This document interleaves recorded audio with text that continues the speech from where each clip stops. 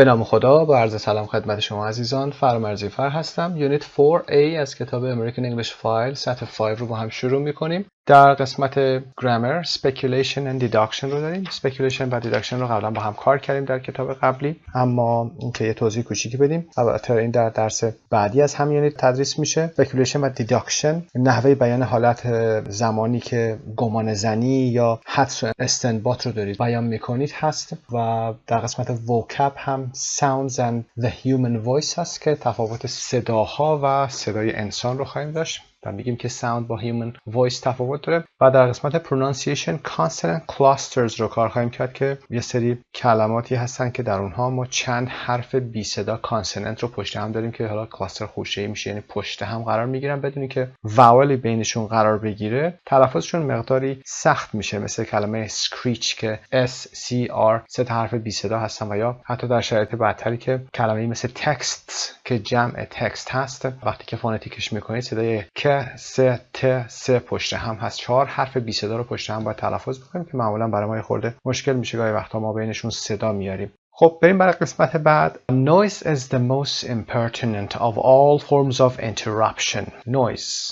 Noise سر و صدا هست. The most impertinent به معنای rude میشه. Disrespectful to somebody, for example, older or more important. بنابراین چیزی که میتونه باشه به معنای impertinent گستاخ میتونه باشه و یا بی‌ادبانه میتونه باشه. Of all forms of interruption وقفه میتونه بگیم اینجا، مزاحمت میتونیم بگیم یا اختلال میتونیم بگیم. بنابراین نویز یا سر و صدا بدترین حالت یا بی‌ادبانه ترین حالت از مزاحمت یا اختلال حالا در مکالمه یا گفتار کسی و یا در محیطی هست. این رو آرثر شوپنهاور میگه که جرمن فیلسوفر هست و یه فیلسوف آلمانی بوده که متفکرین بسیاری از قبیل نیچه و فروید از اون الهام گرفتن. اما اول درس Breaking the Silence و بریم قسمت 1 Vocabulary. سایت مجموعه زبان ایرانی. Vocabulary and Writing. Sounds and the Human Voice. A. How noisy is it where you work or study? What noises can you hear? For example, you can say it is too noisy, or it isn't noisy at all. Or, for example, you can say I can hear people's cell phones, ringtones, or loudspeakers on the cars and the street. Question about it. Do any of the noises affect your concentration? یا هیچ کدوم از این سر و صداها، چون تعداد داره میشه انواع مختلف نویز میشه، اینجا جمع میتونیم بیاریمش، وگرنه به صورت کلی نویز uncountable هست. آیا این نوع سر و صداها یا هر کدوم از این سر و صداها کانسنتریشن شما یا تمرکز شما رو تحت تاثیر قرار میده؟ You can say yes, for example, they can distract me from my work or my study. و بریم برای قسمت بعد. Look at a list of the most annoying noises in an office, not in order. Which one do you think was voted the most irritating? خب یه سری لیستی از سر و صداها رو آورده که در آفیس هست، البته not in order، یعنی مرتب نیست به ترتیب اهمیتشون و ووتی گرفته شده. ببینیم که کدومی که از اونها به نظر شما irritating هست، ناراحت کننده یا عصبانی کننده تر هست. بریم برای که قبل از به 215 برسیم متن رو بخونیم و بعد میایم 215. It drives me crazy. عصبانی میکنه، دیوونم میکنه. Office noises we just can't stand. سر صدای دفاتر اداری که نمیتونیم تحملشون کنیم. According to a nationwide poll, many office workers are being driven crazy by noises made by their coworkers. طبق یک پول، یک رأیگیری سراسری در کل کشور nationwide، بسیاری از آفیس ورکرها دارن از سر و صدایی که توسط همکاراشون تولید میشه دارن دیوانه میشن. are being driven crazy ساختار past هست و passive continuous هم هست. The problem can be particularly serious where 2 or 3 people share a small office and in companies which have open plan offices. مشکل زمانی میتونه به ویژه جدی بشه که 2 یا 3 نفر یه small office رو و یا در بعضی شرکت ها که open plan office دارن رو بخوان شیر بکنن. Open plan office چی هست؟ Open plan office is a term used for offices which use large open spaces and minimize the use of small enclosed rooms such as private offices. معمولا دیدید که اونایی که پارتیشن بندی میشه و اتاق نیست بلکه به صورت کیوب هست و هم دیگر رو هم میتونن ببینن. ادوانتیجش این هست که اینتراکشن هاشون بهتر میشه، اما دیس ادوانتیجش هم این هستش که خب این سر و صدا میتونه هم دیگر رو باعث آزار دیگران بشه. So open plan offices is kind of office which has no walls. Okay, so open plan offices are kind of offices which have no walls. Amplifon, the organization which conducted the online opinion poll, said people are easily annoyed by sounds in the office, but very few do anything about it. امپلیفون سازمانی که این نظرسنجی آنلاین رو انجام داده، رسمی داره صحبت میکنه، میگه which conducted، فرمال هست، میتونست بگه which did the online poll, said people are easily annoyed. به این نتیجه رسید که مردم به راحتی با سر و صداهایی که توی آفیس به وجود میاد ناراحت میشن و مشکل پیدا میکنن، اما کار خیلی کمی در ارتباط با این انجام میدن. Most people just suffer in silence. بسیاری از مردم فقط در سکوت رنج میبرن، یعنی تحمل میکنن فقط. The most irritating noises not in order were. خب ناراحت کننده ترین سر و صداها البته به شکلی که به ترتیب نیست، به این شکل در لیست پایین اومده. یه دور میخونیم و بعد میریم برای فایل صوتی. Other people's cell phone ringtones. People making personal phone calls. تماس‌های شخصی که میگیرن. People slurping tea and coffee. Slurp یعنی take noisy sips or loud sucking noise. وقتی چیزی رو مینوشید یا دارید میخورید، صدای دهن که بیاد به صورت داخل کشیده بشه هوا و صداش رو در فایل ها گوش میکنیم، اون صدا رو میگیم slurp. People typing on computer keyboards. The boss's voice. صدای رئیس هست که داره سخنرانی میکنه. The crunch of people eating chips. صدای خوردن چیپس crunch گفته میشه. The hold music on the telephone. وقتی که روی لاود اسپیکر گذاشته میشه اون hold musicه. و the hum of the air conditioning. hum رو در کتاب قبلی گفتیم صدای مثل صدای فن، صدای موتورهای کوچیک hum میکنه، مثل air conditioning، مثل کولر. خب آشنا شدیم با این لیست و به فایل صوتی حتما باید خودتون گوش کنید 215 و بعد با هم ادامه خواهیم داد. این قسمت رو هم سعی کنید که انجام بدید. توضیحش رو هم در قسمت 215 میدیم، ولی شما حتما باید ویدیو رو پاز بفرمایید و بعد بیایید سراغ ادامه درس. Now listen to the noises in reverse order. 8. The least annoying. حداقل ناراحتی رو ایجاد میکنه. Number the phrases and B. در قسمت B شماره رو بذارید براش. Which of these noises do you find irritating? Are there any that don't really bother you? آیا هیچ کدوم از این نویزها هستش که اصلا ناراحتتون نکنه؟ شما راحت باشید باش، عادت کرده باشید باش. Okay? You're used to it. خب بریم فایل صوتی رو با هم پخش کنیم. 2.15 8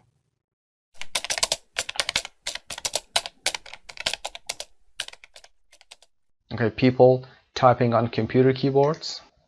7 All our operators are currently busy, but we will answer your call as soon as we can.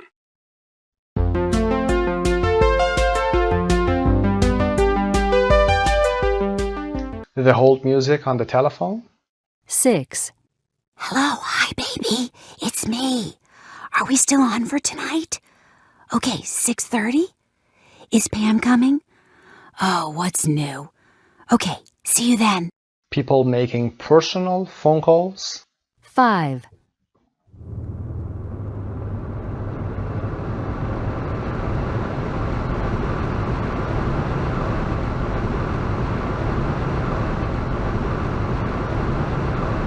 The hum of the air conditioning. 4 I'm sorry that I have to say this all the time, but seriously, if I can be here every day at 9, why can't the rest of you be here at 9? Let me say this again. 9 is when we start. 5 is when we end.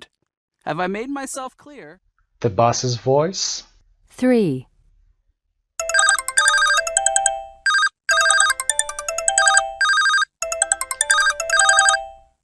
Other people's cell phone 2 ringtones.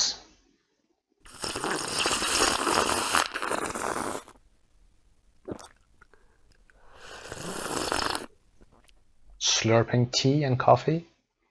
1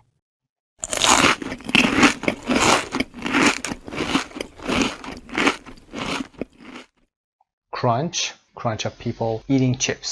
خب لیست پاسخ رو دوباره مجددا اینجا قرار میدیم و به ترتیب اهمیت هم که میتونید تشخیص بدید کدوم بوده و میریم برای قسمت دی. اینجا رو میتونید پاس کنید و بعد ادامه بدیم.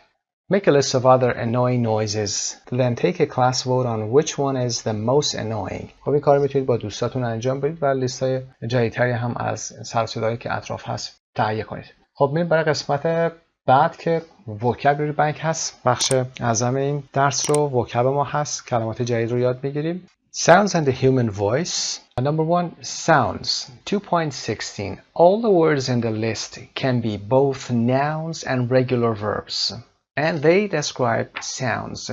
کلماتی که در این لیست داریم میبینیم هم میتونن ناون باشن هم میتونن ورب باشن، البته رگولار باشن، افعال با قاعده، یعنی میتونیم در گذشته ایدی بهشون بدیم و توصیف صداها هستن. Many of the words are onomatopoeic. onomatopoeic به نام آواها میگیم، در فارسی میگیم نام آوا، یعنی که این کلمه خودش بیانگر همون صدایی هست که اون اسم رو ما روش گذاشتیم. مثلا بنگ صدای خود ضربه چیزی هست مثل شلیک، و یا باز ما میگیم وز صدای زنبور میتونه باشه، یا صداهای دیگه مثل کریک که صدای قژقژ میتونه باشه، یا کرانچ صدای قرچ قرچ هست. خب onomatopoeic هم میگه that is they sound like the sound they describe. صداشون به همون شکلی هست که خودشون دارن describe میکنن. Listen to the sounds and the words. ما لیست رو صداش رو پخش میکنیم و اسمش رو هم میذاریم. 2.16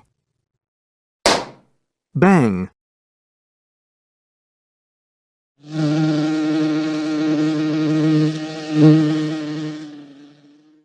Buzz. Click.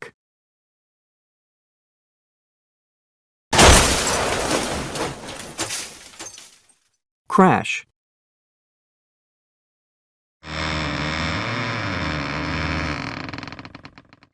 Creak.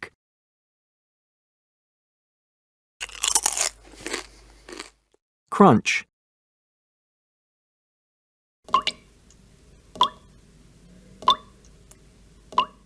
Drip.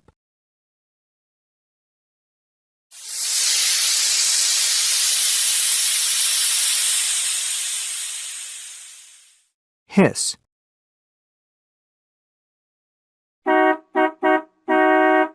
Honk.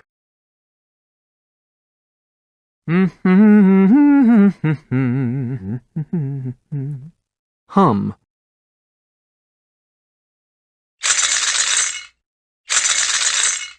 Rattle.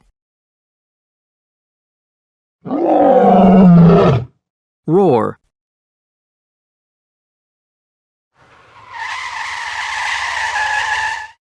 Screech.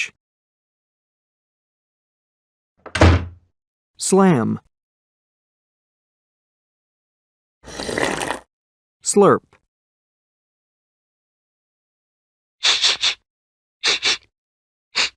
Sniff.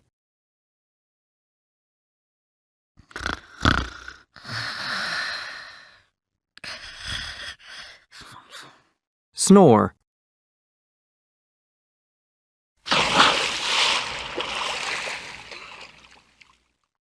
Splash.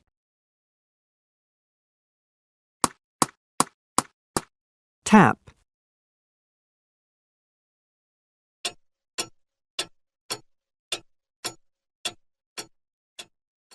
Tick.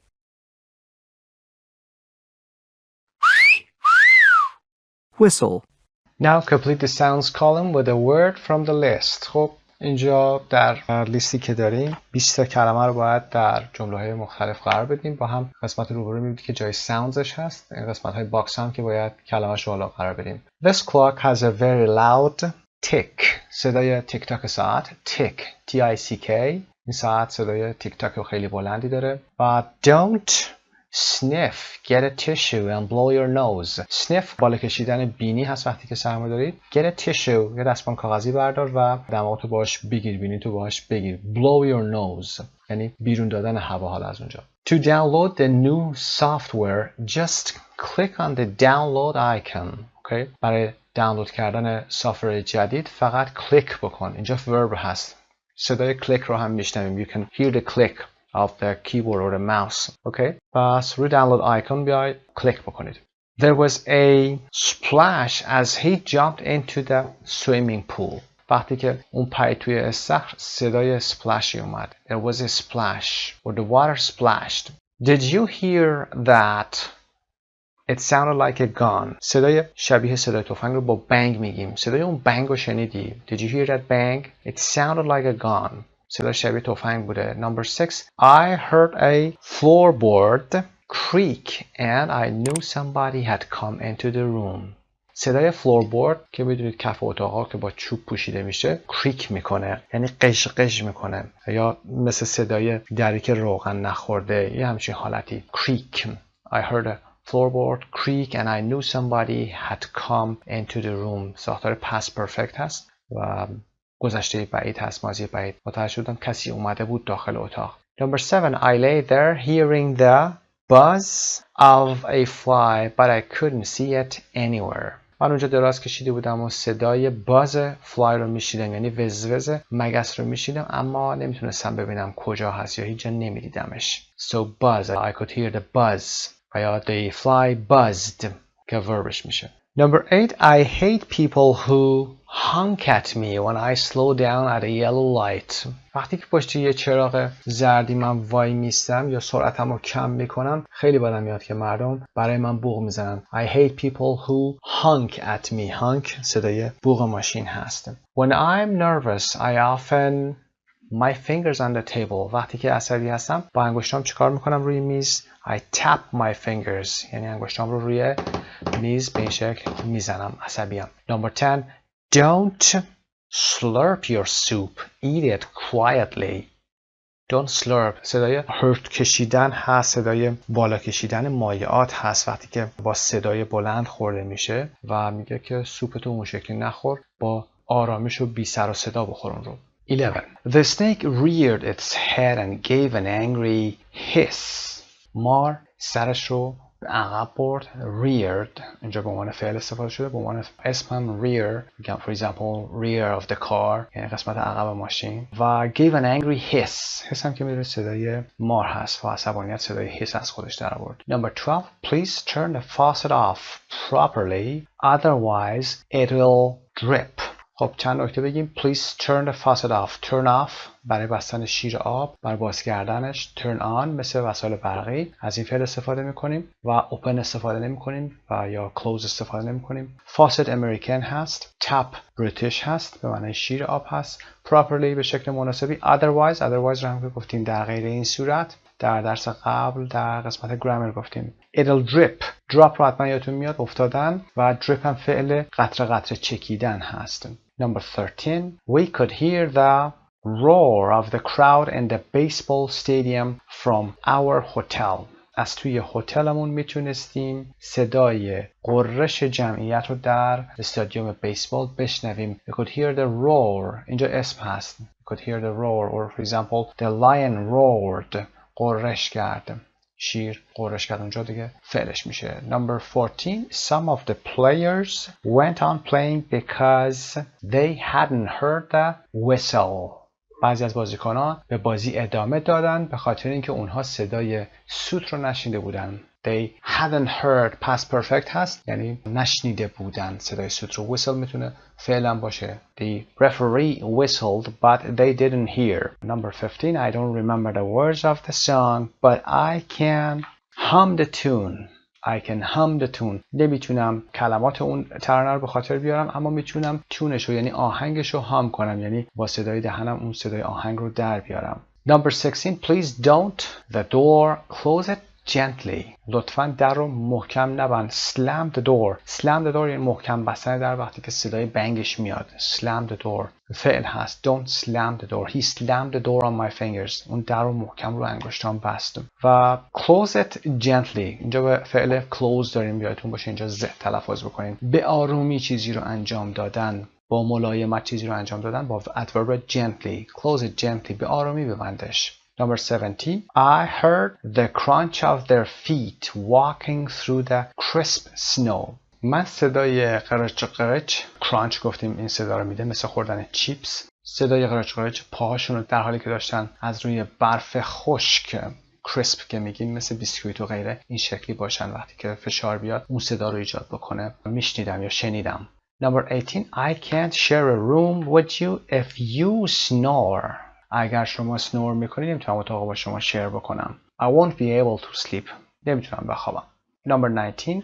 Every time a bus or truck goes by, the windows rattle. هر بار که یک اتوبوس یا کامیونی از اینجا رد میشه goes by عبور میکنه پنجره ها rattle میکنن یعنی صدای لرزششون میاد میلرزند و یا rattle snake رو میتونیم مثال بزنیم که مار زنگی هست صدای rattleش میاد. Number 20 I heard the screech of brakes. صدای screech ترمزها رو شنیدم. صدایی که از ترمز ماشین به وجود میاد روی سطح لاستیک جاده رو میگیم screech کشیده شدنش هست. As the driver tried to stop and then a loud crash. در حالی که راننده تلاش میکرد که ماشین رو متوقف کنه و بعدش هم که یک loud crash هم صدای برخورد و تصادف هست. خب این اسامی رو و یا ورب ها رو با هم کار کردیم. اینها sounds بودن. در میریم برای قسمت 2 که human voice هست. Master verbs and definitions. Giggle, groan, mumble, scream, sigh, sob, stutter, whisper, yell که به معانیشون در جملات میپردازیم. Number 1. Scream to make a loud, high cry because you are hurt, frightened or excited. Scream یعنی ایجاد صدای بلند و یا فریاد بلند به خاطر اینکه you are hurt صدمه دیدید، ترسیدید و یا excited هیجان زده شدید. Scream. Number 2. Yell و یا yell at somebody فریاد کشیدن بر سر کسی. To shout loudly for example because you're angry به خاطر اینکه عصبانی هستید بر سر کسی فریاد کشیدیم. He yelled at me اون سرم فریاد کشید. Number 3. At something to laugh in a silly way به شکل هر خندیدن یا کرکر خندیدن ما اینو در انگلیسی میگیم giggle. He giggled at for example the joke. Number 4. To somebody to speak very quietly so that other people can't hear what you're saying. خب whisper هست به فعلمون یعنی زمزمه کردن، آروم در گوشی حرف زدن، خیلی quietly به آرومی یعنی با صدای پایین تا اینکه دیگران نمیتونن بشنون شما چی دارید میگید. He whispered to for example his wife. Number 5. To speak or say something in a quiet voice in a way that is not clear. با صدای آرومی صحبت بکنید و به شکلی که کسی متوجه نشه چی دارید میگید، سخت باشه. اینو بهش میگیم mumble یعنی منمن کردن، زیر لب حرف زدن طوری که کسی متوجه نمیشه چی میگید. مثل موقعی که یک کسی عصبانی هست و زیر لب داره با خودش حرف میزنه. و number 6. To make a long deep sound because you are in pain or annoyed. وقتی که درد داشته باشید و یا عصبانی و ناراحت باشید از چیزی صدای long deep sound صدایی که طولانی و عمیق باشه این groan هست یعنی ناله کردن. groan G-R-O-A-N. Number 7. To speak with difficulty often repeating sounds or words وقتی که با دشواری صحبت بکنید و گاهی وقتا صداها و کلمات رو تکرار بکنید یعنی همون منمن کردن. stutter هست S-T-U-T-T-E-R. He stuttered and said something but I couldn't understand what he was saying. بریم قسمت بعد 8. To cry noisily taking sudden sharp breath. Okay. وقتی که با سر و صدای بلند گریه کنید و تون هم نفس بکشید این رو بهش میگیم sob S-O-B sob یعنی حق که زدن حق کردن و گریه کردن. Number 9. To take in and let out a long deep breath that can be heard.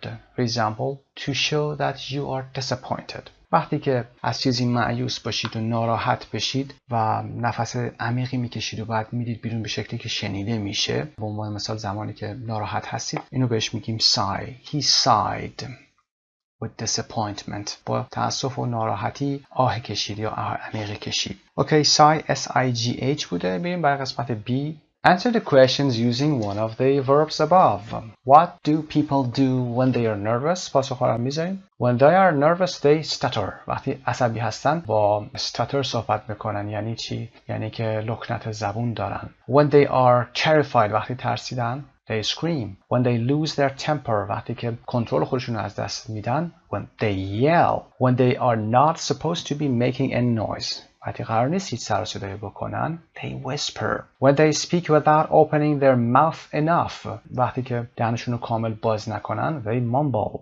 They mumble یعنی مشخص نیست چطور صحبت میکنن. و when they are relieved وقتی که راحت میشن از چیزی they sigh. when they are disappointed they can groan میتونن ناله و شکایت بکنن or they can sigh به این شکل. و when they are deeply saddened وقتی که خیلی ناراحت باشن they sob. S-O-B. خب بریم برای قسمت بعد. Can you remember the words on this page? Test yourself or a partner. خب این کار رو حتما انجام بدید. لغاتتون هست، حتما تمام لغات ها رو با یک مثال یاد بگیرید. کلماتی که فعل و اسم میشن رو هر کدوم براشون یه مثالی بزنید. سعی کنید این لیست رو حتما داشته باشید. هر چند وقت یه بار یه مروری بفرمایید. برمیگردیم به درس اصلیمون.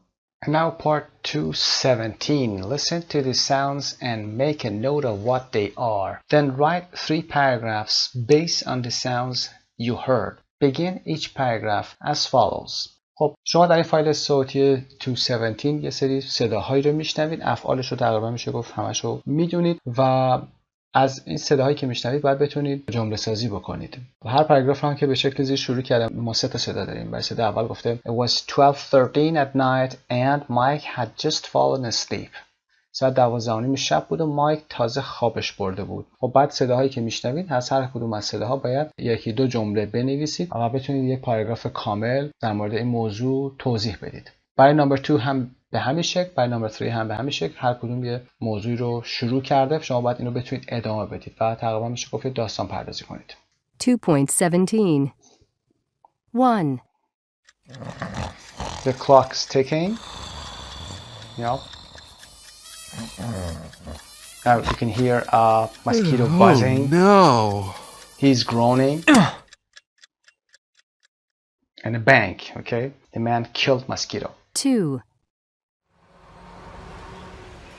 He's got my bag! The woman is yelling. داره فریاد میکشه با صدای بلند. He's got my bag.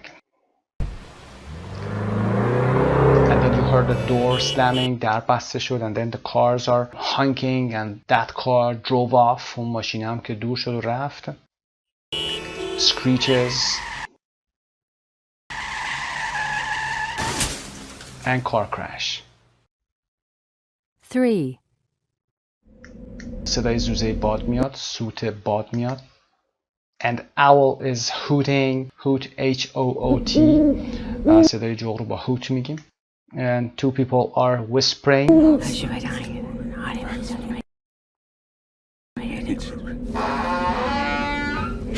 Creaking of a door. قژقژ یک در هست. And a woman screams. خب اینا میتونید یه سری افعال هست براشون یه سری صفت بیارید، یه سری اسم و قید و حالت‌ها رو اضافه بکنید، یه جمله‌های بسازید و یه پاراگراف کامل برای هر کدوم درست کنید. خب این قسمت از یونیت 4A انجام شد. میریم برای صفحه بعد. page 35 pronunciation the consonant clusters هست. part 2 pronunciation consonant clusters. Consonant clusters, combinations of 2 or 3 consonant sounds, for example, close, spring, can be difficult to pronounce, especially if it is a combination that is not common in your language. خب این موضوع رو قبلا کار کردیم در کتاب قبلی، اما مقدار بیشتر بهش میپردازیم. خود تخصصی ترش کرده این درس. consonant cluster ها group of consonant هستن with no vowel in between. ما consonant cluster رو در فارسی شاید خیلی توجه نکنیم، اما در انگلیسی یک مقدار مشکل هست. معمولا زبان فارسی ما میگیم CVC هست و یا نهایتا 2 تا C یعنی 2 تا کانسونانت پشت سر هم بتونن قرار بگیرن، مثل کلمه اسب که صدای ا که واول هست و س و ب که 2 تا کانسونانت هستن و معمولا باید دیگه بیشتر از این ما یه واول دیگه داشته باشیم. اما در انگلیسی گاهی وقتا ما تا 3 تا 4 تا حرف داریم که بینشون واول وجود نداره و شنیده میشه که بعضی وقتها بچه‌ها کلمه رو به این شکل تلفظ میکنن که میخوان یک صدایی در بین کانسونانت ها قرار بدن چون که عادت ندارن به زبان انگلیسی. خب کلماتی که اینجا آورده شده close و spring رو اگه دقت بکنید CL close ممکنه خونده بشه، clothes ممکنه بخونن، clothes به همین شکل خونده میشه و spring ممکنه بخونن یا spring ممکنه بخونن. اینها موضوعی که در بخش pronunciation داره صحبت میکنه همین هست. 3 consonant clusters at the beginning of words always begin with S. For example, scream. کلاستر هایی که با 3 تا کانسونانت شروع میشن در ابتداشون همیشه با حرف S شروع میشن مثل scream. 3 consonant clusters at the end of words are often either plurals, moth, third person singular verbs once or regular past tenses. اونهایی که در انتها 3 consonant میشن مثل کلمه month علامت جمع هستن، plural رو دارن نشون میدن و نیاز نیست شما بگید months، month به همین شکل. و third person singular ممکنه باشن، ممکنه که NTS داشته باشید، want، I want و he wants علامت سوم شخص گرفته باشه. و یا regular past tense هستن که افعالی مثل asked که به این شکل سک و ت ما میشنویم asked، worked، به این شکل 3 تا حرف هستن که در انتها میان که regular past tense هستن. خب با این آشنا شدیم با این موضوع، بریم برای قسمت فایل صوتی به یه سری کلمات جدیدتر گوش بکنیم. Read the information box که در بالا خوندیم and listen to the words below then practice saying them. یه دور قبل از اینکه فایل صوتی رو پخش بکنیم یه نگاهی هم میندازیم به این کلمات. At the beginning of a word 2 sounds and 3 sounds. 2 ستون کرده اینجا. در ابتدای کلمه مثل click یعنی کلیک نمیخونیم این رو. Slam slam not slam. Crash crash. Slurp not slurp یا slurp. Drip و snore اسنور نمیخوریم این رو. stutter و برای 3 sounds 3 تا صدای کانسونانت داشته باشیم. screech scream splash یا splash ای دیگه در اینجا قرار نمیدیم. به فایل صوتی گوش میکنیم. البته در قسمت پایینم که at the end of the words هست اون رو هم باز خواهیم دید با هم. 2.18 Click Slam Crash Slurp Drip Snore Stutter Screech Scream Splash. At the end of a word 2 sounds و 3 sounds. Shouts س به این شکل. Sniffs یه صدای ف و س. Yelled hummed crunched mumbled gasps و rattled. Shouts Sniffs Yelled Hummed Crunched Mumbled Gasps Rattled.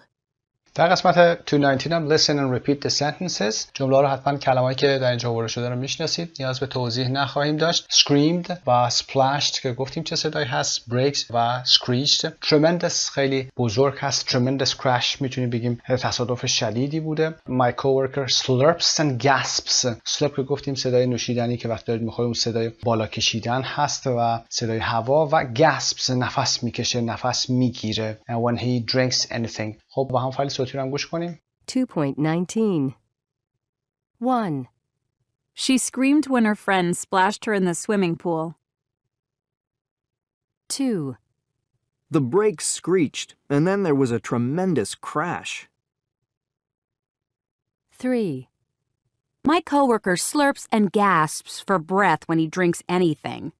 خب در قسمت پایینم که میتونید 3 جمله مثل قسمت بالا 1 2 3 برای خودتون بنویسید، این رو با دوستتون شیر بکنید و در موردش صحبت بکنید. خب بریم برای قسمت بعد listening and speaking part 3. When you go out for coffee or a meal, do you prefer a quiet restaurant or somewhere more lively? خب کدومی که از اینا رو ترجیح میدید؟ بیایید در موردش صحبت بکنید. Somewhere more lively یعنی پر جنب و جوش و سرزنده و سرحال باشن، سر و صدا باشه، و یعنی که a quiet restaurant. Part B220. Listen to a radio program about noise levels in New York City's restaurants and subway system. قرار است که به یک رادیو پروگرام گوش کنید در مورد سطح نویز در نیویورک سیتیز رستورانتس و سابوی سیستم که سیستم متروش هست. Put a check next to the best summary of what the reporter says. باید در انتها هم تصمیم بگیرید که کدومی که از اینها سامری این فایل listeningتون میشه. اما قبل از اینکه به این قسمت بپردازیم، sound رو گفتیم، voice رو گفتیم و الان اینجا موضوع noise رو هم داریم. So we have noise and sound.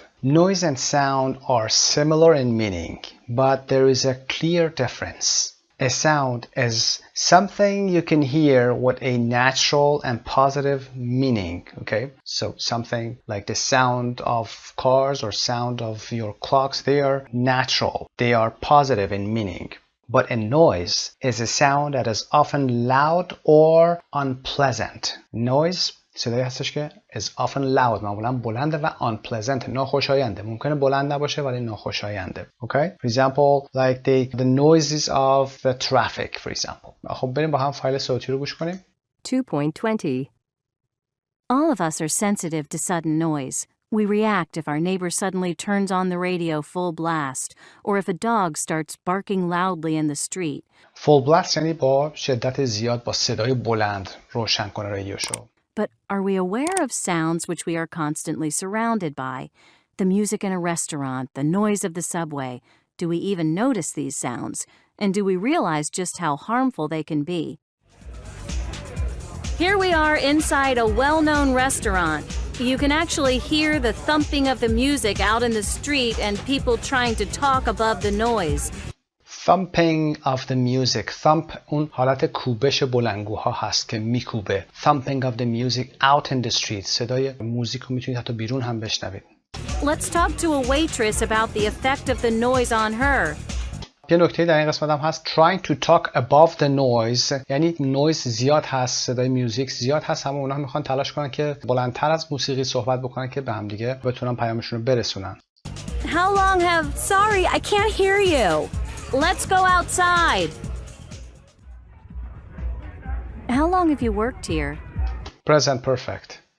How long have you worked here? چه مدت اینجا کار کردید؟ و پاسخ هم داره با present perfect میده. I've worked at this restaurant for a month now. Recently, I've been getting bad headaches, and sometimes I wake up with my ears buzzing. خب ساختار present perfect continuous. I've been getting bad headaches. اخیراً سردردهای بدی بهشون دچار دارم میشم و sometimes I wake up with my ears buzzing. صدای باز گفتیم وز وز. But I stay on the job because the money is good. How long is your shift? 8 to 9 hours.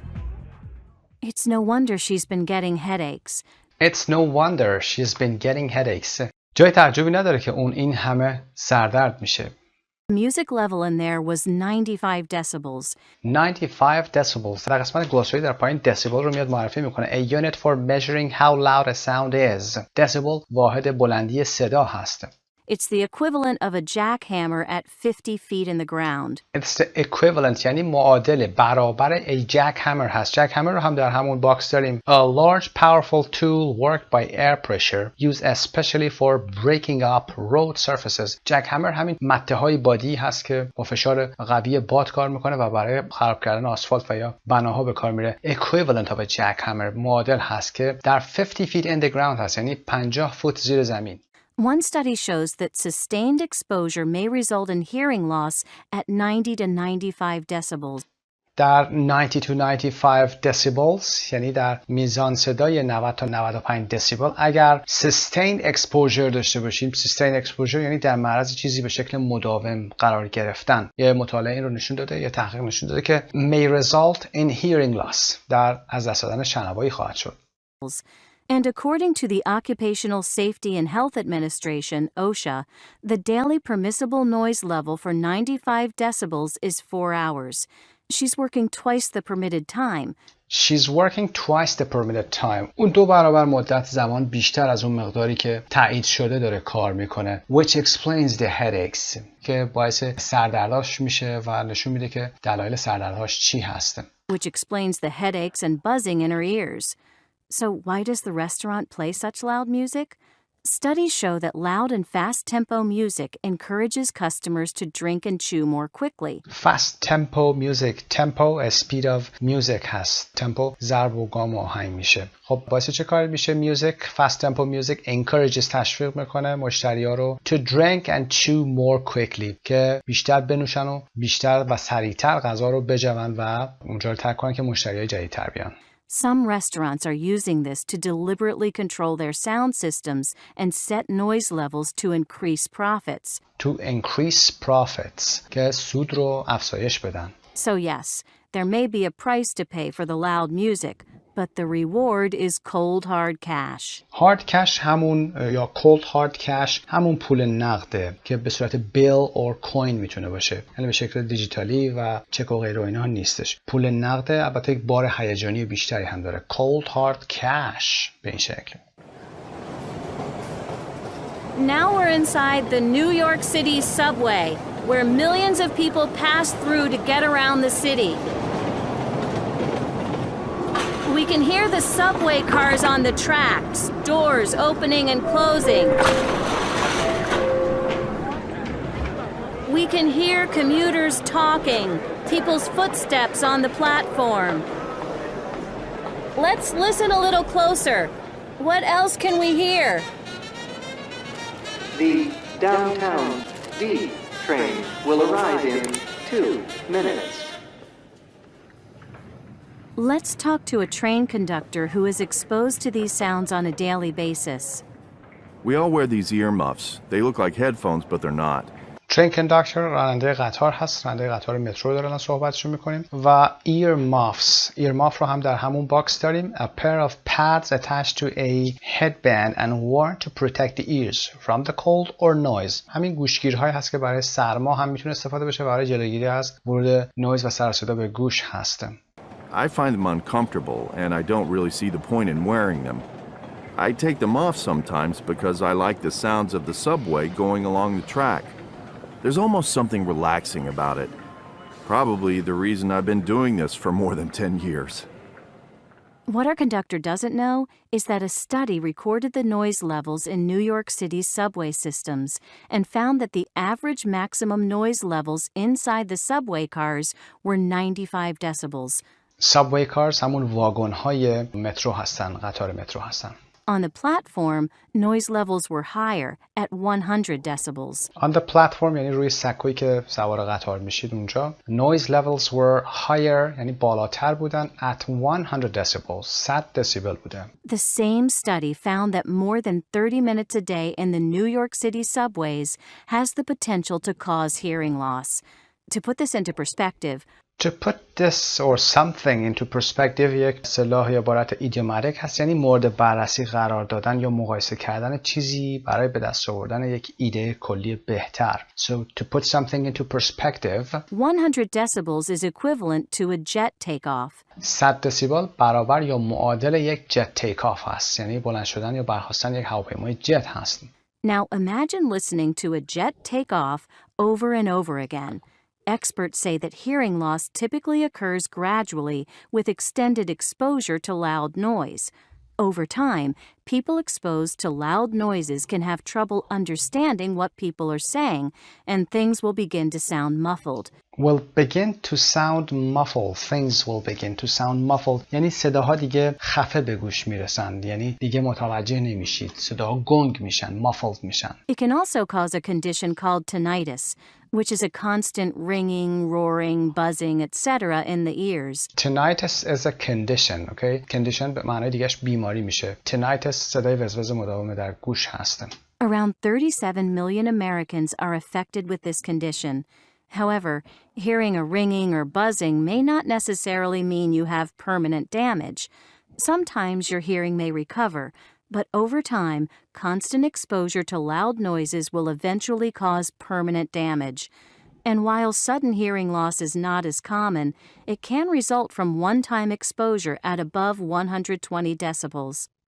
The louder the sound, the shorter the permissible exposure time.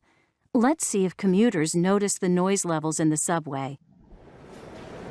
I guess it's a little noisy in here, but I think it's just as loud on the streets. Sometimes I think the streets are louder. I'm not really focused on the noise because all I need to focus on is getting from one place to another, and it's hard to do that sometimes in the middle of rush hour when there are all these people trying to fit into already packed subway cars. Yes, it's loud in here, and it gets even louder when there are performers playing music on the platform. I just want to commute in quiet sometimes, but it's a luxury, I know. The subway is loud. People try to talk above the subway sounds, and when there are hundreds of people, it's a lot of loud noise. I can't stand it sometimes. So what do you do?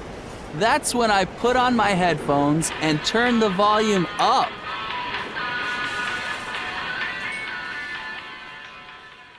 Okay, the best summary of what the reporter says is number 2. Some New York City restaurants and subways are so noisy that they are causing hearing damage to workers and customers. Part C, look at the glossary and listen to the program again. Then with a partner, try to answer the questions. در مورد دسیبل صحبت کردیم. جک همر، تمپو، ایرمافز گفتیم چی هستند. اینها رو بتونید یاد بگیرید و تعریف این واحدها و یا وسایل رو بتونید بگید. خیلی خوب خواهد بود. اما برای سوالات باید بریم قسمت پایین. برای انجام این قسمت فایل صوتی رو حتما پخش بکنید و بعد سوالات رو به ترتیب، چون به ترتیب فایل صوتی هست، یعنی آنچه که در فایل اومده به ترتیب همین شماره ها هست، حتما گوش کنید. میتونید بعد از شنیدن هر موضوع پاس کنید، پاسخ سوالات رو بدید و بعد ادامه بدید. ببین پلی کنید فایل صوتیتون رو، کل پاسخ ها رو به دست بیارید. بعد پاسخ هایی که ما اینجا براتون قرار میدیم رو هم چک بکنید. کلماتی که در اینجا وجود داره و توضیح خاصی نیاز نداریم چون در فایل صوتی توضیح دادیم، اما پاسخ رو به صورت تصویری اینجا قرار میدیم که بتونید استفاده بکنید. پاسخ ها از نمبر 1 تا نمبر 9 اومده اینجا و میتونید پاس کنید و با پاسخ های خودتون چک بفرمایید. اما یادتون نره حتما این کار رو خودتون انجام بدید چون بحث لسنینگتون هست و باید این کار رو شخصا انجام بدید. بعد از اون میریم برای قسمت D. قسمت D سوالی رو داره. Do you think restaurants and subway systems have a responsibility to protect people from hearing damage? این رو میتونید برای بحث سپیکینگتون بذارید و صحبت بکنید. و قسمت ای رو هم همین شکل talk to a partner هست. What kind of sounds or music if any do you think you should have? خب چه نوع صداهایی رو فکر میکنید بهتره که در فضای پایین که قرار میگیرید داشته باشید. میتونید در مورد همه اینها صحبت بکنید و سپیکینگ داشته باشید. کلمات همه واضح هست، مشکلی فکر نمی‌کنم داشته باشید با ترجمه کلمات و توضیح خاصی هم نیاز نداره. اما در این قسمت in the weights room of a gym، weights room همون سالن بدنسازی هست، سالن بدنسازی یک باشگاه. weight به وزنه ها گفته میشه و بقیه کلمات هم که براتون مسلماً ساده خواهد بود در این سطح. حتما این بحث سپیکینگ رو انجام بدید با دوستتون و یا اینکه اگر تنها هستید بتونید در مورد این موضوعات صحبت داشته باشید. خب قسمت 4A در اینجا به پایان میرسه. آرزوی موفقیت دارم براتون.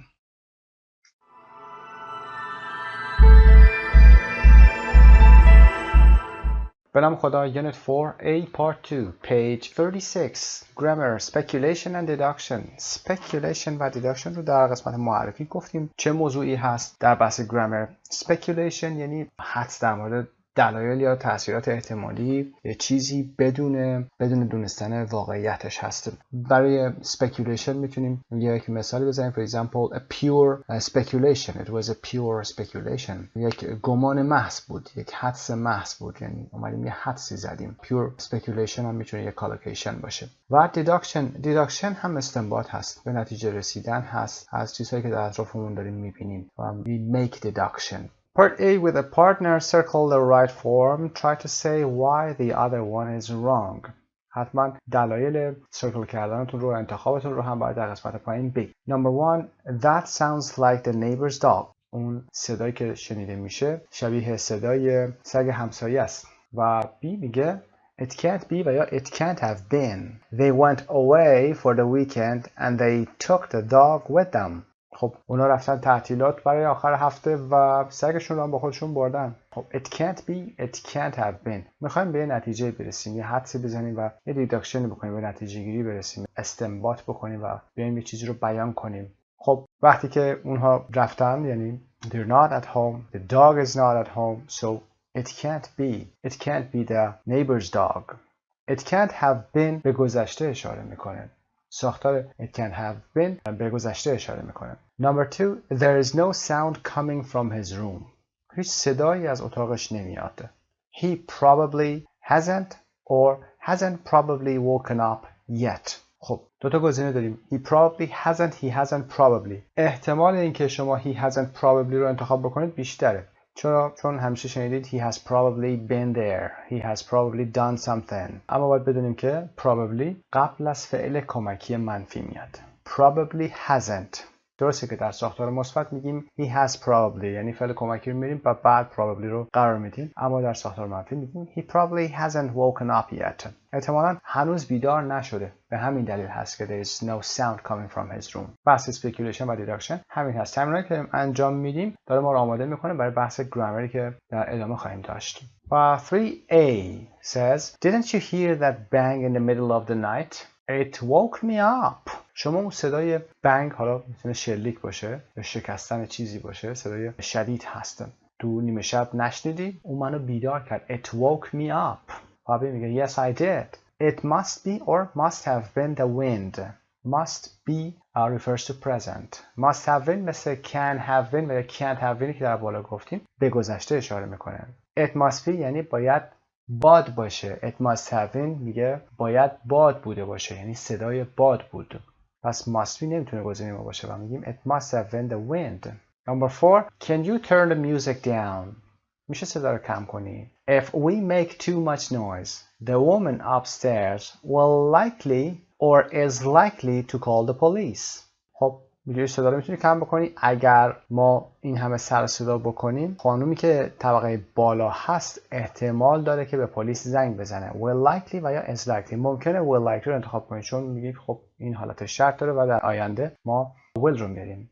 اما میگیم خیر، likely صفت هست و همیشه با فعل be میاد، یعنی فعل to be میاد. is likely احتمالش وجود داره. is likely. و number 5. Can I speak to Raymond please? میتونم با ریموند صحبت کنم؟ بی میگه sorry, he's not back yet. اون هنوز برنگشته. He's not back yet. Yet در جمله منفی استفاده شده. He must work or must be working late. He must work تکرار و عادت رو نشون میده. He must work. میدونید این ساختار رو. He must work habitual هست. تو حال ساده استفاده میشه. وقتی داریم الان نمیتونی با ریموند صحبت بکنی، یعنی اون الان در حال انجام کاری هست. پس از ساختار بعدی استفاده میکنیم. He must be working late. اون احتمالاً باید تا دیر وقت کار بکنه یا در حال کار هست تا دیر وقت. نمیتونه بیاد و نمیتونه شما رو ببینه یا شما ببینیدش. پس he must be working late به زمان حال. He must work به زمان همیشگی و زمان حال داره اشاره میکنه. یعنی یک تکرار و عادت رو داره نشون میده. خب آماده شدیم برای یک مین ایدیا در مورد گرامرمون. ببین پیج 144 Grammar Bank 4A. سایت مجموعه زبان ایرانی. Grammar Bank 4A Speculation and Deduction. قسمت اول از Grammar Bank Unit 4 Modal Verbs هست که must, may, might, can't و should رو میشناسید. با اونها کار خواهیم کرد. البته در زمینه Speculation و Deduction کاربرد معمولش رو شما میدونید چی هست، اما در قسمت دوم هم Adjectives and Adverbs for Speculation رو با هم کار میکنیم. در قسمت اول Modals رو ببینیم. Number 1. As well as for obligation, we also use must plus infinitive to say that we are almost sure something is true about the present, and must have plus past participle to say that we are almost sure something was true or happened in the past. must رو میدونید که برای obligation استفاده میشد. You must work. You mustn't park here. اما کاربرد دیگه هم داره. must رو با infinitive که استفاده میکنیم میتونیم برای ساختارهایی استفاده بکنیم که بیان بکنیم چیزی برای زمان حال صحیح هست. مثل Dia must be very well off. دیا باید خیلی وضعش خوب باشه. She has an enormous house. یه خونه خیلی بزرگ داره. Must be اینجا باید نیست چون با حالت speculation و deduction اومده. باید خیلی وضعش خوب باشه. از دیدن خونش به این نتیجه رسیده. They speculated and they deducted this result and they say Dia must be very well off. و اینکه برای زمان گذشته وقتی میخوایم به نتیجه‌ای برسیم و بگیم این باید اینطوری شده باشه یا باید بوده باشه به این شکل که در فارسی استفاده میکنیم، میگیم must have plus past participle. اینجا دیگه must have رو باید بیاریم و past participle که میشناسید ساختار قسمت سوم فعل هست. You must have seen him. باید دیده باشیش، یعنی در گذشته است. باید اجبار نیست، obligation نیست. باید دیده باشیش. He was standing right in front of you.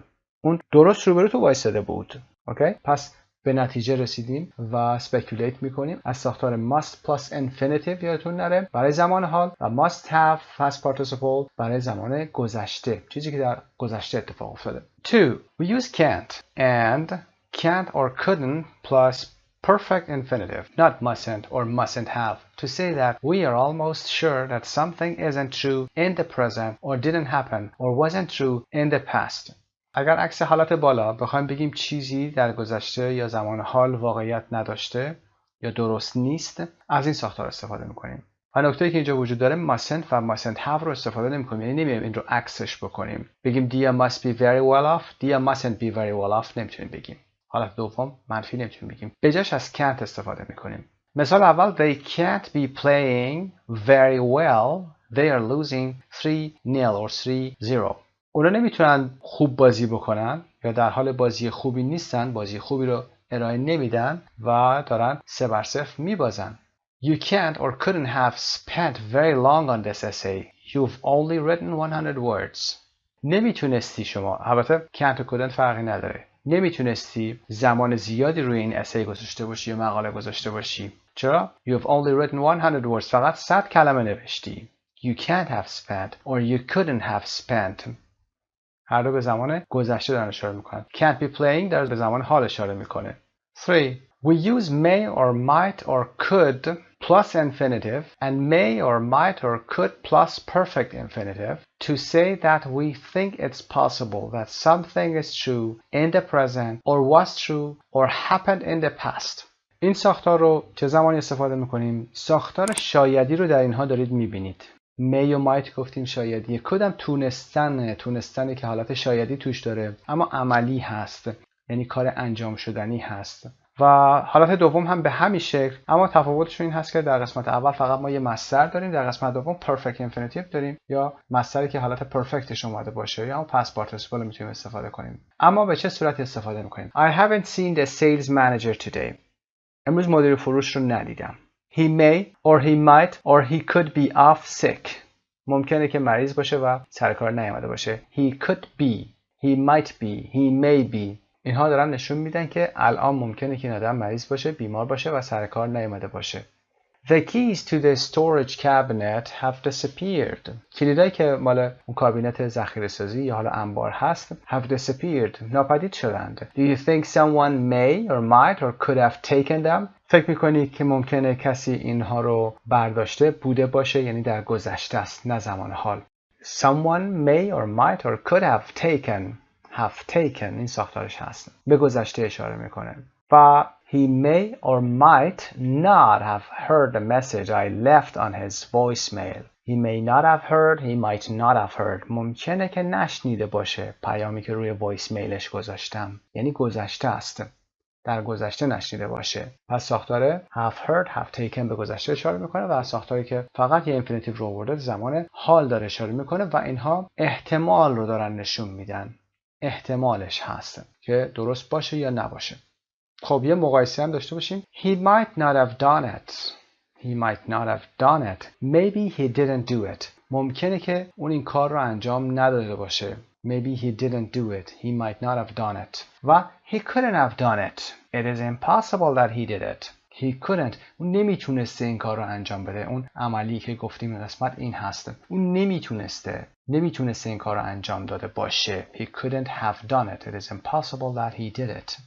4. Use should plus infinitive or should have plus participle to describe a situation you expect to happen or would expect to have happened in the past. اگر از ساختار should به علاوه infinitive یعنی فقط بیس فرم فعل داریم اینجا استفاده میکنیم، اگر استفاده بکنید و یا اگر should have plus past participle مثل قسمت پایین استفاده میکنید، میتونید یک موقعیتی رو که انتظار دارید در اون اتفاق بیفته چیزی که مثال اول هست و یا اینکه انتظار داشتید که اتفاق بیفته رو بیایید بیان کنید. If I mailed a letter today, اگر امروز نامه رو پست بکنم, it should arrive on Friday. روز جمعه میرسه. It should arrive. Expect دارید میکنید. اما حالت گذشته I mailed a letter a week ago. یه هفته پیش پستش کردم. It should have arrived by now. تا الان باید رسیده باشه. انتظاری در گذشته است. خب یه نوت اینجا گذاشته Compare the use of the infinitive and the continuous infinitive after these modals. بعد از این مدال ها که در بالا گفتیم حالت سادهش رو با حالت ing دارش یا continuousش با هم نگاه میکنیم. He must work really hard. He never gets home before 9 p.m. Deduction about a habitual action. و باید خیلی سخت کار بکنه. داریم از زمان حالش داریم میفهمیم این رو. مثال اول بوده در تمرین خود کتاب در متن اصلی. He must work really hard. و از کجا گرفته این رو؟ چطوری دیداکشن کرده؟ He never gets home before 9 p.m. هیچ وقت قبل از ساعت 9 شب به خونه نمیرسه. و there is a light on in his office. He must still be working. این نمونه هم در مقایسه با متن کتاب اومده. میتونید اونجا هم این مقایسه رو داشته باشین. یه چراغ توی آفیسش هنوز روشنه. He must still be working. اون هنوز باید در حال کار باشه. ing هست، استمرار داره نشون میده. به الان هم داره اشاره میکنه. Deduction about an action in progress at the moment of speaking. And you must still be listening to me. شما باید در حال گوش کردن به من باشید. خب میریم به ادامه درس. Adjectives and adverbs for speculation. در درس اشاره کردیم likely رو مثال زدیم. حالا probably رو صحبت خواهیم کرد. یه سری صفت‌ها و قیدهایی هم هستن که برای speculation یا گمان زنی، حدس زدن استفاده میشن. بریم number 1. Bound and sure are adjectives. You know that. Bound and sure are adjectives. We use be bound or be sure plus infinitive to say that we think something is certain to be true or to happen.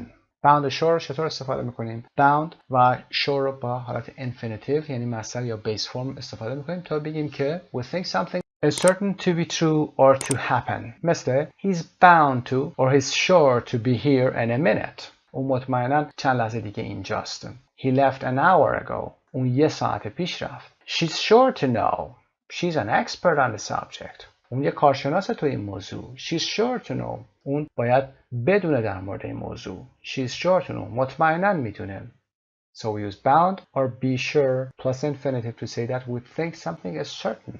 Certain مطمئن هستیم و یا true to happen. 2. Likely or unlikely, the opposite, are also adjectives, not adverbs. به خاطر الوایش نگیم این adverb هست. مثل friendly. Friendly behavior is an adjective. Friendly is an adjective. We can use subject plus be likely or unlikely plus infinitive, or it is likely or unlikely plus that plus clause. خب یه ساختار داره. بریم پایین با هم ببینیم. I think she's likely to agree to our proposal. We've given her some very good reasons. بهش دلایل خیلی خوبی دادیم و فکر میکنم که احتمالاً با پروپوزال ما یا پیشنهاد ما موافقت کنه. She is likely. ساختار to be هست. فعلمون و likely to agree. The doctors say that at his age he's unlikely to recover. پزشکان میگن که در سن اون یعنی اون آقا احتمال کمی براش وجود داره که ریکاور بشه یعنی احیا بشه یا حالش خوب بشه. He is unlikely to recover. I think it is very likely that the meeting will be over by 6. فکر میکنم که احتمال زیادی وجود داشته باشه که جلسه تا ساعت 6 تمام بشه. ساختار that clause رو اینجا داریم. I think it is very likely that the meeting will be. و it's unlikely that the government will raise interest rates this year. احتمالش کمه که یا وجود نداره که دولت بخواد امسال نرخ سود رو بالا ببره. I think it's unlikely. فکر میکنم این unlikely هست. میریم ادامه. Definitely and probably are adverbs. Okay? Unlike likely and unlikely, definitely and probably are adverbs. They go before a main verb and after the auxiliary if there is one in positive sentences and before the auxiliary verb in negative sentences. بریم definitely و probably رو با معناهای قطعاً و احتمالاً رو در جمله ها ببینیم و اصول رو هم که مطمئنا متوجه شدید و در متن هم یه اشاره کردیم. She'll definitely pass the test.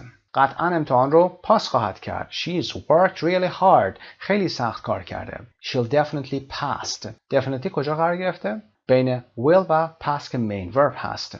After the auxiliary verb و before the main verb. She definitely won't pass the test. She hasn't done any work at all. اون اصلا هیچ کاری انجام نداده. بنابراین قطعاً تست رو پاس نخواهد کرد. She definitely. اینجا definitely ببینید کجا قرار گرفته؟ قبل از فعل auxiliary منفی ما قرار گرفته. She definitely won't pass. اما اگر مثبت بود بین will و pass قرار می گرفت. مثال بالا. He'll probably be here around 8. He usually leaves work at 7:30. اون معمولاً کارش رو ساعت 7:30 ترک میکنه یا تمام میکنه. He'll probably be here. بعد از will, probably و be که main verb هست. هلوش ساعت 8 احتمالاً اینجا خواهد بود. و اما در جمله منفی که در متن هم داشتیم He probably won't be here until about 8:15. He's stuck in a traffic jam. اون توی ترافیک جم گیر کرده و احتمالاً تا هولوهاش ساعت 8 رو اینجا نخواهد بود. He probably won't be. Probably و بعد فعل کمکی منفیمون. در متن درس هم داشتیم probably hasn't. hasn't هم اونجا فعل کمکی است و منفی شده. ادامه میدیم. Would be they go after the verb in positive sentences and before it in negative sentences. For example, فعل to be رو هم داشته باشیم. be به معنای بودن اما is are و was aware هست. He's probably Japanese. اون احتمالاً ژاپنیه. بعد از فعل to be قرار گرفته در جمله مثبت probably. البته definitely هم همینه. و the painting definitely isn't genuine. این نقاشی قطعاً نقاشی اصل نیست. isn't قبل از isn't قرار گرفته. دقت. Be likely to and will probably are very similar in meaning, but be likely to is more formal. Compare. ساختار be likely to و will probably معناشون شبیه همه، نزدیک هم هست، اما be likely to حالت فرمال تری داره، مشخص از ساختارش. The new coach is likely to be appointed today. مربی جدید احتمالاً امروز منصوب خواهد شد. The new coach will probably be appointed today. Will probably و is likely. ساختار رسمی هست is likely to be appointed و will probably be appointed. شبیه هم هستن، خیلی معناشون نزدیک هست، اما میگیم که be likely to کمی فرمال تر هست. Part 5, Reading and Speaking. Read the introduction to the article and look at the photos. What do you think the article is going to be about? بریم برای خوندن متن در قسمت اول یه introduction، قسمتی که بولد اومده تایپش کرده، اون رو باید با هم بخونیم و بعد از اون باید بیایید قسمت دوم رو باید بریم با هم بخونیم که rest of the article هست. What is Susie's project about? What paradox of modern life does her project highlight?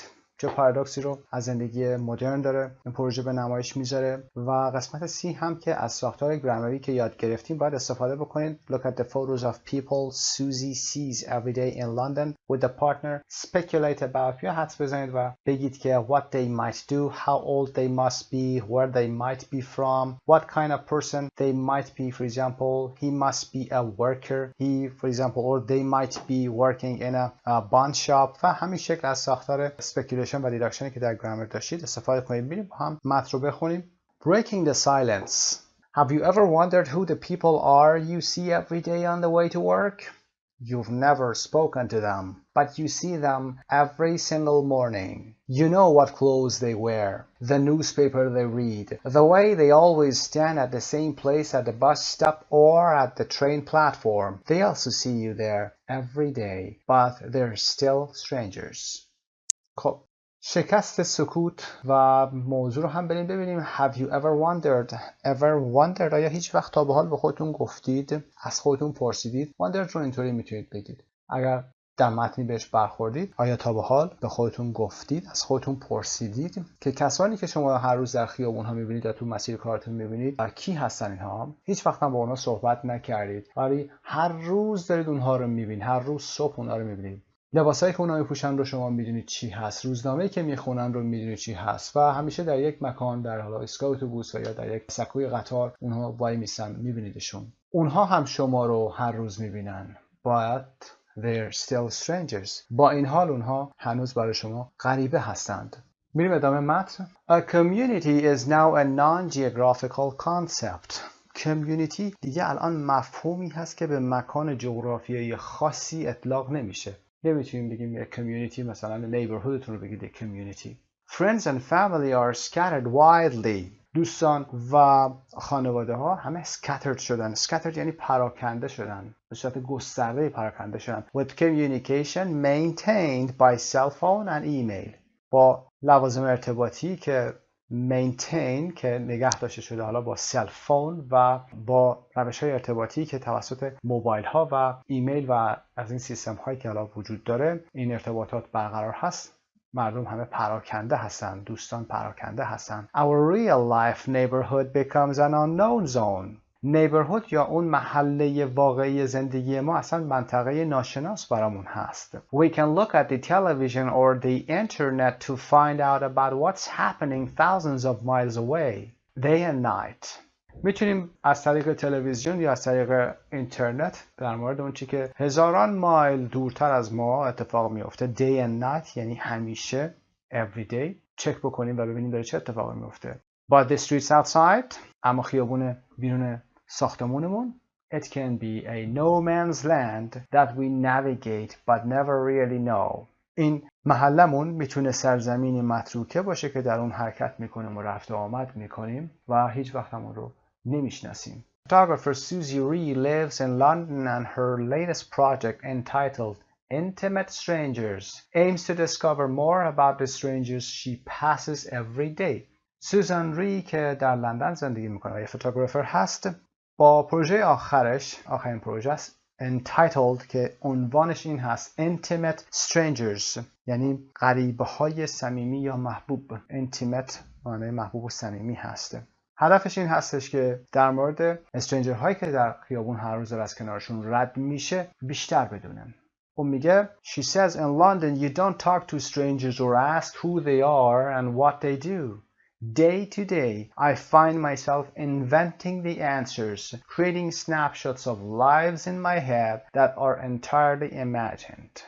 در لندن شما با غریبه ها صحبت نمی‌کنید، یعنی کسی با غریبه ها صحبت نمی‌کنه و یا اینکه ازشون بپرسه کی هستن و چه کاری انجام میدن. هر روز خودم رو می‌بینم که دارم برای این سوالات پاسخهایی رو اینونت می‌کنم و خلق می‌کنم.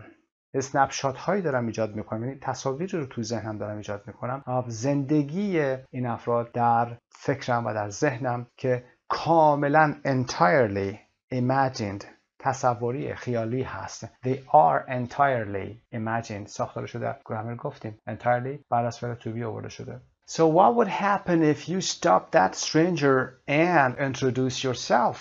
خب چه اتفاقی میفته اگر شما if you stop that stranger، یکی از این غریبه ها رو یا اون غریبه رو متوقف میکردید و خودتون رو معرفی میکردید. Would they shake your hand and become an acquaintance؟ آیا اونا با شما دست میدادن و یا میدن و با شما صمیمی میشن یا آشنای شما میشن؟ Susie decided to find out. سوزی تصمیم گرفته که جواب این رو پیدا بکنه. Susie's starting point was seeing a man in a Panama hat every day. نقطه شروع سوزی جایی بوده که یه مردی رو میدیده که با یه پاناما هت هر روز اون رو میدید. پاناما هت تلفظ پاناما از کشور پاناما و کلاه سبک و حصیری هست که در تصویر در قسمت بالای متن Breaking the Silence، یعنی بالای همین متن دارید میبینید کلاه سبک هست پاناما هت. He was always wearing it and it intrigued her to think about who he might be. همیشه اون آقا این کلاه رو سرش داشت و این موضوع هم intrigued her، یعنی کنجکاوش کرد تا فکر کنه در مورد اون که اون کی میتونه باشه. Who he might be. I thought he must be a writer or a teacher. فکر کردم که he must be. Speculation داره میکنه. A deduction. A writer or a teacher wearing a hat like that. از اون کلاهی که رو سرش گذاشته من گفتم که باید کی باشه؟ یک نویسنده یا یک تیچر باشه. But approaching him was difficult. اما نزدیک شدن به اون سخت بود. It's not easy to suddenly talk to someone you recognize but have never spoken to. It was a very weird experience. خیلی ساده نیستش که با هر کسی که حالا شما میبینیدش تو خیابون برید نزدیک بشی و صحبت بکنید و هیچ وقت باهاش هم صحبت نکردید. یک تجربه خیلی عجیبی بود. A weird experience. خب به این سوال حالا میتونید پاسخ بدید. What is Susie Ree's project? What paradox of modern life does her project highlight? پاسخش رو مطمئنا میدونید، اما پاسخش رو هم میذاریم و چون مقدارش کم هست میخونیم با هم. Susie Ree's project is to discover more about the strangers she passes every day. The paradox her project highlights is that thanks to the internet. پارادوکس این هست که پروژش اینو میاد مطرح میکنه که thanks to the internet. Thanks to یعنی به واسطه اینترنت و تیوی we know what is happening thousands of miles away day and night یعنی همیشه every day but we often don't know anything about the people we see every day on the street. This is the paradox. خب برای قسمت سی هم که همون بحث گرامر هست یه بار گفتیم حتما حالا بهتر میتونید از might و must و غیره استفاده بکنید از این مدل ها و اگر تونستید از adjective و adverb هم استفاده بکنید بیشتر تا تصاویر رو توصیف بکنید. خب بریم برای قسمت بعد که فایل صوتی در ارتباط با همین موضوع هست. Listen to Susie talk about the people. What did you find out about them? Were you surprised by anything? خب متن فایل رو با هم ببینیم. 2.21 1. All I knew of the man with the beard and the Panama hat was that our paths crossed at about 8:20 in the morning on the street I walked down daily. The rest of his story was my own invention until I spoke to him last week. Aaron is a self-taught jeweller and artist. He passes me each day on his way back from the synagogue at the end of the street, where... Okay, synagogue is a new word for you. Synagogue تلفظ synagogue کنیسه هست، جایی که یهودی‌ها میرن و عبادت میکنند. But at the end of the street where he's training to be a rabbi. rabbi هم به خاخام میگیم. اون فرد مذهبی که در دین یهود هست میگیم rabbi. در کریستیانیتی و در مسیحیت ما church داریم و priest داریم. در دین اسلام هم که مسجد داریم که ماسک هست و clergy که فرد روحانی میتونه باشه. where he's training to be a rabbi. 2. I pass number 220 once or twice a day, depending on my route. And from time to time I see an older gentleman standing outside it, leaning on the gatepost. Leaning on the gatepost. Gatepost ستون و چارچوب در هست. Leaning on the gatepost یعنی تکیه داده. در تصویر بالا هم میبینید. Leaning on the gatepost. I wonder when I pass him what he sees and what he has seen. When I talk to him, he tells me his name is Clarence and he's from Barbados. He arrived in Britain in 1957 and has been here ever since. Ever since, as on زمان. He is in his 80s and has close family who live nearby. 3. As I leave for work each morning, the man who cleans my street is usually positioned with his cart at the corner of the first junction I pass. At the corner of the first junction, سر نبش اولین تقاطعی که من از اونجا عبور میکنم I pass. And he never fails to smile and say good morning. این ساختار he never fails to smile and say good morning یعنی همیشه این کار رو برام انجام میده. همیشه smile میکنه و good morning میگه. When I introduced myself to him, he told me that his name was Gerard and he's from Ireland. He moved to London when he was a child. 4. Always together. The young man and the dog who work at the hardware store. Hardware store, it's a store that they sell building materials. مصالح فروشی هست. Are regularly to be found in the doorway of the shop, side by side, observing the comings and goings on the street. Cheyenne is from Iran and his dog is German. Both have lived in London for many years. Cheyenne tells me that he's not sure if he is a Londoner, but says that he kisses the ground every time he returns to the city from a trip abroad. برای ابراد قبلا گفتیم که حرف اضافه خاصی نمیگیره، یعنی عموما هیچ حرف اضافه نمیگیره مگر اینکه شما بخواید بگید از ابراد آمدید که from میگیره. بنابراین ما to abroad نداریم و فقط from abroad داریم. خب هر وقت که برمیگرده به لندن میشینه و زمین رو میبوسه. 5. The bun shop at the end of the road is an old-fashioned bakery. Bun shop از این نون شیرینی فروشی ها هستن. Old fashioned bakery نونوایی قدیمیه. Where you can get a no-nonsense cup of instant coffee and a donut covered in hundreds and thousands. No nonsense cup of instant coffee میتونه یک instant coffee خیلی جدی و درست و واقعی باشه. A donut covered in hundreds and thousands. British هست که منظورشون شکلاتای کوچیک خیلی ریزی که روی sprinkle میکنن روی دونات میریزن هست. معمولا رنگی هم هست. Pass it. The two ladies behind the counter are always busy feeding the local community. Tara is from St. Lucia, though her accent has faded. Her accent has faded. Fade گفتیم پژمرده شدن هست، در مورد گل، در مورد رنگ، نور کم شدن هست. اکسنت هم که فید میشه، اکسنت دیگه از بین رفته. اون اکسنت اوریجینال خودش رو دیگه نداره. Her nickname at work is Cleopatra because she spends so long on her hair. کلیوپاترا که میدونید که اون کوین معروف در مصر بوده که بسیار زیبا بوده. Rita is from the Philippines and she does not like eating buns. بانز هم که همون نون قندیایی که در بالا گفتیم هست. خب قسمت ای What kind of person do you think Susie is؟ در مورد سوزی به صحبت بکنید. What do you think of her experiment؟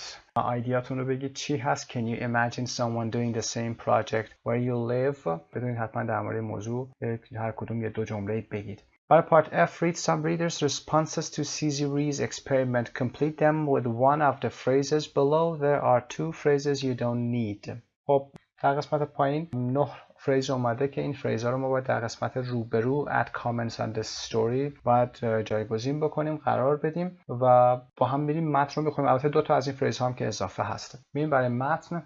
خب در ستون مجاور هستیم. بریم add comments on this story که گذاشته شده از طرف خانم سوزی. باید یه سری کامنت ها رو هم با هم بخونیم که گذاشتن براش پاسخ رو هم در سمت چپ قرار داریم، میتونید از این قسمت هم استفاده بکنید. اما بریم متن رو بخونیم ببینیم که اطلاعات خاصی هست، اگر مورد خاصی هست که یه مروری هم داشته باشیم و اصطلاحات جدید رو هم ببینیم. For about 18 months I saw the same woman when I was on the way to work and I nicknamed، به عنوان فعل استفاده شده. nickname اسم مستعار هست، اسم مستعار گذاشتم روش. I nicknamed her، اون خانم رو the Iranian lady، که خانم ایرانی اسمشو گذاشتم. پاسخ H هست. H. Now I really regret not speaking to her. الان واقعا خیلی پشیمونم که not speaking to her، از اینکه باهاش صحبت نکردم. And finding out if she really was from Iran، و بیام بفهمم که آیا واقعا از ایران بود یا نه. رفیق نیویورک سیتی هست. و کامنت بعدی This sounds like a fascinating project. You could say the same thing about your next door neighbors. You see the same people day in and day out. Day in and day out means every day, هر روز. But you never find out what they're really like. اما هیچ وقت متوجه نمیشید که اونا چه آدمایی هستن. Number 2, the answer is E. Maybe if we got to know the people who share our community, the world would be a safer place. Fern from Thailand. شاید اگر می اومدیم و آدمایی که در کمیونیتی ما یا کمیونیتیمون رو با اونها شیر میکنیم، محیطی که در اونجا زندگی میکنیم و با اونها شیر میکنیم هستیم، اونها رو بیشتر میشناختیم، دنیا مکان بهتری میشد. Maybe if we got to know the world would be. ساختار شرطی نوع دوم هست. کامنت بعدی I catch a bus to work once a week، یه بار در هفته، and it's always the same people، و همیشه هم همون آدم ها توش هستن. For the last 6 months I've been chatting with a woman from our street and we talk about all sorts of things from the weather to childcare problems. خب در مورد همین موضوعات صحبت میکنم، از هوا گرفته یعنی آب و هوا گرفته تا childcare problems یعنی مشکلات پرستاری و مراقبت از بچه. Number 3, the answer is B. But in all this time I never actually found out what her name was. اما در تمام طول این مدت نفهمیدم که اسمش چی هست یا بود. Until last week. And that's only because she told my little girl. و اونم بخاطر این بوده که اون به دختر کوچولوی من اسمشو گفت. تاتیانا، اکوادور. I love the article and it definitely applies to where my parents live. من عاشق این آرتیکلت شدم و it applies to و واقعا applies to where my parents live. با جایی که پدر و مادر من دارن زندگی میکنن این موضوع صدق میکنه، در ارتباط با همین موضوع هست و این موضوع با اونجا صدق میکنه. My parents and I had been living on the same street for more than 10 years and had never really gotten to know our neighbors. به زمان گذشته برمیگرده و میگه had been living past perfect continuous. من و والدینم در همون خیابون برای مدت 10 سال اونجا زندگی میکردیم. had been living و هیچ وقت هم همسایه‌مون رو نشناختیم. Number 4, the answer is I. Then in 1997 a hurricane hit the state. و در سال 1997 یه هاریکن که طوفانی هست hit the state یعنی یک طوفانی در اون ایالت اومد و حالا بحثش رو داره ادامه میده و میگه and an enormous tree blew down and crashed through our roof. و یه درخت بزرگی blew down یعنی باد شدید که از اون طوفان یا هاریکین بوده اون رو شکستش و crashed through our roof شکست و از سقفمون اومد پایین. The neighbors all came by اومدن سر زدن to come by. They all came by and offered us food and any help we needed. و به همون غذا و هر کمکی که نیاز داشتیم به همون دادن. But then everything went back to normal.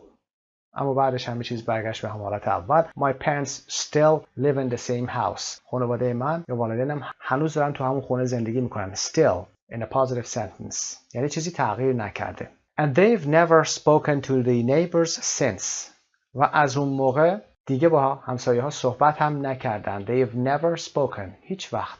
Spoken بخاطر they've هست. They've never spoken to the neighbors since. یعنی از اون به بعد حتی هیچ وقت دیگه با همسایه ها صحبت نکردن. Heather, Florida که جنوب امریکا است. بریم برای قسمت بعد. I used to pass the same woman every day as I walked to work and never said hello or even acknowledged her.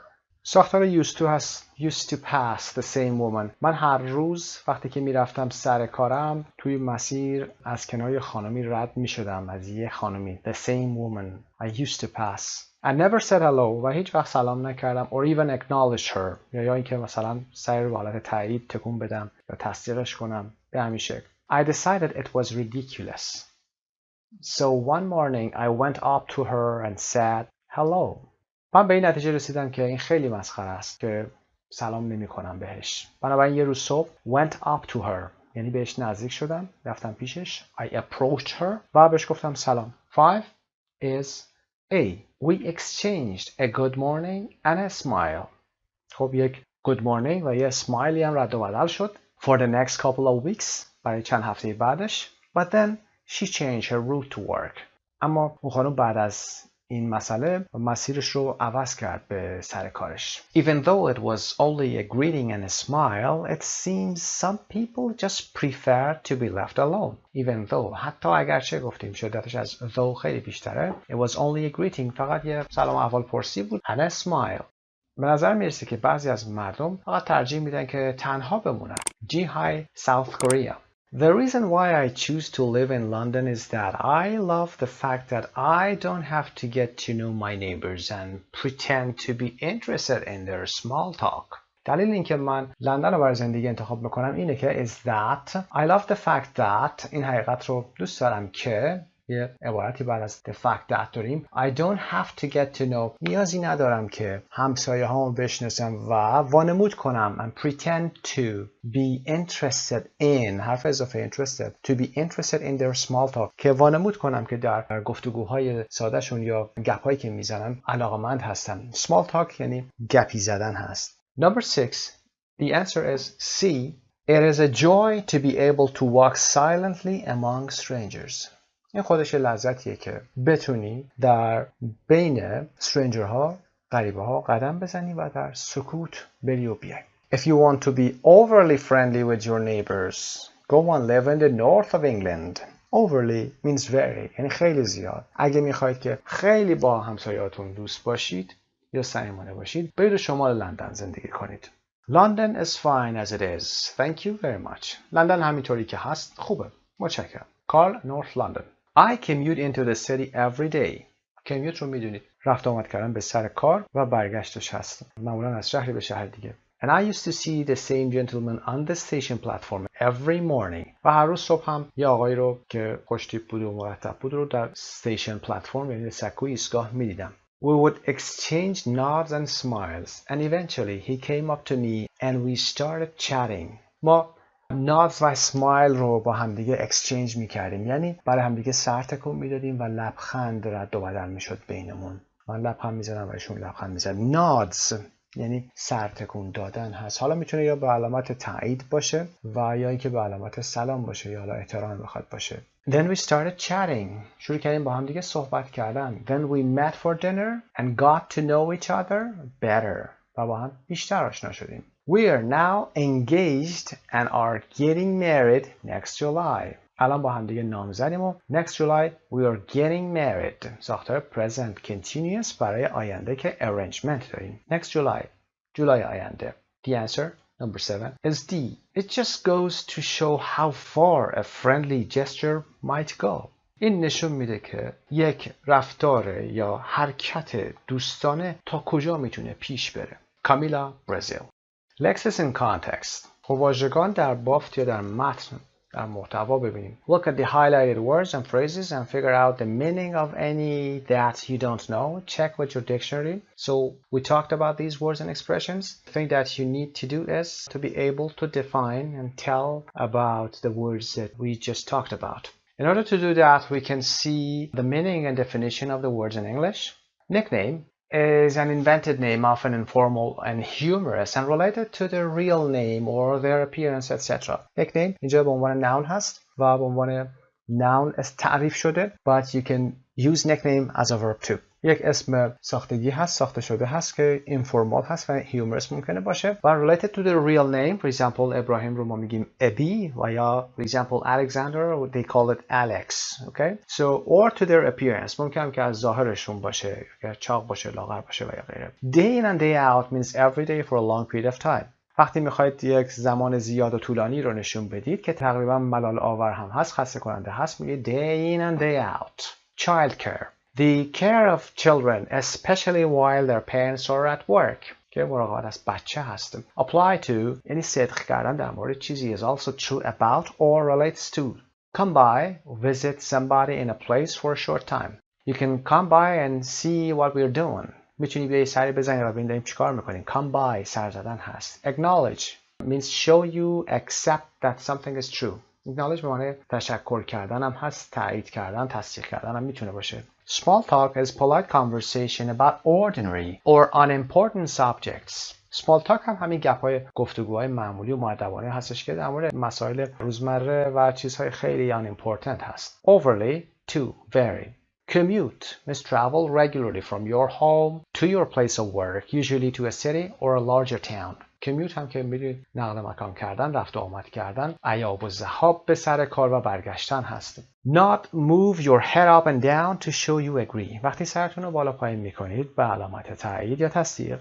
or understand or as an informal greeting به عنوان سلام کردن سرتون رو بالا پایین میکنین. you nod your head. و وقتی که میخواید به علامت منفی بگید این رو با shake نشون میدید. shake هم سرتون رو به چپ و راست حرکت میدید و میگید نه no. you shake your head to show that you disagree with something and you nod your head to show that you agree with something. okay, let's go back to the text again. H, have you had any experiences similar to those of people who wrote to the website? آیا شما هم همچین خاطراتی دارید که مشابه به این کامنت ها باشه؟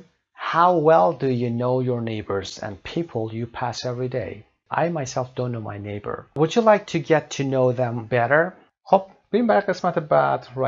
writing. Write your own 50 to 70 word response to Susie's article. خب این قسمتی که در H خوندیم و تجربتون رو یا خاطراتون میخواید بگید، بیاید اینجا در 50 to 70 word بیاید به صورت رایتینگ بنویسید. مسئله رو اول بیان کنید و بعد بیاید در یک قسمت بادی و بعد در قسمت آخر هم یک جواب خوب بدید، مثل این جوابی که یا کنکلوژنی که این خانم کامیلا از برزیل نوشته. بگید نتیجه مثبت داشته یا نتیجه منفی داشته.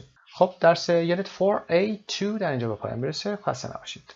به نام خدا. یونیت 4B قسمت اولش رو با هم شروع میکنیم. در قسمت grammar adding emphasis part 1 inversion هست که برای تاکید اضافه کردن تاکید در مورد موضوع خاصی که تو بافت‌های فرمال معمولا این موضوع پیش میاد کار inversion انجام میدیم. یک ساختاری هست به نام inversion که وارونگی بهش میگیم در گرامر که بعد از قیدهای منفی استفاده میشه. این رو به تفصیل در گرامر توضیح خواهیم داد. در vocab هم describing books خواهیم داشت، توصیف کتاب ها هست و pronunciation words with silent syllables syllable هایی که silent هستن رو چطور تلفظ کنیم. اما در قسمت code a room without books is like a body without a soul. اتاق بدون کتاب مثل بدن بدون روح هست. سیسرو رومن orator و philosopher این رو گفته که سخنور و فیلسوف زمان قدیم در روم هست. lost in translation عنوان درسمون هست. اما بریم برای قسمت reading. First and last lines quiz. خب کویزی هست در مورد خط اول و خط آخر موضوعاتی که در کتاب میاد، رمان هایی که میخونیم. Look at some famous first and last lines from novels. Which do you think are first lines and which last lines? Write F or L. F for first and L for last lines of a book or of the story.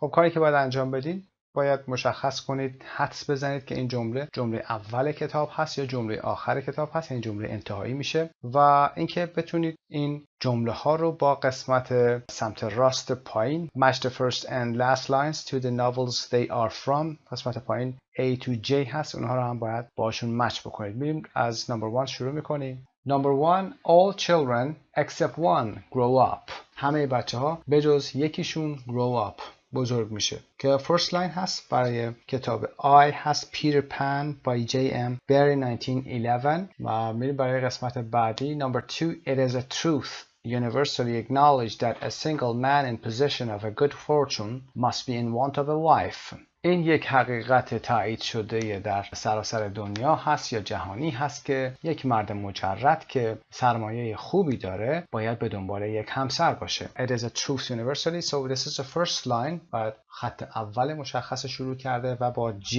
مچ میشه. Pride and Prejudice by Jane Austen 1813 هست که کتاب غرور و تعصب هست. Number 3, oh my girls, however long you may live, I never can wish you a greater happiness than this. Oh my girls, however long you may live, I never can wish. اینجا یه خورده ساختارش ممکنه براتون عجیب باشه. I never can wish و یا I can never wish you a greater happiness than this. این ساختار رو یک بار در همین کتاب در درس‌های اول کار کردیم. همین بحث اینورژن هست که به اون خواهیم پرداخت. بحث وارونگی هست در بحث ادورب‌های منفی. خب number 3 last line هست خط آخر و با G مچ میشه. Little Women by Louisa May Alcott 1868. Number 4 James Bond sat in the final departure lounge of Miami airport and thought about life and death. خب موضوع جیمز باند هست حتما میدونید. خب این قسمت هم که first line هست خط اوله و با B مچ میشه. Goldfinger by Jan Fleming 1959. Number 5, Mr. and Mrs. Darsley of number 4, Private Drive, were proud to say that they were perfectly normal. Thank you very much. خب این هم که first line میتونه باشه و با F مچ میشه. Harry Potter and the Philosopher's Stone by J.K. Rowling 1997. Number 6, tomorrow I'll think of some way to get him back. After all, tomorrow is another day. Number 6 میتونه last line باشه، یعنی تمام میشه دیگه، این داستان مشخصه. This is the end of the story. با سی هم مچ میشه. Gone with the Wind by Margaret Mitchell 1936. خب Gone with the Wind هم میدونید برباد رفته هست. Number 7 Happy families are all alike. خانواده‌های شاد همه شبیه همن. Every unhappy family is unhappy in its own way. هر خانواده ناشادی یا خانواده‌ای که شاد نباشه به شکل منحصر به فرد خودش ناراحت میتونه باشه. خب 7 هست first line شروع کرده و با دی هم مچ میشه. آنا کارنینا by Leo Tolstoy 1877. و number 8 tears trickled down the sides of his nose but it was all right. Everything was all right. The struggle was finished. He had won the victory over himself. He loved Big Brother. خب نمبر 8 هم که last line تموم میشه. کتاب رمان 1984 هست که تصویرش رو هم میبینید در عدد 19 و قسمت 9ش یک چشمی هست که دولت مراقبشون هست، یعنی جاسوسی میکنه، مراقب تک تک افراد هست. این بیگ برادر هم که در اینجا آورده، بیگ برادر منظور دولت هست، برادر بزرگ نیست. بیگ برادر means the government. از جورج اورول هست و مچ میشه با A 1984. جورج اورول 1949. 9 many years later as he faced the firing squad, Colonel Aureliano Buendia was to remember that distant afternoon when his father took him to discover ice. سالها بعد وقتی که در برابر جوخه آتش قرار گرفت، firing squad، Colonel تلفظش هست سرهنگ، Colonel Aureliano Buendia was to remember، به یاد می آورد که that distant afternoon یعنی اون بعدازظهر تلخ و سرد رو داره میگه که پدرش اون رو برده بود تا discover ice، بره یخ رو پیدا بکنن. خب number 9 هم first line هست و با ای مچ میشه 100 years of solitude by Gabriel Garcia Marquez 1967 و که 100 سال تنهایی هست. 100 years of solitude Gabriel Garcia Marquez اون نوشته. Number 10 renowned curator Jacques Sonnier staggered through the vaulted archway of the museum's grand gallery. renowned رو کار کردیم گفتیم famous هست. renowned curator مسئول موزه میشه یا سرپرست موزه میشه که ژاک سونیر هست اسمش بوده. stagger means تلو تلو خوردن، حرکت کردن به این شکل. through the از میان vaulted archway راهروی تاقدار یا سقف گنبدی هست. of the museum's grand gallery از grand gallery یا گالری بزرگ موزه عبور میکرد. خب نمبر 10 هم که first line هست شروع میکنه و با H مچ میشه. The Da Vinci Code by Dan Brown 2003. خب این قسمت رو با هم انجام دادیم. ابتدا هست معرفی بوده، شروع کار بوده، کار خاصی اینجا انجام نشده و بریم برای قسمت B. سایت مجموعه زبان ایرانی.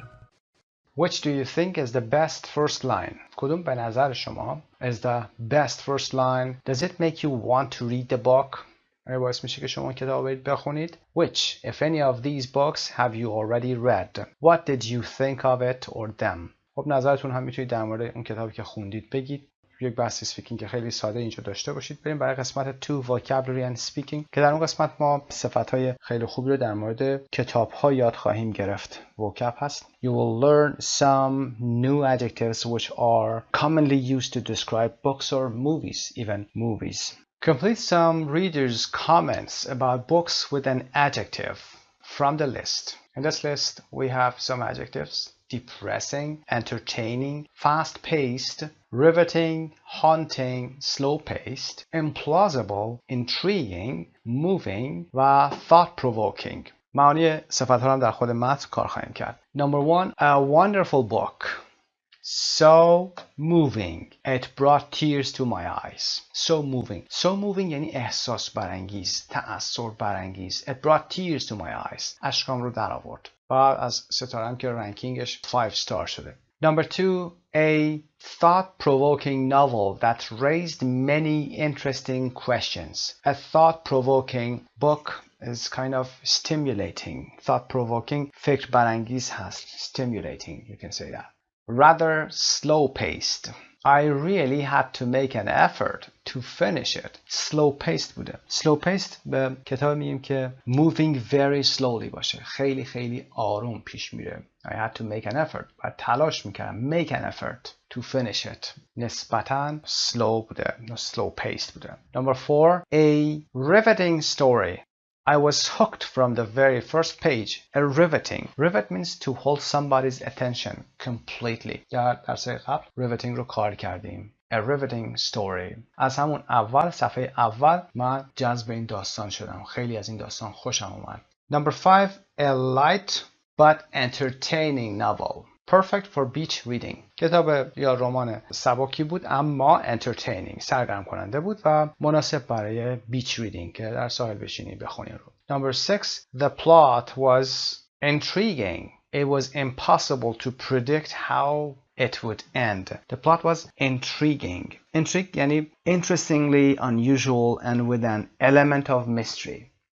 حالت کنجکاوی رو تو شما برمی‌انگیزه و یک حالت معماگونه داره. Intriguing. Number 7, the characters were totally implausible. I couldn't take any of them seriously. Implausible یعنی difficult to believe. Impossible. Unbelievable. نمیتونستی باور کنی اصلا واقعیت داشته باشه همچین چیزی. Number 8, fast-paced story which jumps from past to present and back again at breakneck speed. A fast-paced عکس slow-paced است. مشخصه معناش چی میشه. یک کتابی که سریع میره جابجا میشه، میره گذشته برمیگرده دوباره به حال، از حال دوباره برمیگرده میره به گذشته. Fast-paced story which jumps from past to present and back again at breakneck speed که سرعت کمرشکن یا سرعت خیلی زیاد داره میگه. Number 9, a well-written novel. کتاب یا رمان خیلی خوب نوشته شده. A well-written, but so depressing it made me feel almost suicidal. Suicide میدونید که خودکشی هست. And it made me feel almost suicidal means it made me feel that I wanted to kill myself. So depressing. خیلی depressing بوده و افسرده کرده من رو این کتاب. ناراحت هم کرده. Number 10, a haunting tale which stayed with me long after I'd finished reading it. A haunting. Haunting, H-A-U-N-T-I-N-G. Haunting. Haunt means when a ghost haunts a place, it goes there and appears there. But haunting here as an adjective means something sad but beautiful, staying in your thoughts for a long time. For example, a haunting novel or melody. یک آهنگ و یا یک ناولی که haunting هست, it stays with you for a long time. تو ذهنتون میمونه. Part B, take turns with a partner choosing an adjective from the list and saying a book or a film that you could use the adjective to describe. خب کاری که اینجا انجام میدید حالا میتونه به هر شکلی باشه، تمرین و تکرار این صفت‌ها هست با کتاب‌هایی که فکر می‌کنید که آشنا هست براتون، خودتون خوندید و بتونید این کتاب‌ها رو با این صفت‌ها مثال بزنید. بسته به خودتون چه کتابایی رو خوندید و اگر خواستید بقیه کتاب‌ها رو هم یه سری مثال‌های از خودتون بسازید و براشون بگید. بریم برای قسمت C. Listen to a man talking to a friend about a book he couldn't put down. Write down 4 positive adjectives he uses to describe the book. خب کتابی که he couldn't put down بوده، a page turner بوده و باید همینطور میخونده تا تمومش بکنه. با هم گوش میکنیم و بعد پاسخ رو هم داریم با هم. 2.22 This book, The Kite Runner, it's by an author named Khalid Hosseini. Oh, yeah, I think I've heard of him. Isn't he from, Afghanistan. Uh-huh. You know, it was his first novel, and it's such an amazing story. So the writer or the author is Khalid Hosseini from Afghanistan. This is his first novel. What's it about? About 2 boys who are childhood friends, even though they're completely different. One is from a rich family, the other is the son of a poor servant, but still, they're like brothers. And the book also tells you a lot about the history of the country, Afghanistan. Really? Yeah, it's really a great story. So it's a great story. I mean, I couldn't put it down. It was just fascinating. So it was fascinating. And at the same time, it's kind of haunting. So it's kind of haunting. It means it stayed with me for a long time. Because you can't stop thinking about the sad and even tragic parts of it. And the first one was amazing. So amazing, great, fascinating, and haunting were the adjectives used to describe this book. Let's check the answer for you here. You can use the answers here. Amazing, great, fascinating, and haunting, which are positive adjectives to describe a book. Part D, now talk to a partner about your reading preferences. Try to use a variety of adjectives to describe the books. I'm sure you can do it now. And tell your partner about a book. You can use these topics and headings to talk about that you were made to read at school and hate it. And next one is that you feel you should have read but you haven't. Should have read but میخوندیدش اما نخوندینش. That you have read but that you can't remember anything about. که قبلا خوندید اما هیچی ازش به خاطرتون نمونده، نمیتونید به یاد بیارید. That you decided to read after seeing the movie. Okay, you saw the movie first and then you decided to read the book again after the movie. In this part you see that you think would make a good movie. کتابی رو خوندید که فکر میکنید که یک فیلم خوبی میشه ازش ساخت. That you couldn't put down was a page turner like the book that the man mentioned. That you started but couldn't finish. کتابی بوده که نمیتونستید تمامش بکنید. A slow paced بوده. But that you bought but never opened. و اینکه کتابی که خریدید اما هیچ وقت هم بازش نکردید. خب میتونید در مورد این موضوعات صحبت بکنید. مطمئن هستم بریم برای گرامر که موضوع جدیدی هست. Adding emphasis, part 1, inversion. Match the halves to make sentences from novels. خب در قسمت پایین یه سری لیست ناول اومده و یک قسمت نیمه ای از همین متن در قسمت پایین است. باید مچشون کنیم. For example, number 1 says his voice was low, but I was able to hear what he said, though only later did I understand. خب حتما متوجه شدید که این ساختار جدیدی است که میخوایم در موردش صحبت بکنیم. ساختار اینورژن هست. قبل از اینکه در مورد موضوع صحبت کنیم پاسخ‌ها رو میدیم و در قسمت گرامر توضیح بیشتری خواهیم داد. The answer is B, what he meant. Okay, his voice was low, صداش پایین بود, but I was able to hear what he said. اما تونستم که بشنوم اون چی گفت و though only later did I understand what he meant. اگرچه بعداً من متوجه شدم که منظورش چی بود. و نویسنده و اسم کتابم که در قسمت پایینش هست. میریم number 2. Never had he been so unnatural and artificial even with an outsider or when making a formal call. Never had he been. ساختار سوالی نیست، ساختار اینورژن هست. هیچ وقت اون اینقدر غیر طبیعی و مصنوعی نبوده. It means he had never been so unnatural and artificial. بخوایم تأکید بیشتری بکنیم ساختار جمله رو به هم می‌ریزیم، به این شکل اینورژن انجام میدیم. بحث فرمال بودن این جمله هست، حتما دقت داشته باشید. معمولا در مکالمات روزمره این ساختار خیلی کم کاربرد داره، اما تو متون ادبیاتی حتما اینها رو خواهید داشت. پاسخش هم که A هست. As he was that day. با اندازه‌ای که اون روز بود تمامی صفت‌هایی که باش آورده. 3. Not only was Venus Maria an adored and controversial superstar. Venus Maria نه فقط به این شکل حالا صفتاش آورده. adored دوست داشتنی و محبوب و controversial superstar و سوپرستاری بوده که بحث برانگیز بوده. ادامهش number 3 D هست. She was also like his best friend. Not only was سوالی نیست. Not only was Venus Maria و در ادامه میگه she was also like his best friend. دوست صمیمی لاکی هم بود. اسمش رو هم که در پایین آورده. Dangerous Kiss by Jackie Collins. Number 4. Not until now have I been ready to confess.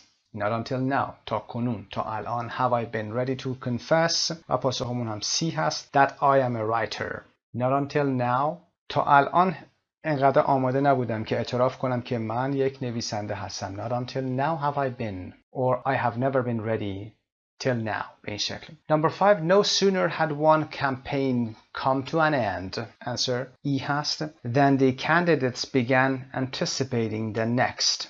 No sooner means as soon as. As soon as به محض اینکه یک کمپین به پایان میرسید the candidates began anticipating the next. کاندیداها و یا نامزدها انتظار دومیشو میکشیدن یا بعدیشو میکشیدن. No sooner had one campaign come to an end. mean as soon as one campaign came to an end. به این شکل. خب یه مقدار آشنا شدید با این موضوع و در قسمت پایین B هم یه توضیح داره. بخونیم بعد میریم برای گرامر. Look at the verbs after the bold adverbial expressions. What is unusual about the word order? What is the effect of putting the adverbial expression at the beginning of a sentence? خب اینجا سوالاتی که برای ما به وجود میاد این هست. افعالی که بعد از این عبارتهای قیدی که بولد شده قرار گرفتن میبینید ساختارشون این مقدار عوض شده، جابجا شدن.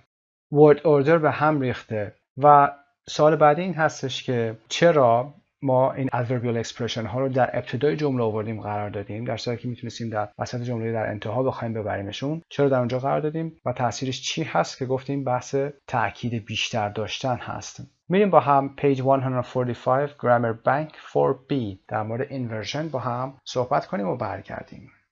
Adding emphasis part 1 inversion.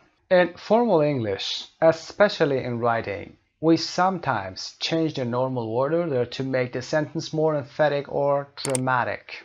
This structure is common with negative adverbial expressions such as not only, not until, never, and no sooner than a formal way of saying as soon as, okay, for no sooner.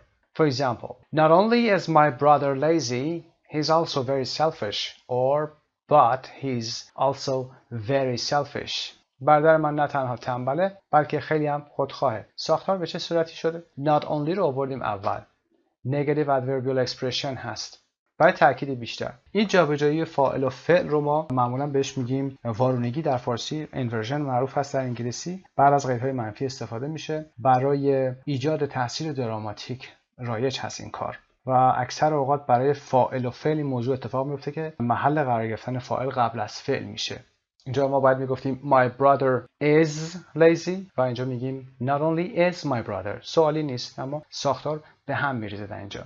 مثال بعدی not until you can behave like an adult will we treat you like an adult. تا وقتی که نتونیم مثل یک بزرگسال رفتار بکنیم ما هم نمیتونیم مثل یک بزرگسال باهات رفتار بکنیم. Never have I heard such a ridiculous argument. هیچ وقت همچنین بحث یا استدلال مسخره‌ای رو نشنیده بودم. Means I have never heard such a ridiculous argument. Never have I heard is not a question. No sooner had the football game started than it began to snow heavily. هنوز مسابقه فوتبال شروع نشده بود که برف سنگینی شروع به باریدن کرد. When we use inversion after the above expressions, we change the order of the subject and auxiliary verb or verb. Not only my brother is lazy.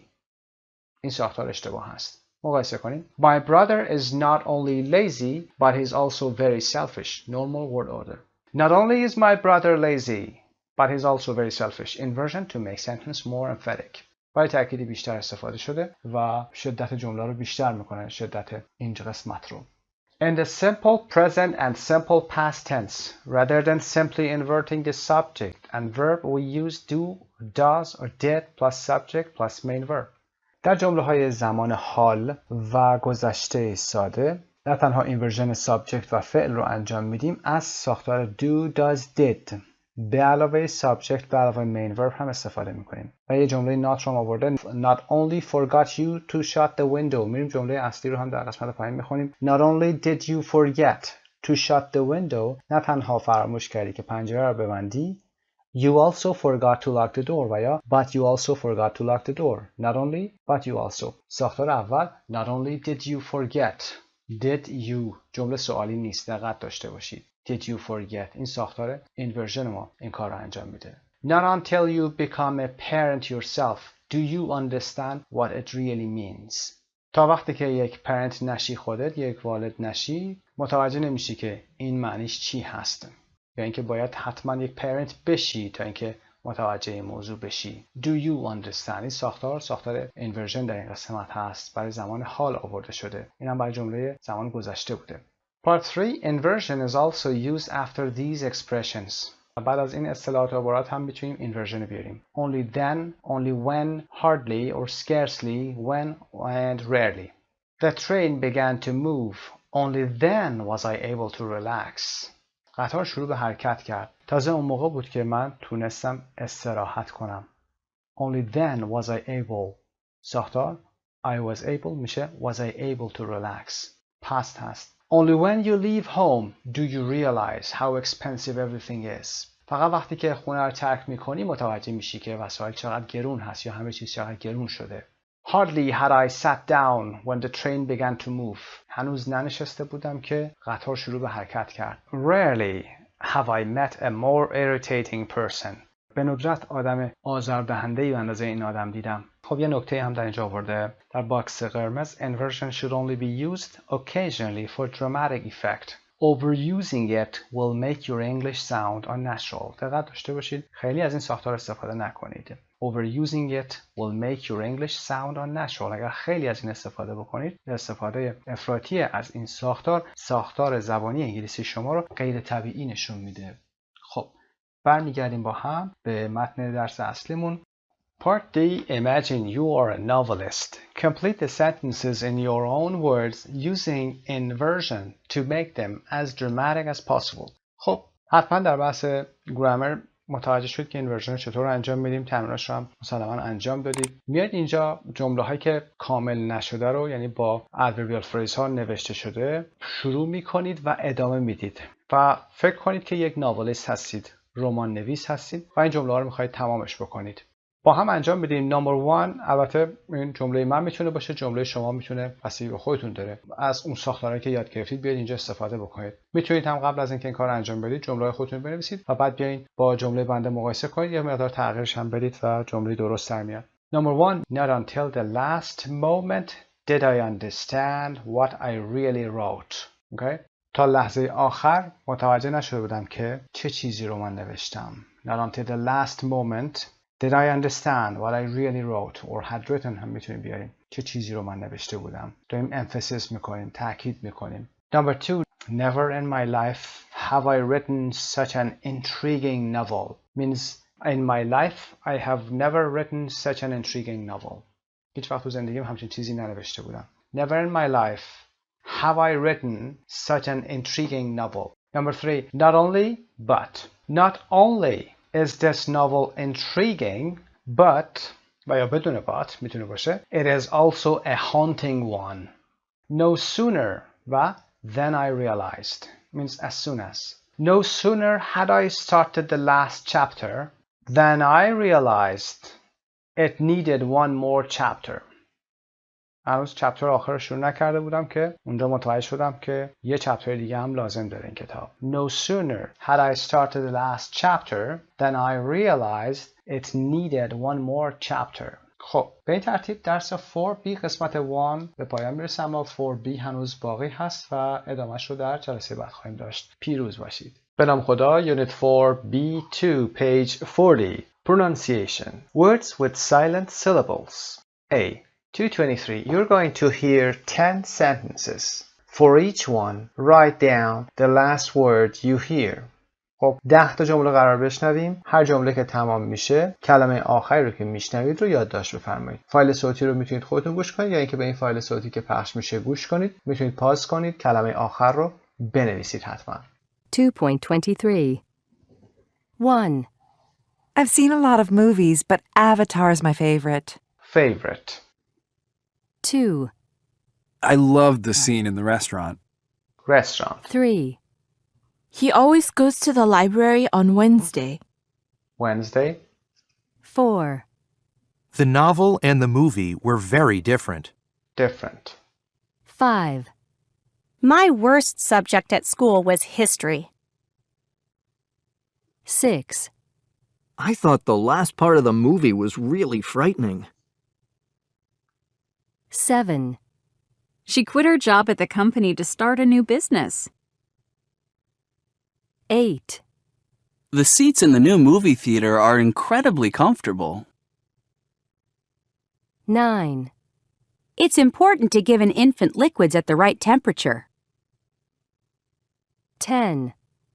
He just finished his first year of college and he's going to be a sophomore. Okay, now let's check the answers. Favorite, restaurant, Wednesday, different, history, frightening, business, comfortable, temperature, sophomore. اینها پاسخ‌ها هست. اما با این پاسخ‌ها چه چیزی رو می‌خوایم نشون بدیم؟ در قسمت پایین در باکس توضیح خواهیم داد. Read the information box below, then cross out the vowels that are not pronounced in the words you wrote down in A. خب قسمت باکس رو می‌خونیم. بعد از اینکه این باکس رو خوندیم توضیح میدیم چه کاری برای بالا باید انجام بدید. Some common multisyllable words in English have vowels that are often not pronounced. For example, the middle E in vegetable and the second O in chocolate. When this happens, the word loses an unstressed syllable. If you pronounce these vowels, you will still be understood, but leaving them out will make your speech sound more natural. And being aware of them will help you to understand these words in rapid speech. خب موضوعی که در این قسمت داریم این هست که در زبان انگلیسی همونطور که حروف کانسوننت داریم، کانسوننت که می‌بینید بی صدا هستن، کلماتی هم وجود دارن که واول ها در اونها بی صدا هستن، یعنی صداشون خونده نمیشه که این کار منتج به تولید سیلاب بی صدا میشه. کلماتی که در مثال آورده شده مثل vegetable میتونه نمونه خیلی خوبی باشه. ما vegetable نمیگیم، میگیم vegetable. بی صدا هست اینجا، این ای رو تلفظ نمی کنیم. و یا چاکلت و شکلات نمی خونیم یا چاکلیت نمی خونیم، این رو این خونده نمیشه. و کلمات دیگه زیاد هست مثل interesting که interesting نوشته میشه. comfortable ما می نویسیم ولی comfortable می خونیم. در متن بالا کلماتی که داشتیم به همین شکل بوده. میریم قسمت پایین چک میکنیم و اون کلمات رو به صورت علامت گذاری شده به صورت فونتیک میبینیم و میگیم که چه اتفاقی براشون میفته. 2.24 1. Favorite. 2. Restaurant. 3. Wednesday. 4. Different. 5. History. 6. Frightening. 7. Business. 8. Comfortable. 9. Temperature. 10. Sophomore. که کلمه اول favorite نوشته میشه و اما او تلفظ نمیشه، بنابراین این سیلاب ما بدون صدا هست. favorite. restaurant نوشته میشه و restaurant خونده میشه. restaurant. یا کلمه Wednesday رو حتما دقت کردید. Wednesday نوشته میشه اما Wednesday خونده میشه. Wednesday. different نمیگیم different. history. frightening این ای دیگه تلفظ نمیشه. business. comfortable. temperature نمیگیم temperature. sophomore نمیخونیم sophomore. در قسمت آخر این قسمت که در باکس داشتیم توضیح داده میشه که باید بدونیم که این کلمات به چه صورتی تلفظ میشن. ممکنه که شما این رو به اون شکل اشتباه هم تلفظ بکنید، قابل درک باشه، اما اگر بخواید خیلی نچرال بشید، خیلی بخواید نیتیو صحبت بکنید، باید اینها رو دقت داشته باشید. همین که خودتون درست بیان کنید، همین که گاهی کلمات رو میشنوید که این صداها تلفظ نمیشه و اونجا درکش هم براتون راحت خواهد بود. وقتی که تلفظ کلمه رو درست یاد بگیرید، شنیدن اون کلمه هم براتون راحت‌تر خواهد بود و به اشتباه نمیافتید. بریم برای قسمت 5 reading. Would you prefer to read a novel written in English in the original version? آیا ترجیح میدید که ناول یا رمانی رو که به زبان انگلیسی و به نسخه اصلیش نوشته شده رو بخونید or translate it into your own language or your language یا اینکه به زبان شما ترجمه شده باشه and why؟ بریم ببینیم موضوع اصلی چی هست. You're going to read an article about translation. Before you read the article, look at the two extracts, which are different translations from the Japanese of the first lines of a novel by Haruki Murakami. Answer the questions with the partner. قبل از اینکه بریم متن رو که در صفحه 41 هست بخونیم، 2 اکسترکتی داریم. اون 2 اکسترکت رو باید با هم بخونیم، تفاوتاشون رو ببینیم چی هست و بتونیم به سوالات پایین پاسخ بدیم. این 2 اکسترکت رو ترجمه متفاوت از خطوط اول رمانی هست که توسط هاروکی موراکامی نویسنده ژاپنی نوشته شده، اما 2 نفر مترجم اومدن به شکلی که استایل خودشون بود رو ترجمه کردن. میریم با هم متن رو بخونیم. سایت مجموعه زبان ایرانی. Extract 1. When the phone rang, I was in the kitchen, boiling a pot full of spaghetti and whistling along with an FM broadcast of the overture to Rossini's The Thieving Magpie, which has to be the perfect music for cooking pasta. وقتی تلفن زنگ زد من داخل آشپزخونه بودم و داشتم یه دیگ پر از اسپاگتی رو میجوشوندم یا آبپز میکردم و همزمان با پخش یک آهنگی که از اوورچور بوده. اوورچور و یا اوورچور هر دوتاش صحیح است. اوورچور و یا اوورچور پیش درآمد موسیقی هست. با این آهنگ داشتم من هم سوت میزدم که از رادیو FM داشته پخش می شده. حالا این آهنگ کی بوده؟ The Overture to The Thieving Magpie روسینی بوده که which has to be the perfect music که باید بهترین موسیقی برای زمانی که شما پاستا میپزید باشه. خب ترجمه اول رو گفتیم. ساختار جمله تقریبا گذشته هست. Extract 2. I'm in the kitchen cooking spaghetti when the woman calls. Another moment until the spaghetti is done. There I am, whistling the prelude to Rossini's La Grazia Ladra along with the FM radio. Perfect spaghetti cooking music. ترجمه دوم یه خورده متفاوت هست. داخل آشپزخونه هستم، دارم اسپاگتی میپزم وقتی که خانم زنگ میزنه. لحظه بعد تا موقعی که اسپاگتی آماده میشه من تو آشپزخونه‌ام و دارم با پرلیود آهنگ لا گراتزا لادرا روسینی که از رادیو FM داره پخش میشه سوت میزنم. Perfect spaghetti cooking music. آهنگ پخت اسپاگتی مناسب یا بسیار عالی. خب متن رو با هم دیدیم. ترجمه دوم نریتیو تنس داره استفاده میکنه، زمان حال دراماتیک داره استفاده میکنه. ترجمه قبلی هم که گذشته بوده. ارزیابی ترجمه رو اینجا به عهده خودتون میذاریم، اما میریم موضوع رو بخونیم و اونجا در مورد ارزیابی این ترجمه با هم بحث میکنیم. Question 1. What details do you find out in the first translation that you don't in the second? And vice versa. چه چیزهایی رو شما در ترجمه اول میبینید که در ترجمه دوم نمیبینید و بالعکس. Vice versa. In the first translation, but not in the second, you find out the name of the piece of music in English. اسم موسیقی به انگلیسی آورده شده. The piece is referred to as the overture. In the second translation, but not in the first, you find out that the caller was a woman. در ترجمه دوم مترجم میشه که تماس گیرنده زن بوده. And the name of the piece of music in Italian. The piece is referred to as the prelude. In fact, it is normally referred to as the overture. خب در واقع پیش درآمد موسیقی رو با اوورچور میشناسیم ما و پریلود رو کمتر استفاده میکنیم. تفاوت‌ها هم که دیدید در ترجمه اول چه گفته شده، در ترجمه دوم چه چیزی گفته شده. Question number 2. What differences do you notice? چه تفاوت‌هایی رو متوجه میشید؟ A. In tenses and vocabulary. B. In the length of sentences. یکی که وجه‌هایی که استفاده شده چه وجهی بوده از زمان و لغات چه لغاتی بوده و length of sentences که طول جمله ها هست. In translation 1, past forms are used to set the scene. در ترجمه اول از زمان گذشته استفاده شده که اون صحنه رو بچینه و تصورش رو برای ما ایجاد بکنه. The cooking of the spaghetti is described in detail. پخت اسپاگتی به صورت تفصیلی اومده. Boiling, potful اومده این صفت‌ها رو استفاده کرده. In translation 2, the dramatic present is used. در ترجمه دوم dramatic present استفاده شده. زمان حال دراماتیک یا نمایشی is used.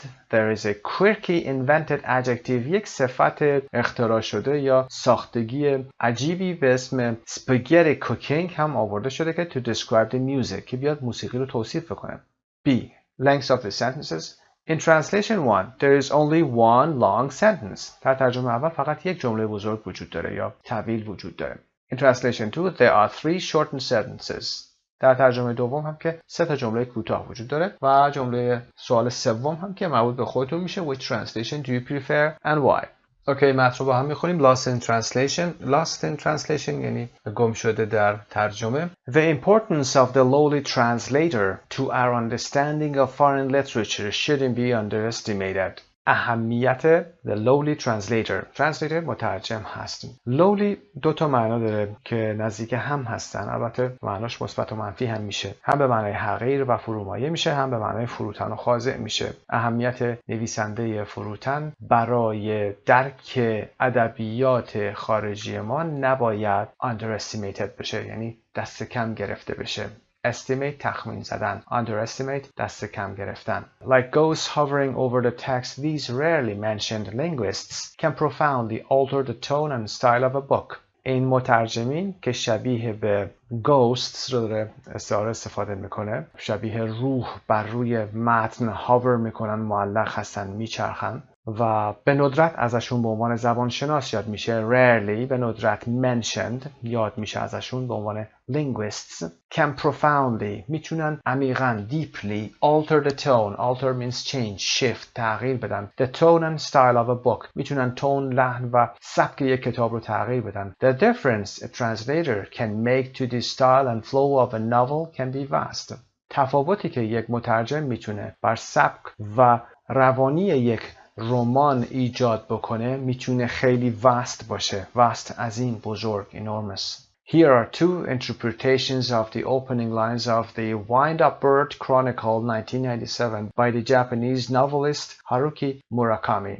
دو تا interpretations همون ترجمه هست از opening lines، یعنی قسمت‌های شروع یا آغازین این کتاب که توسط ناولیست یا رمان‌نویس ژاپنی هاروکی موراکامی در سال 1997 به اسم Wind-Up Bird Chronicle نوشته شده رو آورده که متنش رو با هم خوندیم. میریم ادامه برای قسمت پایین.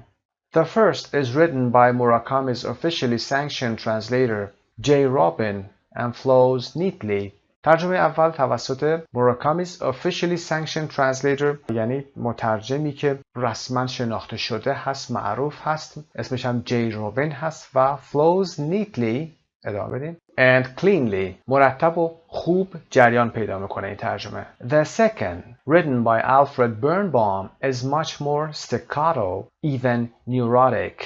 ترجمه دوم که توسط آلفرد برنبام نوشته شده خیلی استکاتو هست. استکاتو از یک کلمه خارجی گرفته شده، در موسیقی استفاده میشه، یعنی ناپیوسته، بریده، منقطع هست و حتی neurotic، کمی عصبی هست این ترجمه. The former gained Murakami a wider English-speaking audience. However, countless fans are besotted with Birnbaum's quirky style. To them, he has become the voice of Murakami. The former، قبلا گفتیم the former, the latter. Former یعنی اولیه، the first one.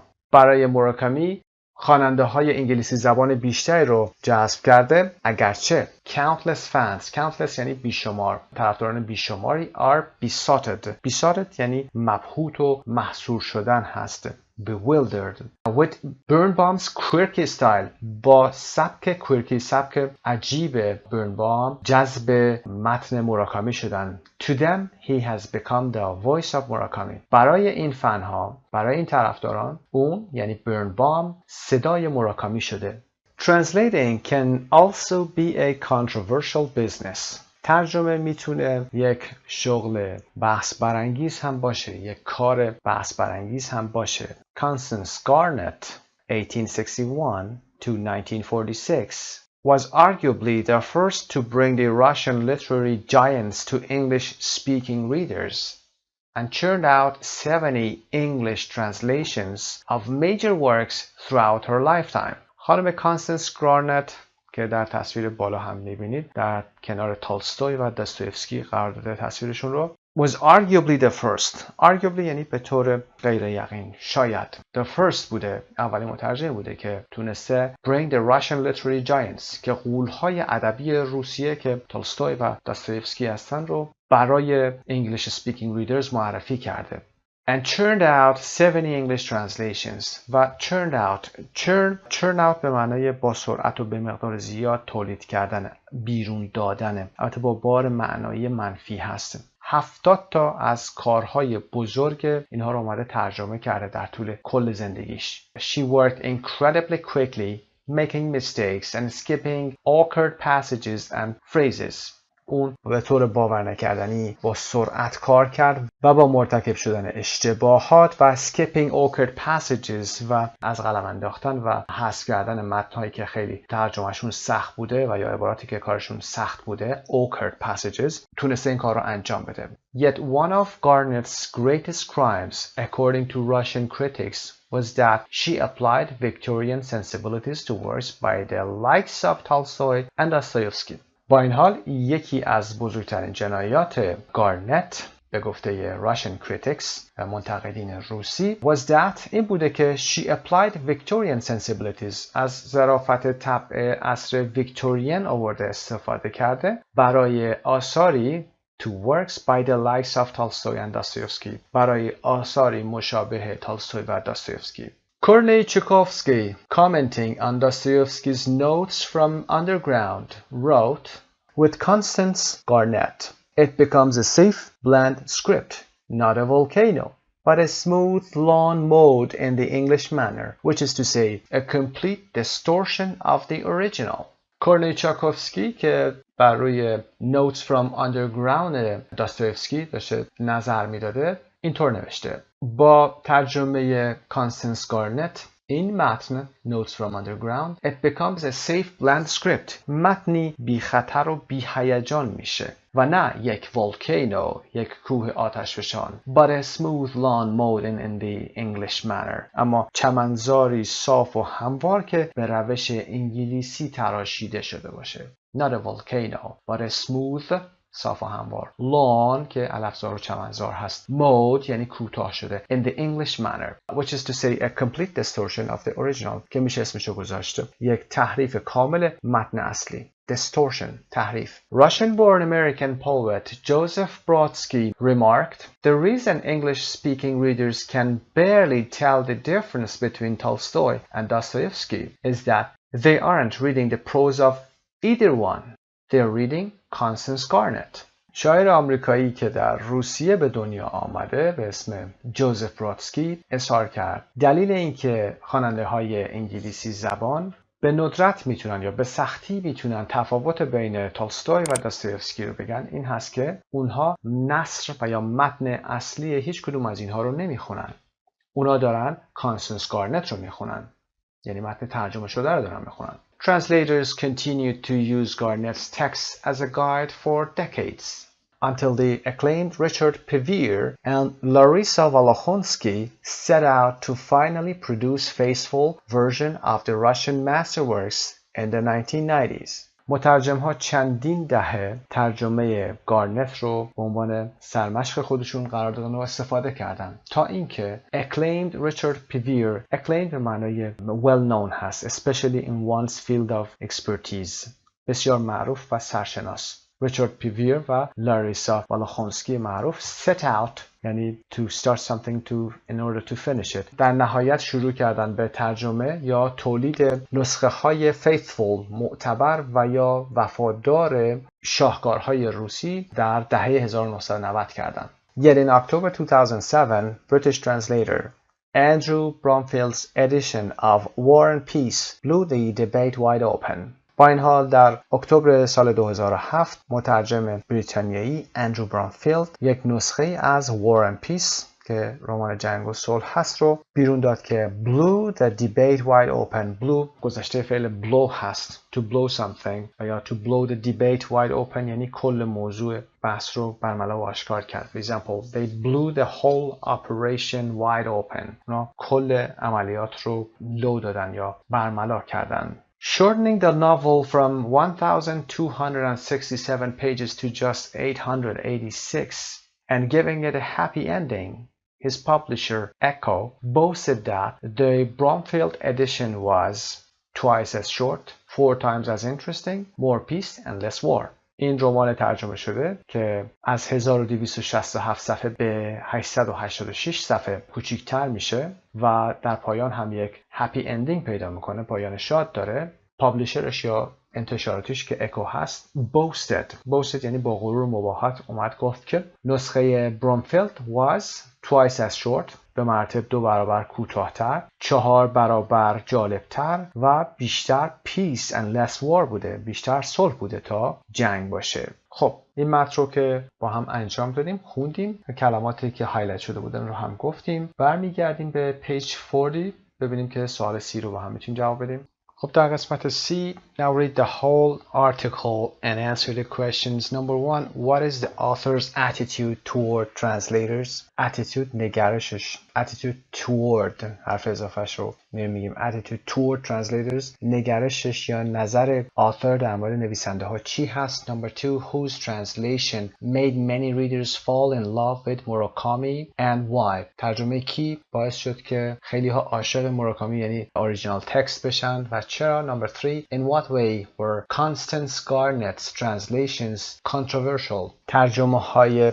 کانستنس گارنت چطوری بوده که controversial شدن، بحث برانگیز شده؟ به چه دلیلی؟ Number 4, what metaphor does Kornei Tchaikovsky use to describe her translations? What do you think he means by it? چه استعاره‌ای رو کورنئی چاکوفسکی استفاده میکنه برای ترجمه های گارنت و معناش چی هست؟ منظورش چی هست؟ متافور استعاره هست. Number 5, why do you think Andrew Bromfield chose to translate War and Peace in such a different way?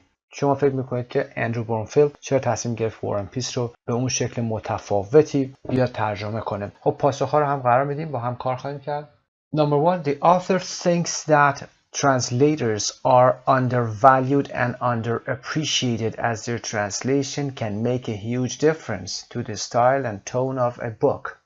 نظر نویسنده این هستش که مترجمین undervalued شدن، یعنی ارزششون رو ندونسته کسی، underappreciated شدن، کسی از اونها قدردانی نمیکنه و اینکه ترجمهشون میتونه تفاوت خیلی زیادی در سبک و تون یک کتاب یا لحن یک کتاب بیاد ایجاد بکنه. Number 2, Birnbaum's translation perhaps because his style is more unusual and original.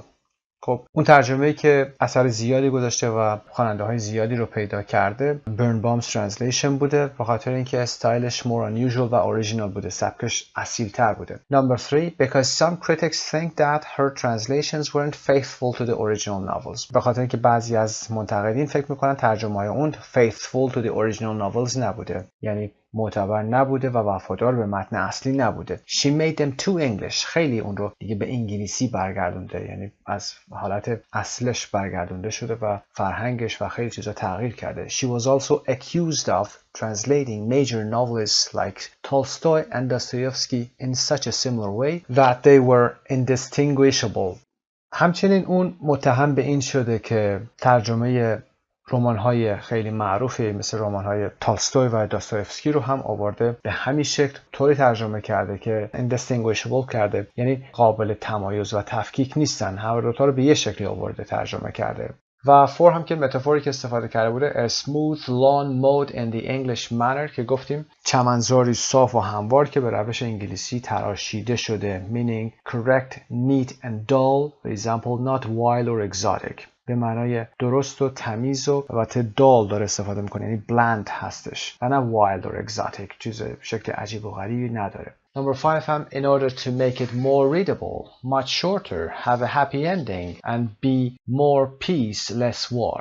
خب هدفی که داشته این بوده که to make it more readable قابل خوندن ترش کنه، خیلی کوتاه ترش بکنه و happy ending بهش بده و more peace and less war بیشتر صلح باشه تا جنگ. Lexis in context. Look at the highlighted adjectives and adverbs and guess the meaning of the ones you don't know. Then match them to meanings 1 to 12.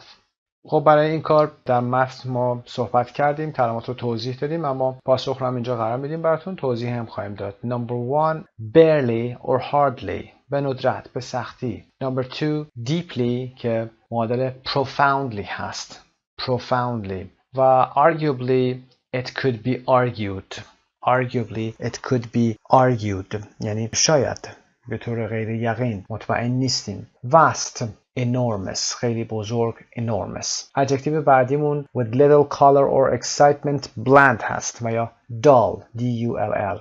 Next adjective number 6 difficult to deal with awkward که گفتیم به شکل غیر طبیعی، عجیب و غریب بودن و سخت بودن هست، کار کردن باهاش سخته. 7 quirky quirky که original و strange هست. و number 8 humble or low in status که lowly میشه. lowly humble فروتنه و low in status یعنی حقیر و سطح پایین. هر دو معنی رو میتونه داشته باشه. و number 9 is with short sharp sounds adjective staccato Italian musical term هست. یک اصطلاح موسیقیایی هست و از زبان ایتالیایی اومده که به معنای منقطع هست، بریده و with short sharp sounds هست. number 10 in an orderly way به شکل مرتب. orderly way neatly adverb. flat and even adjectivemون هست smooth صاف و هموار. و آخرین ادجکتیومون true and accurate. true and accurate که به معنای faithful هست. معتبر میتونه باشه و متن اصلی و معتبر و درست و دقیق و واقعی میتونه باشه. کوشن آخرم که مربوط به خودتون میشه Which translation of War and Peace do you think you would prefer to read and why؟ در موردش صحبت بکنید با کلماتی که داشتید تا حالا، با کلماتی که در این متن یاد گرفتید از translation استفاده بکنید. از کلماتی مثل bland, barely, faithful or faithful version و یا غیره میتونید استفاده کنید و پاسخ این سوال رو بدید. اما با هم میریم به قسمت listening page 41. You're going to listen to an interview with Laura Pena, a professional translator working in Mexico. Before you listen, think of 3 questions you might ask her about translating.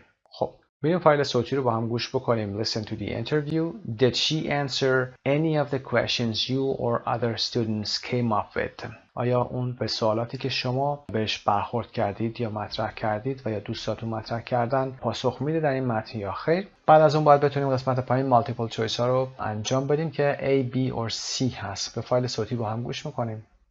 2.25 What made you want to be a translator?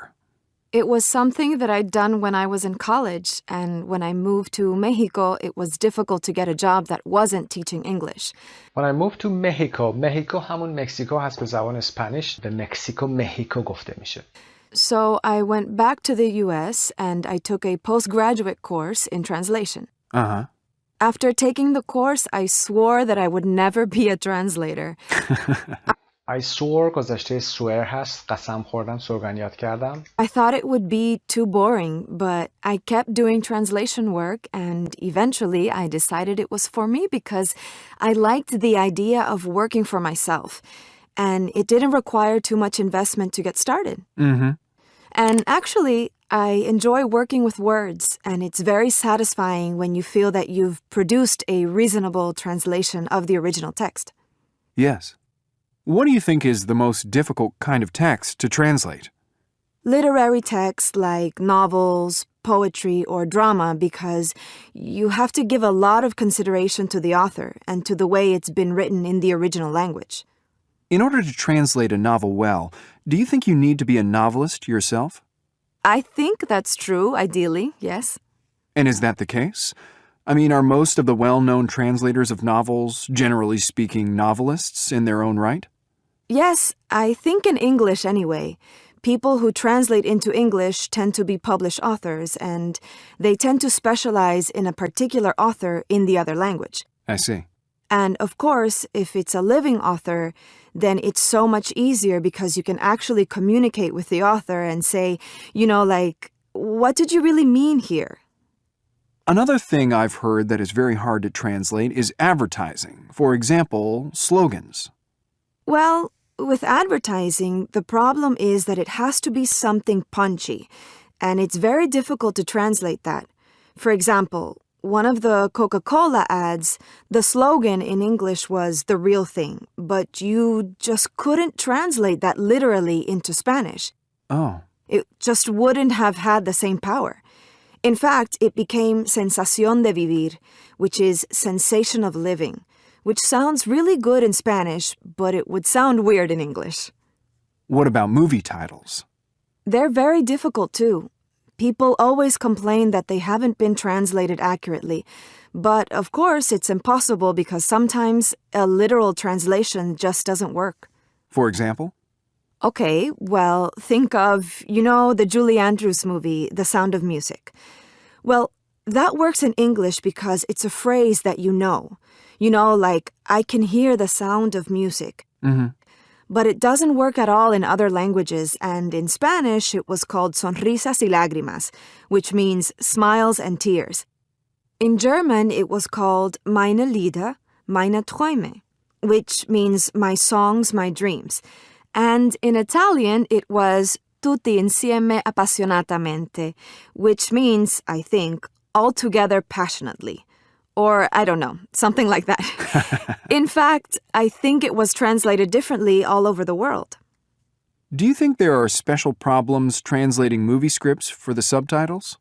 Yes, a lot. There are special constraints. For example, the translation has to fit on the screen as the actor is speaking. And so sometimes the translation is a paraphrase rather than a direct translation. Oh. And of course, well, going back to untranslatable things, really the big problems are cultural and humor because they're just not the same. I see. You can get the idea across, but You can get the idea across یعنی you can make other people understand. میتونید پیامتون رو منتقل کنید. you might need pages to explain it, and, you know, by that time the movies moved on. I also sometimes think that the translators are given the movie on DVD. I mean, you know, rather than a written script, and that sometimes they've simply misheard or they didn't understand what the people said. And that's the only explanation I can come up with for some of the mistranslations that I've seen. Although, sometimes it might be that some things like humor and jokes, especially ones that depend on wordplay, are just, you know, they're simply untranslatable. Right. And often, it's very difficult to get the right register. For example, with slang and swear words, because if you literally translate taboo words or swear words, even if they exist in the other language, they may well be far more offensive. What are the pros and cons of being a translator? Well, it's a lonely job, I suppose. You know, you're on your own most of the time. It's hard work. You're sitting there and, you know, you're working long hours and you can't plan things because you don't know when more work is going to come in, and people always have tight deadlines. You know, it's really rare that somebody will call you up and say, I want this translation in 3 months. That just doesn't really happen. And the pros? Well, the pros are that it gives you freedom because you can do it anywhere if you have an internet connection and electricity. And I suppose you can organize your time because you're freelance, you know. You're your own boss, which is good. I like that. What advice would you give someone who's thinking of going into translation? I'd say that in addition to the language, get a specialty. Get another degree in anything that interests you, like economics, law, history, art, because you really need to know about the subjects that you're translating into. Question number one of the reasons why Lara decided to become a translator was because C. She wanted to be self-employed. میخواسته که خودش کارفرمای خودش باشه. Number 2, most people who translate novels into English often only ever translate one particular writer. اغلب مترجمینی که به انگلیسی ترجمه میکنن ناول ها رو اغلب ترجیح میدن که یک نویسنده خاصی رو داشته باشن و متون اون نویسنده رو ترجمه میکنن. So C is the answer. Often only ever translate one particular writer. Number 3, she mentions the advertising slogan for Coca-Cola trademark as an example of how you cannot always translate something word for word. ترجمه اسلوگان و یا اون شعار تبلیغاتی کوکاکولا رو یه مثال میاره میزنه و میگه این ترجمه گاهی وقتا سخت میشه به خاطر اینکه شما نمیتونی همیشه اون چیزی رو که میخوای به صورت word for word یا literally بیای ترجمه بکنید، ترجمه کلمه به کلمه بخواید بکنید. Number 4, the sound of music was translated into German as my songs, my dreams. Number 5, which of these is not mentioned as a problem when translating movie scripts? کدوم یک از اینها به عنوان مشکل در ترجمه متون فیلم‌های سینمایی ازش یاد نشده که A و C اشاره شده having enough room on the screen and misunderstanding the actor's words but part B اشاره نشده conveying the personality of the speaker شخصیت صحبت کننده یا گوینده اون صحبت در اون مکالمه اشاره بهش نشده. Number 6. The problem with translating swear words in a movie script is that they may be more offensive in other languages. ترجمه کلماتی که swear words هستن، یعنی کلماتی که دشنام هستن، ناسزا هستن، در مووی سکریپت، در متن فیلم ها گاهی وقتا they may be more offensive in other languages. در زبان های دیگه ممکنه که خیلی offensive باشه، خیلی rude باشه، خیلی بی‌ادبانه بشه در اون زبان. و number 7, which of these is mentioned as one of the drawbacks of being a freelance translator? کدومی که از اینها به عنوان یکی از drawbacks means disadvantages، یکی از معایب مترجم آزاد باشه. The answer is C. Time pressure. فشار زمان هست، محدودیت زمانی هست. Number 8, Laura's advice to would-be translators is to specialize. Advice، توصیه لارا این هست به to would-be translators، کسانی که میخوان ترنسلیتر بشن، مترجم بشن، این هست که to specialize in something, for example in law, economic or something like that. اون رشته خاصی هم باید تخصصی هم بخونند. خب بریم قسمت D. Does being a translator appeal to you as a career? Why or why not? آیا مترجم شدن برای شما جالبه؟ خوشتون میاد؟ عنوان یک شغل حرفه‌ای چرا و چرا نه رو بتونید توضیح بدید. و بریم قسمت 7. Writing. Choose a famous novel in your own language. Preferably one that has a dramatic beginning or ending. Translate either the first few sentences or the last few into English. Part B. Read some other students' translations and see if you can identify the novels. خب یه کاری که با دوستاتون باید انجام بدید، اما بحث مهم این است که باید بریم با هم صفحه 108 Write a review of a recent book or movie که این هم به رایتینگتون کمک خواهد کرد، هم برای اسپیکینگتون در مورد کتابی که اخیراً خوندید یا فیلمی که اخیراً دیدید بتونید صحبت کنید یا متن بنویسید.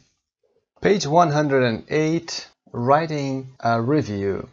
در این قسمت ما اهداف مختلفی رو دنبال خواهیم کرد، فقط رایتینگ نیست. هدف اولمون در این قسمت، یعنی دو صفحه 108 و 109، یک نحوه نگارش یک ریویو هست یا نقد هست، حالا میتونه برای یک رمان یا فیلم باشه. هدف بعدمون در قسمت بعد در همین صفحه خوندن یک نقد هست و یه سری وکابای جدید رو با هم کار میکنیم، توضیح نکات توی اون متن رو میگیم، نحوه نگارش رو میام یه توضیح میدیم. و در قسمت بعد در این صفحه 109 یک ساختار مهم گرامری داریم که تقریبا چیز جدیدی هست و معمولا ما تو رایتینگ موضوع گرامر نداشتیم، اما موضوع گرامری مهمی رو هم خواهیم داشت. عبارات وصفی رو اینجا توضیح میدیم، تمرینات رو هم حتما انجام میدیم چون بسیار مناسب هست برای این نوع موضوعای رایتینگی. و در قسمت بعدش هم که planning what to write هست که نحوه نگارش هست، یه توضیح اجمالی میدیم که این کار رو باید خودتون انجام بدید. اما قسمت اول Key Success Factors.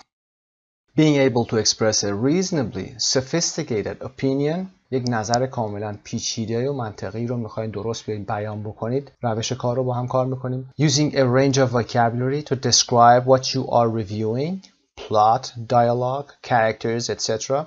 یه سری رنج وکابولری میخواد، یه سری دامنه لغات میخواید برای توصیف، برای زمانی که میخواین ریویو رو بیان کنید. حالا ریویو میتونه یه پلات باشه، دیالوگ باشه، کاراکترها رو میخواید توصیف کنید. Being able to summarize و اینکه در نهایت بتونید یه نتیجه گیری هم داشته باشید.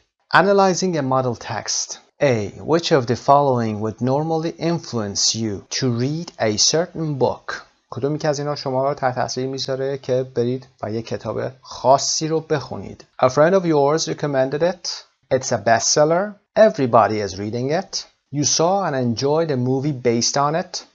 You were told to read it at school. You read a good review of it. خب مشخصه، توضیح خاصی نیاز نداره. کسی به شما پیشنهاد کرده، bestseller هستش و یا خودتون خوندید یا فیلمی بر اساس اون دیدید و اینکه در مدرسه به شما گفته شده you were told to read it و you read a good review of it که یک ریویو، یک نقد خوبی رو از این خوندید. Part B. Read this newspaper book review. In which paragraph do you find the following information? Write 1 to 4 in the boxes or DS if the review doesn't say. DS for doesn't say. Does the review make you want to read the book? Okay. قبل از اینکه این قسمت رو انجام بدیم، بریم با هم متن رو بخونیم. The girl who played with fire. The Girl Who Played with Fire is the second novel in the Millennium Trilogy by Swedish writer Stig Larsson. خب بدید اسم کتاب هست The Girl Who Played with Fire و second novel هست، رمان دومه. In the Millennium Trilogy. Trilogy به معنای سگانه هست، سه بخشی هست، حالا میتونه فیلم باشه یا یه سری کتاب بخواد باشه، در 3 قسمت تولید میشه. رمان سه بخشی هزاره هست. میلنیوم به هزاره برمیگرده، همونطور که سنچری به 100 و 100 برمیگرده و دکید به دهه برمیگرده. میلنیوم معنای هزاره هست. A thriller set in modern day Sweden. It immediately became an international bestseller. thriller به یک رمان یا فیلم هیجان انگیز میگن. Set in modern day Sweden در روزهای اخیر یا در روزهای مدرن امروزه سوئد این موضوع اتفاق میفته. It immediately دوباره به کتاب برمیگرده. بلافاصله یک کتاب پرفروش بین‌المللی شد. خب یه توضیحی اول داده که این کتاب چه کتابی هست. معرفیش کرده. کی نوشته؟ The writer و سبکش a thriller و کجا و چه اتفاقی براش افتاده. Became an international bestseller. Paragraph 2. In this book, the same main characters from the first book reappear. Journalist Mikhail Blomqvist and the extraordinary girl Lisbeth Salander, a freelance investigator. در این کتاب کاراکترهای مشابهه که در کتاب اول بودند ریاپیر میشن، دوباره ایفای نقش میکنن، میبینیمشون. میکایل بلومکویست خبرنگار و دختر فوق‌العاده لیزبث سالاندر که فریلنس اینوستیگیتور هست. فریلنس که میدونید به صورت خصوصی و آزاد هست و فریلنس اینوستیگیتور کارآگاه خصوصی میتونه باشه. This time Lisbeth herself becomes the suspect of a triple murder. این بار خود لیزبث میشه ساسپکت یک تریپل مردر میشه. تریپل مردر یعنی یک قتل 3 نفره، قتلی که در اون 3 نفر کشته میشن. مظنون این قتل میشه 3 people are shot on the same day and her fingerprints are found on the murder weapon. 3 نفر در یک روز کشته میشن و اثر انگشت‌های اون روی weapon یعنی سلاح قتل یا قتال پیدا میشه. She goes quickly into hiding. She goes quickly into hiding یعنی بلافاصله میره مخفی میشه. To go into hiding مخفی شدن. And Mikhail, whose life she saved in the previous book, is determined to prove her innocence. و میکائیل whose life she saved که این خانوم زندگیش رو نجات میده. whose رو که میدونید اینجا نقشش چی هست؟ relative pronoun هست و در کتاب قبلی زندگیش رو میاد نجات میده. is determined مصمم میشه تا اینوسنس این خانم رو بیاد ثابت بکنه. اینوسنس یعنی بیگناهی. Devastated by the fact that 2 of the murder victims were colleagues of his, but convinced that Elizabeth cannot possibly have been involved, he works first on his own and then with the police to discover what really happened. ساختاری که ما در این درس در گرامر یعنی صفحه بعد کار خواهیم کرد همین نوع ساختار هست. Devastated by the fact that این ساختار عبارت وصفی هست. اون که با این حقیقت که 2 تا از قربانی های این قتل از دوستاش و همکاراش بودن devastated هست، ناامید هست، اما مطمئنه که لیزبث نمیتونه در این موضوع نقش داشته باشه یا نمیتونسته نقش داشته باشه. cannot possibly have been involved رو این هم در گرامر درس قبلمون خوندیم. he works first on his own خودش اول به تنهایی کار میکنه و بعد با پلیس که بیاد کشف بکنه که واقعا چه اتفاقی افتاد. Meanwhile, Lisbeth, carefully keeping out of everyone's sight, is making her own investigations. Meanwhile, در همین حال، در همین حین یا ضمناً at the same time. Meanwhile, Lisbeth که خودشو کاملا از دید دیگران یا همه مخفی نگه داشته، sight بینش هست، بینایی هست، is making her own investigations داره تحقیقات خودش رو هم انجام میده. خب این بادی کل موضوع رو میاد توضیح میده. در قسمت اول یه باکسی وجود داره که اونجا توضیح میده و میگه without giving away the whole story. اونجا همه داستان رو میگه شما نباید توضیح بدید و آخر داستان رو توضیح ندید. که ما اینجا این کار رو میبینیم که انجام نداده و بسیار عالی توضیح داده. در پاراگراف بعد the great strength of this book پاراگراف بعدی رو شروع میکنه و حالا دیگه نقدش رو داره میگه. قدرت مهم و اساسی این کتاب and what makes Larson's books so different from other recent detective fiction and thrillers is the character of Lisbeth. قدرت اصلی این کتاب و آنچه که کتاب لارسن رو از کتاب‌های دیگه‌ای که اخیراً در بحث دیتکتیو فیکشن یعنی کارگاهی تخیلی و تھریلرز و کتاب‌هایی که هیجان انگیز هستن مجزا میکنه، متفاوت میکنه، کاراکتر شخصیت لیزبث هست. Most famous fictional detectives or investigators tend to be either middle-aged policemen with marital problems, female forensic scientists, or middle-aged male intellectuals. اغلب کارآگاه‌های تخیلی مشهور یا اینوستیگیتورها، حالا بازرسا، بازپرسا tend to be either middle aged و شروع میکنه میگه tend to be معمولاً به این شکل هستن، حالا یا middle aged policemen هستن، پلیسای میان سال هستن با marital problems که مشکلات خانوادگی دارن. female forensic scientist، forensic مربوط به موضوعات قانونی میشه، پزشک قانونی و غیره میشه. female forensic scientist یعنی یک دانشمندی که مربوط به مسائل پزشک قانونی هست. female هم که میدونید چی هست. or middle aged male intellectual به کسی که متفکر هست گفته میشه و یا میان سالهای مذکری هستن که متفکر هستن. حالا Lisbeth however is a young slightly autistic girl from a broken home who is also a computer genius. اگرچه لیزبث یک جوانی هست که slightly autistic اندکی آتیستیکه، یعنی اون حالت بیماری اوتیسم داره. autistic girl یه دختری که اوتیسم داره. as a broken home به معنای خانواده‌ای که نابسامان هست در اثر طلاق. broken home who is also a computer genius دوباره ضمیر موصولی استفاده میکنه و میگه و همچنین یک نابغه کامپیوتر هست. she is an intriguing character and in this book we find out a lot more about her, among other things who her father is and why she spent her teenage years in a psychiatric hospital. She's an intriguing character. Intriguing رو کار کردیم در درس قبلی که در مورد صفت‌های یک بوک یا رمان و یا فیلم بود. اینجا هم میگیم کنجکاو برانگیز هست یا کنجکاوی برانگیز هست. شخصیتش به این شکل هست در مورد لیزبث میگه و در این کتاب چیزهای زیادی در موردش متوجه میشیم. Among other things در مورد چیزهای دیگه‌ای که یاد گرفتیم علاوه بر اون who her father is که پدرش کیه، یک سوال غیر مستقیم. who her father is و why she spent her teenage years و اینکه چرا اون سالهای نوجوانی خودش رو در یک بیمارستان روانی سپری کرده. why she spent هم یک سوال indirect هست، پرسیده میشه. My only criticism of the novel would be that the early subplot about Grenada is not very relevant and could have been cut. تنها انتقاد من در مورد این ناول میتونه این early subplot باشه. early subplot وقتی که قرار باشه که یک تنشی رو از روی یک موضوع داستانی کتاب یا یک فیلمی بخوان کم بکنن، یک پلات دیگه رو اضافه میکنن که حالا ممکنه که به معرفی شخصی یا معرفی موضوع یا چیزی باشه. که از این قسمت سابپلاتی که در مورد گرنادا میاد از اون منتقد هستم که is not very relevant که خیلی در ارتباط با موضوع نیست و could have been cut. این ساختار هم ساختار گرامریه، حتما خوندید و میدونید could have been cut میتونسته حذف بشه. و پاراگراف آخر رو که میره برای نتیجه گیری. حالا این نتیجه گیری یا بر اساس تکرار موضوع اصلی در مقدمه است، چون که شما در قالب نظر شخصی خودتون میایید نتیجه رو اعلام میکنید. و نکته دیگه که در اینجا بگیم این که یک ساختار گرامری رو هم استفاده کرده که در درس‌های گذشته با هم کار کردیم. Not only is this a complex and absolutely gripping novel، این ساختار رو حتما یادتون میاد. این ناول نه تنها یک ناولی هست یا رمانی هستش که پیچیده و خیلی gripping هست. gripping یعنی که جذاب و جالب هست.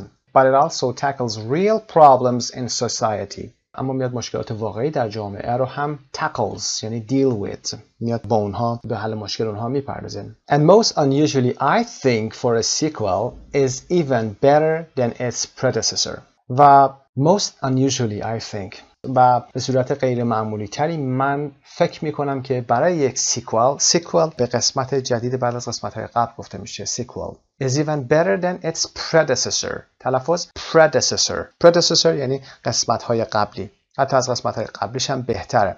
معمولا سیکوالا که میان قسمت های آخر دیگه خوب در نمیاد، اما برای این موضوع for a sequel is even better than its یعنی همین مجموعه predecessor قسمت های قبلیش. For all lovers of crime novels and thrillers, the Millennium Trilogy is a must. Millennium Trilogy برای همه عاشقان رمان‌های جنایی و thrillers که هیجان انگیز هستن is a must. یعنی یه چیزی هست که باید بخونن. خب این متن رو با هم خوندیم، نکاتش رو هم گفتیم که اینجا هم در نتیجه میاد نظر خودش رو میگه. بریم قسمت B رو با هم انجام بدیم. The strong points of the book is in paragraph 3. The basic outline of the plot, paragraph 2. What happens in the end, doesn't say. Where and when the story is set, in paragraph 1. The weakness of the book, in paragraph 3. Whether the reviewer recommends the book or not. پیشنهاد میکنه یا نه. Paragraph 4 has how good the English translation is. No, doesn't say. Who the author is, paragraph 1. Who the main characters are, in paragraph 2. How much the book costs, doesn't say. Who the book is suitable for, in paragraph 4. پس اینها رو مشخص میکنید و ببینید که یه نمونه از ریویو رو دیدید، در هر پاراگراف چه چیزهایی رو میاریم قرار میدیم و میتونید جمله‌های خودتون رو آروم آروم بس بدید و یک مقاله خوب، یه ریویو خوب بنویسید. در قسمت پایین یه باکس هست. When writing a book or movie review, give your reader a brief idea of the plot. Without giving away the whole story, try to make your description as concise as possible to leave you space to give your own opinion. وقتی که دارید یک book or movie review می نویسید، به خواننده های خودتون یک brief idea بدید، یعنی یک ایده مختصری of the plot بدید، از موضوع، بدون اینکه کل داستان رو از اول تا آخر بیان کنید. سعی کنید که descriptionتون رو as concise as possible بسازید، یعنی مختصر و مفید تا جایی که میتونید بنویسید. As concise as possible to leave you space to give your own opinion، که به شما فضای نوشتن نظر خودتون و opinion خودتون رو هم بده. خب بریم قسمت C, page 109. Look at these extracts from the second paragraph. Which words did the author leave out to make it more concise? Then read the rules for participle clauses to check. گزیده هایی که در قسمت پایین اومده، این هایی که متن که استخراج شده از پاراگراف دوم همین متن خودمون هست، ریویو هست. ببینید چه کلمه هایی رو author یا نویسنده leave out کرده، یعنی برداشته و means not included، نیاورده در متن، و ببینید که چه کار کرده تا این جمله ها رو concise بکنم، توی که در قسمت قبل توضیح دادیم مختصر و مفید بکنه. Then read the rules for participle clauses to check. قسمت پایینم که رولزشو می‌بینیم. Because he is devastated by the fact that two of the murder victims were colleagues of his. اونجا در متن دیدیم که devastated با حرف دی بزرگ، یعنی اول جمله داشتیم devastated by the fact that. Because he is رو نیاوردیم. بنابراین ما اینجا اینا رو leave out کردیم، حذف کردیم. We didn't include them تا متنمون کوچیک‌تر بشه. و در این قسمت میگه but he is convinced that Lisbeth. اما در متن گفته میشه but convinced that he isش حذف شده بوده. در این قسمت meanwhile Lisbeth who is carefully keeping out of everyone's sight. who is رو در متن ما نداشتیم. meanwhile Lisbeth carefully keeping out of everyone's sight و ادامه جمله. بریم ببینیم قسمت پایین رو. پس در قسمت بالا پاسخ رو هم بگیم. Because he is اضافه بوده، اونجا حذفش کرده بودیم. And who is have been left out، اونها حذف شده بودن. Participle clauses. Participle clauses عبارتهای وصفی هستند. The writer uses participles devastated, convinced, keeping instead of a subject plus verb. Past participles replace verbs in the passive and present participles ing forms. Replace verbs in the active. نکته در اینجاست. در ساختار مجهول past participle جای verb رو میگیره، مثل devastated, convinced به این شکل، و در present participles جای فعل active رو میگیره، یعنی حالت ing، مثل keeping. The subject of the clause is usually the same as the subject of the main clause. Participle clauses can be used. در این قسمت دو نکته رو میگیم. Instead of a conjunction، مثل به جای حرف ربط یا کلمات ربط after, as, when, because, although, etc. plus subject plus verb. For example, devastated by the fact. به جای اینکه بگیم because he is devastated، ببینید این ساختار conjunction به علاوه he که subject هست، به علاوه verb و ادامه جمله میگیم because he is devastated. این رو عوض میکنیم و ساده ترش میکنیم و میگیم devastated by the fact. از participleش استفاده کردیم. و instead of a relative clause، به جای یک relative clause مثل carefully keeping instead of who is carefully keeping، یک عبارت موصولی رو اینجا ما به جاش این ساختار آوردیم. carefully keeping، نگفتیم who is carefully keeping و کوتاه ترش کردیم. ساختار رو یه خورده فرمال ترش هم کردیم. خب برای اینکه بیشتر متوجه بشیم بریم قسمت پایین، یه سری تمرین هست اونها رو انجام میدیم. Part D, rewrite the highlighted phrases to make them more concise using participle clauses. عبارات وصفی رو در جمله‌های زیر اعمال بکنید و ببینید که میتونید جمله‌ها رو مختصر و مفیدتر کنید یا نه. قبل از اینکه پاسخ‌ها رو ببینید حتما در کتابتون متن رو بخونید، ببینید چطور میتونید اینها رو ساده تر کنید، از حالت ing و یا از حالت past participle ed باشه استفاده کنید در جمله‌های مجهول ed، و یا اینکه حالا حالت past participleش و اینکه در جمله‌های معلوم از حالت ing استفاده بکنید. خب با هم می‌بینیم as she believes him to be the murderer, Anya is absolutely terrified. از اونجایی که اون خانم معتقد هست، اطمینان داره که اون مرد the murderer هست، باید قاتل باشه، آنیا is absolutely terrified، واقعا وحشت زده هست. Simon who realizes that the police are after him. Simon که ضمیر موصولی هست که متوجه میشه که پلیس به دنبالش هست.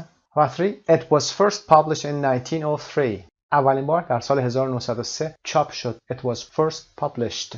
4. It is set during World War I. این موضوع در جنگ جهانی دوم اتفاق میفته. Number 5. When he hears the shot. وقتی که صدای گلوله رو میشنوه یا شلیک رو میشنوه. پاسخ رو ببینید. ساختار as she believes him to be the murderer تبدیل میشه believing him to be the murderer. اون که میدونه یا اعتقاد به این داره که اون مرد قاتل هست.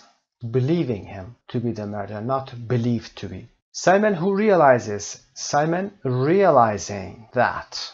Simon که متوجه میشه میگیم Simon realizing. It was first published. First published دیگه it was رو حذف میکنیم. It is set during. و when he hears the shot. Hearing the shot. با شنیدن صدای شلیک. Hearing the shot. Not when he hears the shot. خب بریم برای قسمت بعد. E. Underline the adverbs of degree in these phrases from the review. Adverbs of degree رو با هم bibinin. What effect do they have on the adjectives? چه تأثیری روی adjectives یا صفت‌ها دارن؟ Lisbeth, however, is a young, slightly autistic girl from a broken home. Lisbeth, اگرچه is a young, یک دختر جوان slightly autistic, slightly قیدی که آورده شده کم میکنه. اندکی. قبلا گفتیم slightly معادل a little هست, a bit هست, اما slightly یه مقدار رسمی تره. یک مقدار رسمی تره به معنای اندکی. اندکی. a little یعنی یه ذره. a bit یعنی یه ذره. Slightly autistic girl. دختری که اندکی یا مقداری autistic هست که از یک broken home هست. Not only is this a complex and absolutely gripping novel. Absolutely میبره بالا. صفت رو قدرت میبخشه. A gripping novel. Absolutely gripping novel. یک رمان جذاب و جالبه. خب پاسخ هم ببینید. Slightly reduces the strength of the adjective and absolutely increases it. افزایشش میده. Part F. Use your instinct. Cross out any adverbs that don't fit in these sentences. Check if all are possible. خب از غریزتون استفاده بکنید و ببینید که قیدهایی که اینجا فیت نمیشن و اضافه هستن رو کراس اوت بکنید. اگر همشون پاسیبل هستن که چک بذارید. خب number 1. My only criticism is that the plot is somewhat, slightly, a little implausible. تنها کریتیسیزم من، انتقاد من این هستش که موضوع داستان یا فیلمنامه ما somewhat تا حدودی slightly اندکی a little مقداری implausible هست، قابل باور نیست. خب اینها همشون در یک سطح هستن و قابل قبول هستن. So check. All of them are possible. Number 2. The last chapter is really or very or absolutely fascinating. Fascinating is a strong adjective. You know that. Fascinating cannot come with very.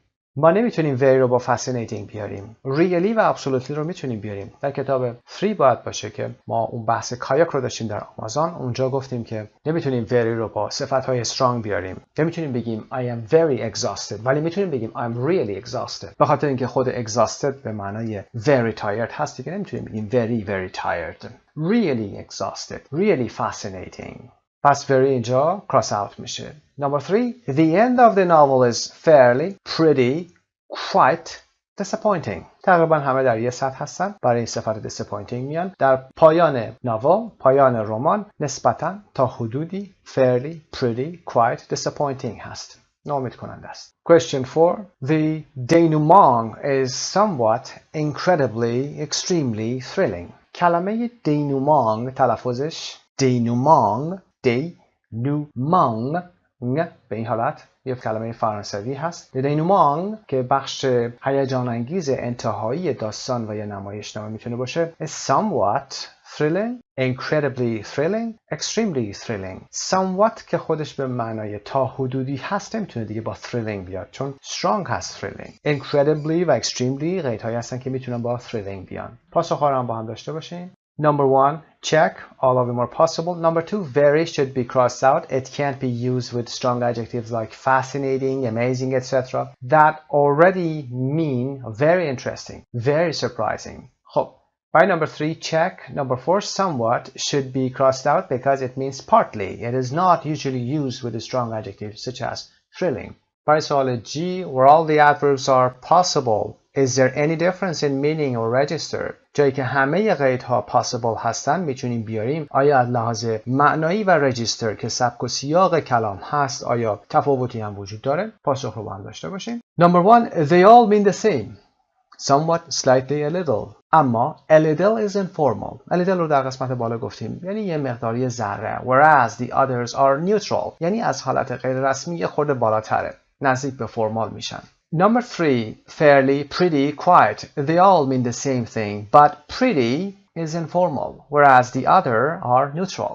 Pretty یه خورده غیر رسمی هست در حالی که whereas the others are neutral. بقیه حالت نیوترال دارن یا نزدیک به رسمی هستن، فرمال هستن. خب از اینجا میتونیم برگردیم به متن درس اصلیمون، اما planning what to write هست یه نگاهی داشته باشیم، یه توضیح مختصری هم بدیم.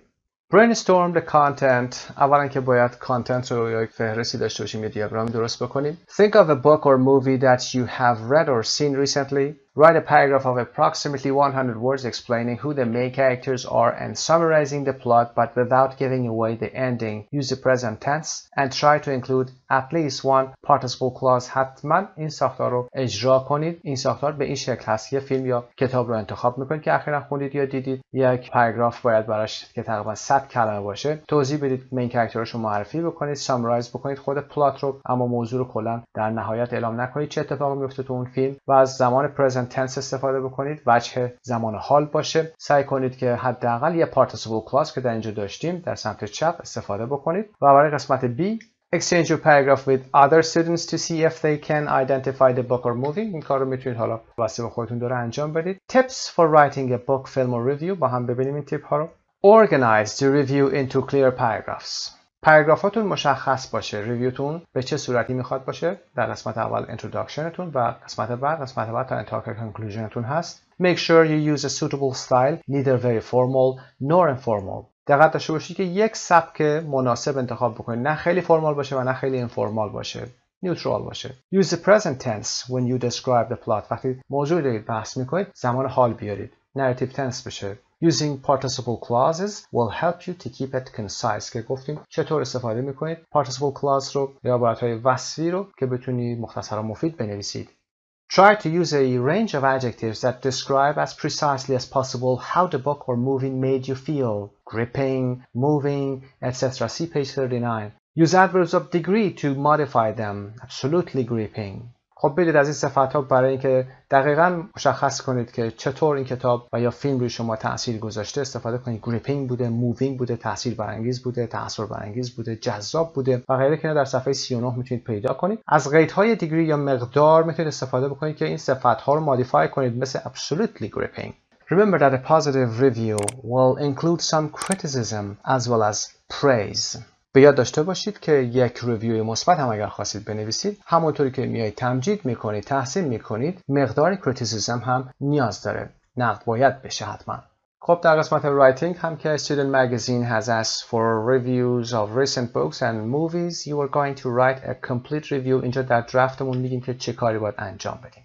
Draft your review. It should be approximately 250 words. یک پیشنویسی از ریویومون تهیه میکنیم. حداقل باید 250 کلمه شما در نظر بگیرید. اینجا approximately رو میگه تقریبا. در پاراگراف 1 مون the title of the book or movie and the author or director, where and when it is set. نویسنده‌اش یا کارگردانش اگر فیلم هستش و اینکه کجا و چه زمانی این ست شده یا اتفاق افتاده. در پاراگراف 2 the plot. خود موضوع رو میگید including information about the main characters. اون وقت کاراکتر اصلی هم توضیح میدید. پاراگراف 3 what you liked and any criticism you may have. در پاراگراف 3 آنچه که شما خوشتون اومده و اگر کریتیسیزمی که داشته باشید رو بیان میکنید. پاراگراف 4 هم مثل همیشه summary of your opinion and a recommendation. مثل همه متنایی که داشتیم یک اپینین و یا یک ریکامندیشن هم میدید، پیشنهاد هم میدید که چطور میتونسته باشه. و بعد از درافتمون میایم ادیت میکنیم the review, making sure you've covered all the main points and making sure it is the right length. خب مطمئن بشید که تمام این موضوعات رو کاور کردید و اینکه 250 کلمه حتما باشه و بیاید این رو تایپش کنید و اگر ایراد خاصی هم داره چکش بکنید که در قسمت چک میبینید این رو. Check the review for mistakes in grammar, spelling, punctuation and register. حتما یه نگاه کلی داشته باشید. ایراد گرامری نداشته باشه، ایراد نگارشی نداشته باشه، پانکچویشن ها سر جاشون باشن و رجیسترشون یا سبک و سیاقش هم رعایت شده باشه. برای چه خواننده‌ای در نظر گرفته شده. خسته نباشید. به نام خدا، فرامرزی هستم با دروس امریکن انگلیش فایل سطح 5 Unit 3 and 4 Review and Check. مروری بر درس‌های 3 و 4 خواهیم داشت. گرامر، وکب رو کار می‌کنیم. یه listening هم خواهیم داشت و یه reading. برای قسمت اول گرامر رو میریم شروع میکنیم با هم. خب پاسخ‌ها رو سمت راست قرار میدیم براتون. A. Right or wrong. Correct the mistakes in the highlighted phrases. خب فریز هایی که در قسمت پایین اومدن و هایلایت شدن باید ببینیم که میستیک دارن، میستیک هاشون رو برطرف بکنیم اگر ایراد داشته باشه. Question 1. Not only we saw the sights in New York, we also managed to do some shopping as well. خب این ساختار رو گفتیم ساختار اینورژن هست برای اضافه کردن تأکید adding emphasis که یه خورده ساختار تغییر میکنه. اینورژن میشه گفتیم که وارونگی هست در گرامر رو گفتیم. پاسخ صحیح ما به این شکل نیست. Not only we saw the sights, not only did که گذشته رو میاره و بعد از did ما ساختار یک جمله مثبت رو داریم. Not only did we see the sights in New York و ادامه جمله. Dave is incredibly late, isn't he? I think he might get lost. خب میخوایم دیداکشن رو کار بکنیم و بگیم که دیو خیلی دیر کرده. درسته یا طور باور نکردنی دیر کرده. I think he might get lost. اگر این جمله رو فکر کنیم که صحیح هست به این معناست. فکر میکنم ممکنه گم بشه. Get lost. He might get lost. ولی اگر میخوایم به گذشته اشاره کنیم که باید اینجا به گذشته اشاره کنیم. چرا؟ چون میگیم که he's late or so late or he's incredibly late. He might have gotten lost. باید یا احتمالاً باید گم شده باشه. He might have gotten lost.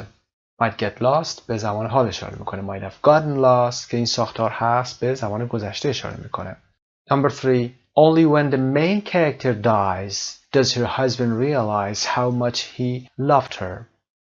خب این ساختار صحیح هست از اینورژن. فقط وقتی که the main character میمیره، شخصیت اصلی میمیره، اون موقع هست که شوهر اون خانوم متوجه میشه که چقدر اون رو دوست داشته. Number 4. The waiter didn't probably notice that they had left without paying. The waiter didn't probably notice. این رو در گرامر هم گفتیم ظاهرا جمله درست هست اما در واقع grammatically the sentence is wrong because we have probably. probably رو به این شکل گفتیم. حالا البته بحث فقط محدود به probably نمیشه. certainly داریم و قیدهای دیگه هستن که مثل definitely. اینها وقتی که با کمکی منفی میان، حالا اینجا did آورده، میتونه will باشه، میتونه have باشه، اما منفیشون باشه won't, haven't و یا hasn't. وقتی میان دیگه اون ساختار جمله مثبت رو ندارن و probably باید قبل از فعل کمکی قرار بگیره. بنابراین پاسخ صحیح ما میشه The waiter probably didn't notice. Probably didn't, not didn't probably. اما جمله مثبتش میتونست به این شکل باشه The waiter probably noticed. Probably noticed. اما وقتی فعل کمکی اومد ما فعل کمکی رو بعد از این قرار بدیم. The waiter didn't certainly notice. The waiter didn't definitely notice that they had left without paying. خب بریم برای قسمت بعد. Number 5. Basic, I think she still hasn't gotten over the breakup of her marriage. Basic. خب basic مشخصه که اشتباه است. Basic یک adjective هست. بعد بگیم basically. اساساً، از پایه. اساساً فکر میکنم که اون هنوز و روی مسئله breakup ازدواجش یعنی جداییش هنوز فائق نیومده، کنار نیومده. Basically, I think. Number 6. I think it's unlikely that I will be given a work permit. فکر میکنم احتمالش خیلی کم باشه که به من اجازه کار داده بشه. It is unlikely. این ساختار کاملا درسته. Number 7. We have interviewed all 3 candidates and all we think that Joe is the most suitable person for the position. خب ما با همه مصاحبه کردیم، با هر 3 تا candidates مصاحبه کردیم و all in all پاسخ صحیحمان هست. وقتی داریم جمع بندی میکنیم به صورت کلی، به طور کل. Not all of all. The answer is all in all. Number 8. What a wonderful smell. Somebody must bake some bread.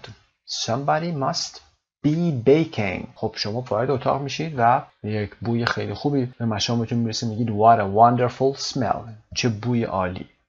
یکی احتمالاً داره baking some bread، داره نون میپزه. Somebody must be baking. ing رو باید بیارید و بنابراین be هم نیاز دارید. Must be baking. Number 9. You definitely won't pass your driving test if you drive that fast. اگه اینطوری تون بخوای رانندگی بکنید you definitely won't or you won't definitely pass. So the answer is you won't. So the phrase is right. Okay? You definitely won't. Not you won't definitely. We talked about this in question 4 and then we said that definitely is an adverb like a certainly or probably and it comes before the auxiliary when the auxiliary is a negative one. You definitely won't pass. You certainly won't pass. You absolutely won't pass your driving test. مطمئناً پاس نخواهید کرد. قبول نخواهید شد. اما number 10. I called you yesterday. You should have got a message. You should have got a message or you should have gotten. You should have got talks about present. You should have gotten talks about the past. So دیروز بهت زنگ زدم. باید یه پیامی گرفته باشی. You should have gotten. خب میریم برای قسمت بعد. سایت مجموعه زبان ایرانی. Part B, complete with the verb in parentheses in the right form. She's unlikely, بعد از unlikely, to arrive before 7. احتمالش کمه که اون تا قبل از ساعت 7 برسه. To arrive. Not until all the guests had gone, we were able to sit down and rest. Not until all the guests had gone. We were able to sit down and rest. ما فقط زمانی تونستیم بشینیم و استراحت بکنیم که مهمانا همه رفته بودند. We were able. Number 3. Maria is bound to have heard the news or Maria is sure to have heard the news. bound گفتیم و sure هر دو میتونه اینجا قرار بگیره و اینها adjective هستن. ساختارشون هم به این شکل هست که بعد از این ما bound to or be bound or be sure plus infinitive داریم که بگیم احتمال وقوع چیزی وجود داره، احتمال انجام چیزی وجود داره. Maria is bound to have heard. Maria is sure to have heard the news. Everybody was talking about it yesterday. همه دیروز داشتن در مورد این صحبت میکردن. پس Maria هم حتما شنیده. اما ساختار بعدی ما no sooner هست که در بالا هم یه اشاره کردیم. inversion رو گفتیم. inversion هست برای اضافه کردن تاکید هست. No sooner number 4 had they gotten از past perfect استفاده بکنیم و یا did they get No sooner had they gotten و یا no sooner did they get married than James lost his job. No sooner برای inversion استفاده میشه برای تاکید و ساختار فرمالی هست که معادلش as soon as که این فرمالش هست. خب میتونیم بجاش بگیم as soon as they had gotten married or as soon as they got married James lost his job. به محض اینکه اونها ازدواج کردن جین شغلش رو از دست داد. اما برای تاکید گفتیم که این ساختار استفاده می‌کنیم و با no sooner هم میگیم no sooner had they gotten یعنی ساختار رو برمیگردونیم و no sooner did they get یادتون باشه که get رو باید به صورت ساده بیارید و چون با دید آوردیم و ساختار بعدش یه then هم داره اینجا. Number 5. Never had I seen such a wonderful view.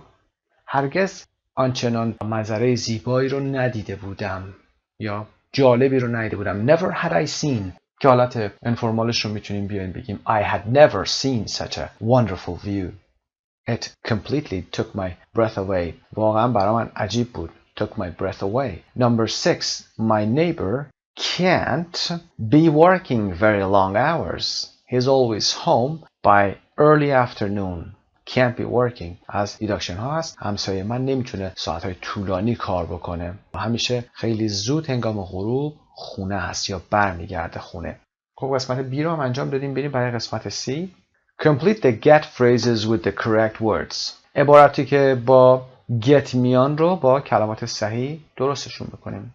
My wife wants me to get rid of my old motorcycle because it's taking up room in the garage. خانمم میخواد که از من میخواد که wants me از کسی خواستن object رو بعدش میاریم بعد از فعل want. اگر خواستیم از کسی چیزی رو بخوایم wants me to get rid R-I-D به این شکل نوشته میشه حتما یادتون باشه. get rid of my old motorcycle که از دست موتورسایکل قدیمیم خلاص بشم یعنی دور بندازمش به خاطر اینکه it is taking up یعنی داره اشغال میکنه. room in the garage داره فضا اشغال میکنه.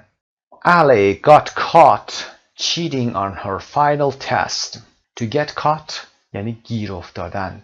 علی got caught قسمت سوم هست. دوم و سوم البته به یه شکل هستن. catch caught cheating تقلب کردن on her final test در امتحان نهاییش. so her teacher failed her from the class. برای معلمش هم اونو از کلاس محروم کرد. Number 3, she seems unfriendly but once you get to know her you'll like her. She seems unfriendly. به نظر مهربون نمیرسه. But once you get to know her well. اما زمانی که شما اونو خوب بشناسی باش آشنا بشی you will like her. ازش خوشتون خواهد اومد. Number 4, I don't think Keith will ever get around to cleaning his room on his own. فکر نمی کنم کیف اصلا برسه که اتاقش رو تمیز بکنه. البته به تنهایی. Will ever get around to یعنی برسه به این کار. His mother always cleaned it for him. مادرش همیشه اتاقش رو تمیز کرده. Number 5, Juan needs to get over Maria. لازمه که Juan get over Maria بکنه. یعنی دیگه ناراحت نباشه. کنار بیاد با ماریا. It's been 3 years since they've broken up. 3 ساله که اونا از هم جدا شدن. با این مسئله باید کنار بیاد. To get over something or somebody. Vocabulary. A. Complete the missing words. Number 1. The play was so slow-paced that I lost interest and fell asleep in the first act. نمایشنامه اونقدر کند پیش میرفت. slow-paced بود. pace گفتیم که گام هست. slow-paced متضادش میتونه fast-paced باشه. که من I lost interest. اصلا علاقه‌مو از دست دادم و and fell asleep in the first act. در قسمت اول نمایش به خواب رفتم. Number 2, Carlos is unemployed and found a documentary about the tough job market depressing. کارلوس هم که اینجا unemployed شده بیکار است و داکیومنتری که در مورد tough job market هستش رو depressing میبینه. Depressing means something that makes you unhappy. Number 3, Haruki Murakami's books are so gripping. Grip یعنی گرفتن. Gripping. I have a hard time putting them down. Gripping یعنی absorbing. جذبتون میکنه. Annie thought there was an intriguing possibility that the detective in the movie was actually the criminal. Intriguing گفتیم از کنجکاوی و میستریز بودن چیزی میاد. انی به این فکر کرد که there was an intriguing possibility. امکان خیلی رازگونه یا معماگونه وجود داشتش که خود دیتکتیو یا کاراگاه فیلم در واقع کریمینال باشه یا جنایتکار باشه. The story was so haunting that I could not stop thinking about it. داستانه خیلی haunting بوده یعنی last forever or last for a long time. long lasting بوده و haunting دقت داشته باشید H-A-U-N-T-I-N-G هست. adjective خیلی haunting بوده به یادم میمونه that I could not stop thinking about it که نمیتونستم دست از فکر کردن به اون داستان بردارم. Part B, complete the verbs in the past simple. Number 1, Mabel slammed the door and walked off angrily. وقتی در رو محکم ببندی صدای بنگی هم ازش بیاد اون حالت در رو بستن میگیم slam. Maybe slammed the door. در رو محکم به هم کوبید و با عصبانیت دور شد از اونجا راه رفت و دور شد. Number 2, Thanks darling. She whispered softly in his ear. Whisper یعنی زمزمه کردن آروم صحبت کردن. Thanks darling. متشکرم عزیزم. اون به آرامی در گوش اون این رو whisper کرد زمزمه کرد. Whisper W-H هست. Number 3, He whistled a happy tune as he walked down the street. اون در حالی که در خیابون داشت راه میرفت a happy tune رو whistle کرد یعنی یک آهنگ شادی رو سوت میزد و میرفت. Number 4, I'm afraid it's too late, she sighed. Maybe another time. متاسفم خیلی دیر شده. She sighed یعنی با آه این رو گفت. Maybe another time. شاید یه وقت دیگه بشه. Number 5, the wind was so strong that the windows rattled. Rattle گفتیم که صدای تلخ تلخ هست. باد اینقدر شدید بود که پنجره ها میلرزیدن یا لرزیدن. Number 6, the brakes screeched and the car stopped just in time. Screech, double E, screech یعنی ترمزها صدای جیغ شدیدی دادن و the car stopped just in time و ماشینم درست به موقع توقف کرد. Part C, write the words for the definitions. کلمه هایی که باید برای definition ها بیاد در سمت راست هم قرار دادیم یه توضیح هم میدیم. Number 1, noun and verb هم اسم هم فعله. To make short, light, regular, repeated sounds. صدایی که repeated هست، تکراری هست، پشت هم منظم تکرار میشه. صدای خیلی خفیفی هست و کوتاه هست، مثل tick. The clock was ticking. Number 2, noun and verb of liquid. مربوط به مایع میشه. Liquid. To fall in small drops. وقتی که در قطره‌های کوچیک یا به قطره‌های کوچیک میفته فعلش میشه drip. Drip. The faucet is dripping or the tap is dripping. شیر داره چکه میکنه. Number 3, noun هست. Polite conversation about ordinary or unimportant subjects. Small talk. Let's have a small talk. یعنی بیا یه گپی بزنیم. Number 4, adjective هست. Something that makes you think.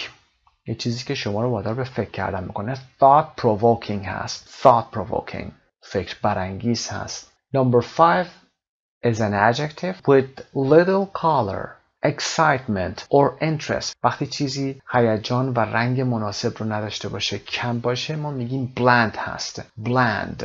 Number 6 is a verb. To speak or say something in a quiet voice in a way that is not clear. وقتی که چیزی رو با صدای خیلی پایینی بیان کنیم و اون صدا هم قابل درک نباشه، اون میگیم mumble. Mumble از whisper متفاوت هست و whisper رو شما متوجه میشید که وقتی whisper میکنید زمزمه میکنید با صدای آروم، همینطور که من صحبت میکنم. اما وقتی mumble میکنید اصلا متوجه نمیشه طرف، یعنی هم صدا پایینه هم من کردنه. So for example, he mumbled or she mumbled. verbش هست. Number 7 is an adjective, series of events that form the story of a novel, play, movie, etc. این رو خیلی کار کردیم. plot هست که موضوع داستان و فیلم و غیره میتونه باشه. Number 8, noun and verb, to go back and forth. این هم اصطلاح جالبی که یاد بگیرید. رفت و آمد کردن، رفتن و آمدن. To go back and forth. به کجا؟ To work or to school. Back and forth. خب پاسخمون چی هست؟ commute هست. حتما commute رو میدونید. به عنوان verb, I commute to work every day. Or he's a commuter. کسی که رفت و برگشت میکنه. مثلا از کرج میاد به تهران و دوباره بعد از اینکه کارش تمام شد برمیگرده میره کرج. اوکی؟ و یک کلمه دیگه هم اینجا اضافه کنین، telecommute، که شما به همین commute اگر T-E-L-E tele که میدونید به معنای دور هست، یه پیشوند prefix هست. telecommute یعنی دورکاری. I telecommute. I don't go to work. I stay at home. I work, for example, with my computer. خب. Number 9, noun هست. An attempt by some of the people in a country to change their government using violence. تلاشی هست توسط عده‌ای از مردم که در یک کشور این کار رو انجام میدن برای تغییر دولتشون using violence، با استفاده از زور و فشار هست که ناونش هست overthrow. To overthrow هم برای وربش هم میتونیم استفاده بکنیم. overthrow ناونش هست و overthrow یعنی استرس روی throw میتونه وربش باشه، یعنی هر دو حالت رو ما داریم. اینجا فقط به یکیش رو اشاره کرده. میتونیم با مثال بگیم که they tried to overthrow the government. تلاش کردن که government رو بیان براندازی بکنن، دولت رو عوض کنن. Number 10 adjective هست very great. felt or experienced very strongly. خیلی great باشه و یا به شکل strongly اگر چیزی تجربه بشه. profound هست. profound که به معنای چیزی که عمیقاً درک میشه. حالا هر چیزی میتونه باشه. Part D, write synonyms for the following words or phrases. سینونیم ها رو برای کلمات یا عبارات داشته باشیم. پاسخ رو بزنیم. To hold forcefully، چیزی رو با شدت و تحکم نگه داشتن. capture هست، به زور گرفتن هست، تسخیر کردن، نگه داشتن، زندانی کردن هم میتونه باشه. Too unlikely to be true، وقتی چیزی که احتمال واقعیتش وجود نداشته باشه. implausible هست، میتونه unbelievable باشه، قابل باور نباشه. implausible. متضادش هم or oppositeش میتونه plausible باشه. کلمه خیلی خوب هست، رسمی، میتونید برای مکالماتتون استفاده بکنید. Number 3 party or faction که side میشه، جناح میتونیم بگیم این رو. حزب و یا side هم میتونیم بگیم جناح. Number 4 military power، نیروی نظامی رو force میگیم. For example air force. Number 5 death که casualties میشه، تلفات. casualty و جمعش casualties. Number 6 conquer. To conquer something means defeat، شکست دادن. به معنی فتح کردن هم میشه. For example Alexander the conqueror، فاتح. hardly به عنوان قید barely و enormous که بزرگ هست vast. خب سینونیم ها رو کار کردیم. یه دور مرور بفرمایید حتما این قسمت ها رو. اگر احساس میکنید در ساختاری مثل گرامر که احتمال داده میشه که تو بحث اینورژن مشکل دارید، حتما تمرین ها رو در قسمت آخر انجام بدید، یک چکی بفرمایید و صفت هایی که در مورد بوکس، ویدیوز و غیره صحبت شد اونها رو حتما استفاده بکنید، تمرین کنید. اینها رو خیلی خیلی کاربردی هست در سطوح بالاتر. بریم با هم برای قسمت بعد. Can you understand this text? Can you understand this text? Read the article once. Do you think you would feel peaceful spending time in the quietest place on earth? خب متن رو داریم در قسمت روبرو. Read the article again, then mark the sentences T true, F false, or DS for doesn't say. Now we're going to read the article and then we'll come back to answer these questions. The quietest place on earth.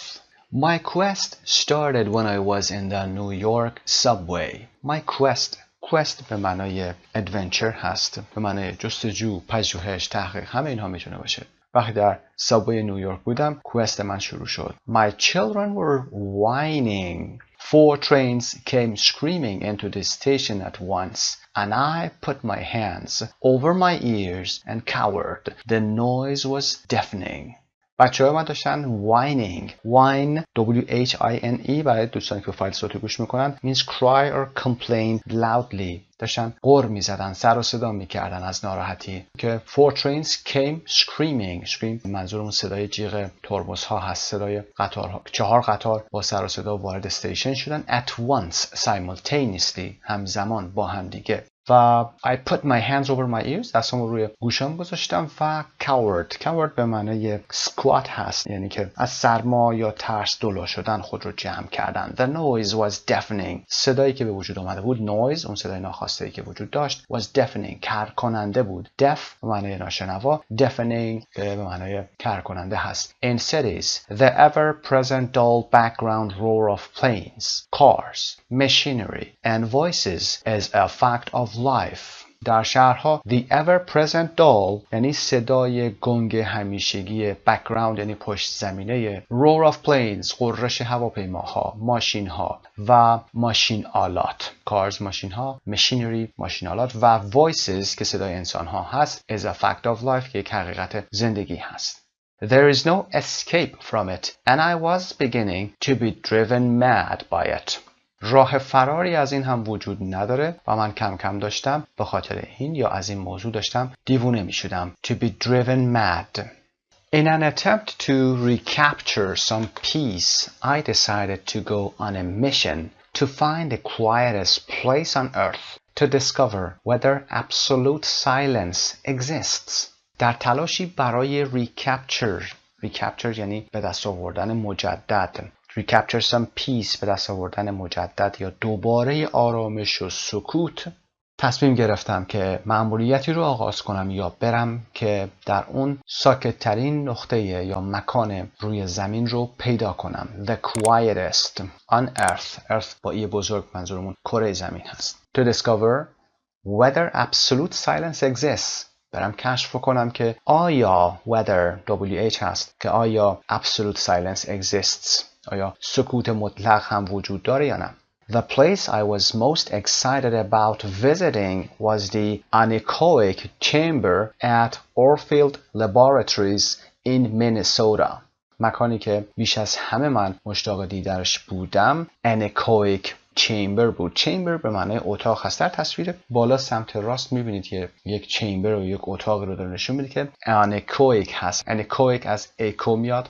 اکو که اکوی صدا هست، ان که پیشوندش میشه یعنی بدون صدا، اتاق بدون انعکاس صوت هست. free from echo, neither having nor producing echoes. نه صدا رو داره و نه تولید میکنه و نه وجود داره در اونجا، که در آزمایشگاه اورفیلد مینسوتا بوده. This is a small room massively insulated with layers of concrete and steel to block out exterior sources of noise. یه اتاق کوچیکی هست این انکویک چمبر که کاملا انسولیت شده. انسولیت هم به معنای عایق بندی شدن هست. هیت پروف میتونه باشه، ساوند پروف میتونه باشه، این انسولیشن هست. with layers of concrete، با لایه‌هایی از سیمان و استیل که فولاد هست to block out exterior sources of noise که منابع نویز یا سر و صدای خارجی رو بلاک میکنه و میبنده جلوشون رو.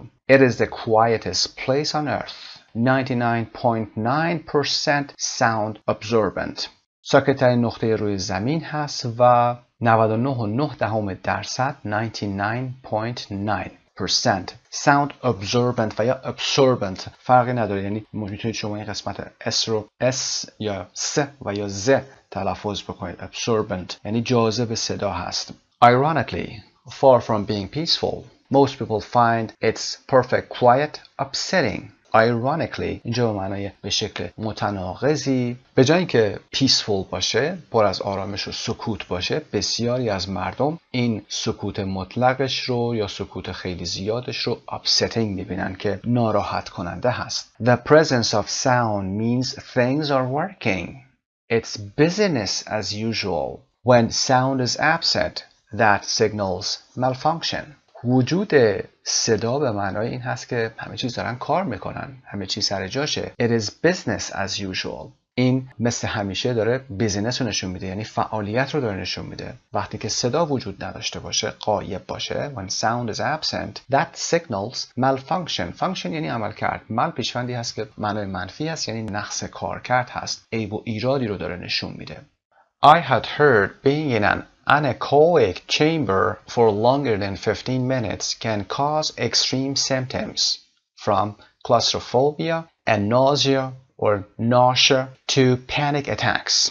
I had heard شنیده بودم past perfect being in an anechoic chamber بودن در اینجا being اسم مصدر بودن در یک اتاق ضد صوت یا آکوستیک for longer than 15 minutes برای بیش از 15 دقیقه میتونه باعث extreme symptoms بشه، نشانه های خیلی خیلی پیشرفته بشه از بیماری ها from claustrophobia که در کتاب قبلی خوندیم از ترس از محیط بسته و nausea دو تا تلفظ داره nausea و یا nausea که حالت تهوع لاشوب هست همون vomiting هست و یا throwing up و to panic attacks که اصطلاحاً حمله هراس گفته میشه. A violinist tried it and hammered on the door after a few seconds, demanding to be let out because he was so disturbed by the silence. یه ویولونیستی هم این کارو میاد تست میکنه، آزمایش میکنه و بعد از چند ثانیه hammered on the door. hammer که میدونید چکش هست، یعنی روی در کوبیدن به عنوان فعل اینجا استفاده شده. روی در کوبید. demanding درخواست میکرد که to be let out که اجازه داده بشه بیاد بیرون به خاطر اینکه خیلی از این سکوت دچار ناراحتی شده بود.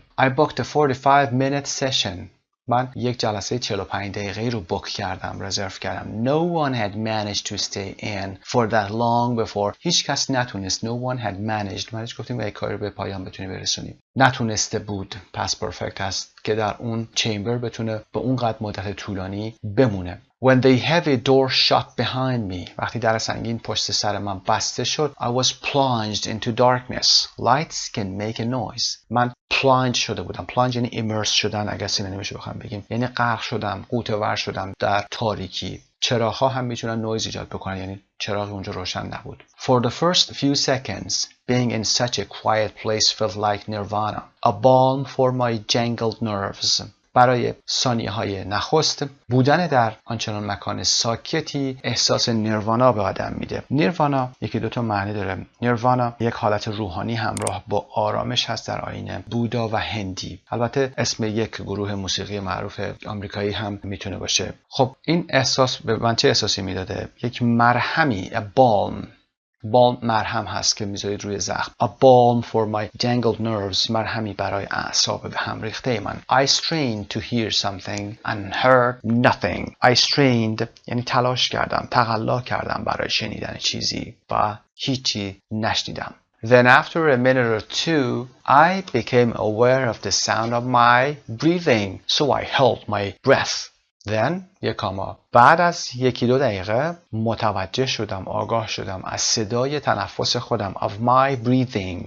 تلفظ breathing the. So I held my breath. my breath. بنابراین نفسم رو نگه داشتم. The dull thump of my heartbeat became apparent. Nothing I could do about that. dull گفتیم صدای گنگ هست. thump هم صدای کوبیدنه. thump of music for example کوبش هست. of my heartbeat ضربان قلبم became apparent یعنی هویدا شد، آشکار شد. برای اون نمیتونستم کاری بکنم. اون صدا دیگه میومد. Then I stopped obsessing about what bodily functions I could hear and began to enjoy it. بعد از اون دیگه به صدای قلبم و به صدای تنفسم که bodily function هستن دیگه وسواس نشون ندادم. اون صدایی که میتونستم بشنوم و شروع کردم به لذت بردن از این موضوع. I didn't feel afraid and came out only because my time was up. اصلا احساس ترس نکردم و فقط زمانی بیرون آمدم. came out means he went out. فقط زمانی بیرون آمدم که زمانم به پایان رسیده بود. Everyone was impressed that I'd beaten the record, but having spent so long searching for quiet, I was comfortable with the feeling of absolute stillness.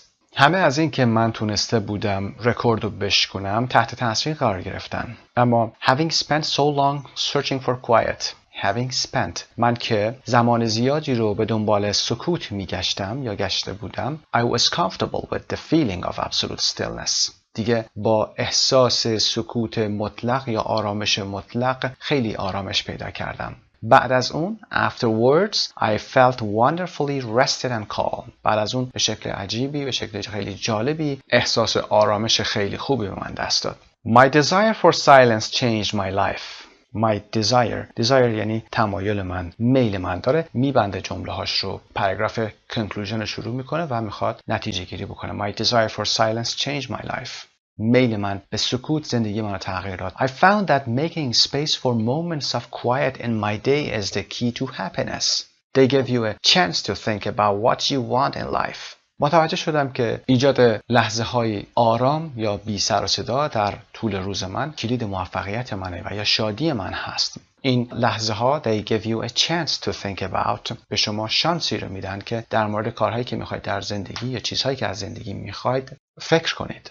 If you can occasionally become master of your own sound environment اگر شما گاهگاهی بتونید master of your own sound environment بشید یعنی مستر بشید، ارباب بشید، کنترل کننده محیط سر و صدایی خودتون بشید from turning off the TV to moving to the country از خاموش کردن تلویزیون تا رفتن یا انتقال به روستا یا حاشیه شهر as I did طوری که من انجام دادم you become a lot more accepting of the noises of everyday life. دیگه سر و صداهای روزمره زندگی رو خیلی راحت‌تر قبول خواهید کرد. خب این مطلب رو هم انجام دادیم. برمیگردیم به قسمت B و پاسخ‌ها رو داشته باشیم. خب پاسخ سوالات رو هم که در سمت راست براتون قرار دادیم. Number 1. The writer used to live in New York. آیا نویسنده قبلا used to در نیویورک زندگی می‌کرده؟ DS doesn't say. The chamber in the Orfield laboratories is quiet because it is out in the countryside away from any cities. False. Most people become distressed by absolute silence. True. بسیاری از مردم با سکوت مطلق، سکوت محض distress میشن یعنی پریشان میشن، به هم میریزن. 4. According to the writer, people need sound to reassure them that things are working properly. طبق گفته نویسنده مردم احتیاج به صدا دارن to reassure یعنی که مطمئن بشن، آروم بشن، خیالشون راحت بشه یا آرومشون کنه، خیالشون راحت کنه که همه چیز داره به درستی کار میکنه. True.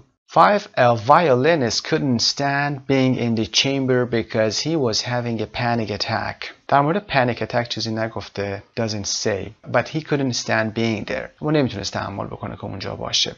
Number 6. The only sounds the writer could hear in the chamber were from his own body. تنها صدایی که میتونست تو این چمبر بشنوه فقط از بدن خودش بوده. True. Number 7. Others have stayed in the chamber for longer than the writer did. دیگران بیشتر از نویسنده تو اون مکان تونستن بمونن. False. Number 8. While he was in the chamber, the writer was frightened and anxious. ترسیده بود و مضطرب بود در chamber. It is false. The writer felt peaceful and relaxed after leaving the chamber. True. The writer still lives in the city, no longer bothered by the noise.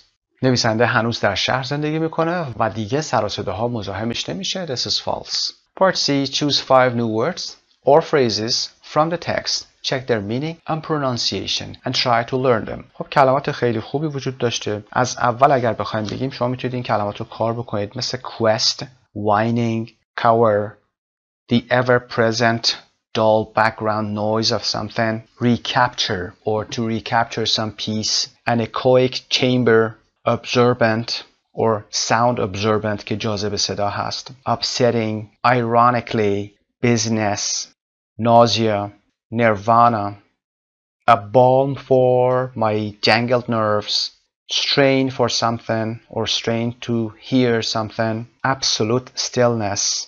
اوکی این میتونن کلمات خیلی خوبی باشن. یه کلمه دیگه هم هست plunge. I was plunged. این رو هم میتونید حتما جدا کنید، بنویسید یه جایی و معادلشون رو داشته باشید، سینونیم براشون داشته باشید و اینکه به انگلیسی ازشون مثال بسازید. بریم قسمت بعدی. Can you understand this program؟ خب در این قسمت ما یک موضوع فایل صوتی داریم، با هم باید گوش کنیم، اما سوالاتش رو اول داشته باشیم با هم. Why do people take revenge؟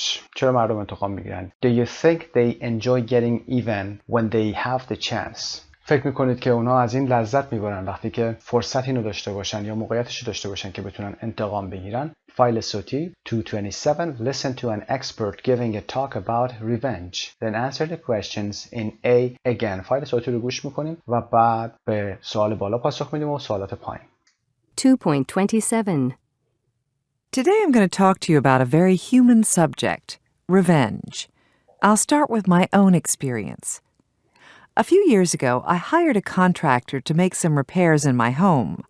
I'd asked for a list of references and called them all. خب یه کانترکتری رو آورده بوده، قرارداد باش بسته بوده که ریپرز داشته در خونش انجام بده، تعمیراتی رو، و I had asked for a list of references و یک لیست رفرنس رو هم درخواست کرده بود. رفرنس ها کسایی هستن که توصیه میکنن، کسایی هستن که معرف شما میتونن باشن و لیست رفرنس ها رو میگیره و به همشون هم زنگ میزنه، اونایی که معرف این آدم بودن و یا اینکه کسی که قرار بوده که براشون ریپر رو انجام بده.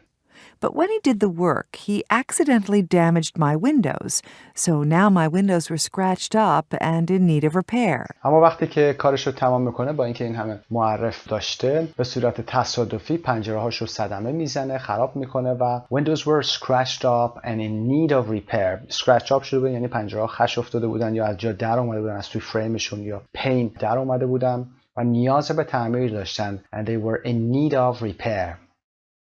I decided to take revenge. I told him I would call everyone in his list of references and tell them about my experience. They would think twice before recommending him again, I figured. I figured.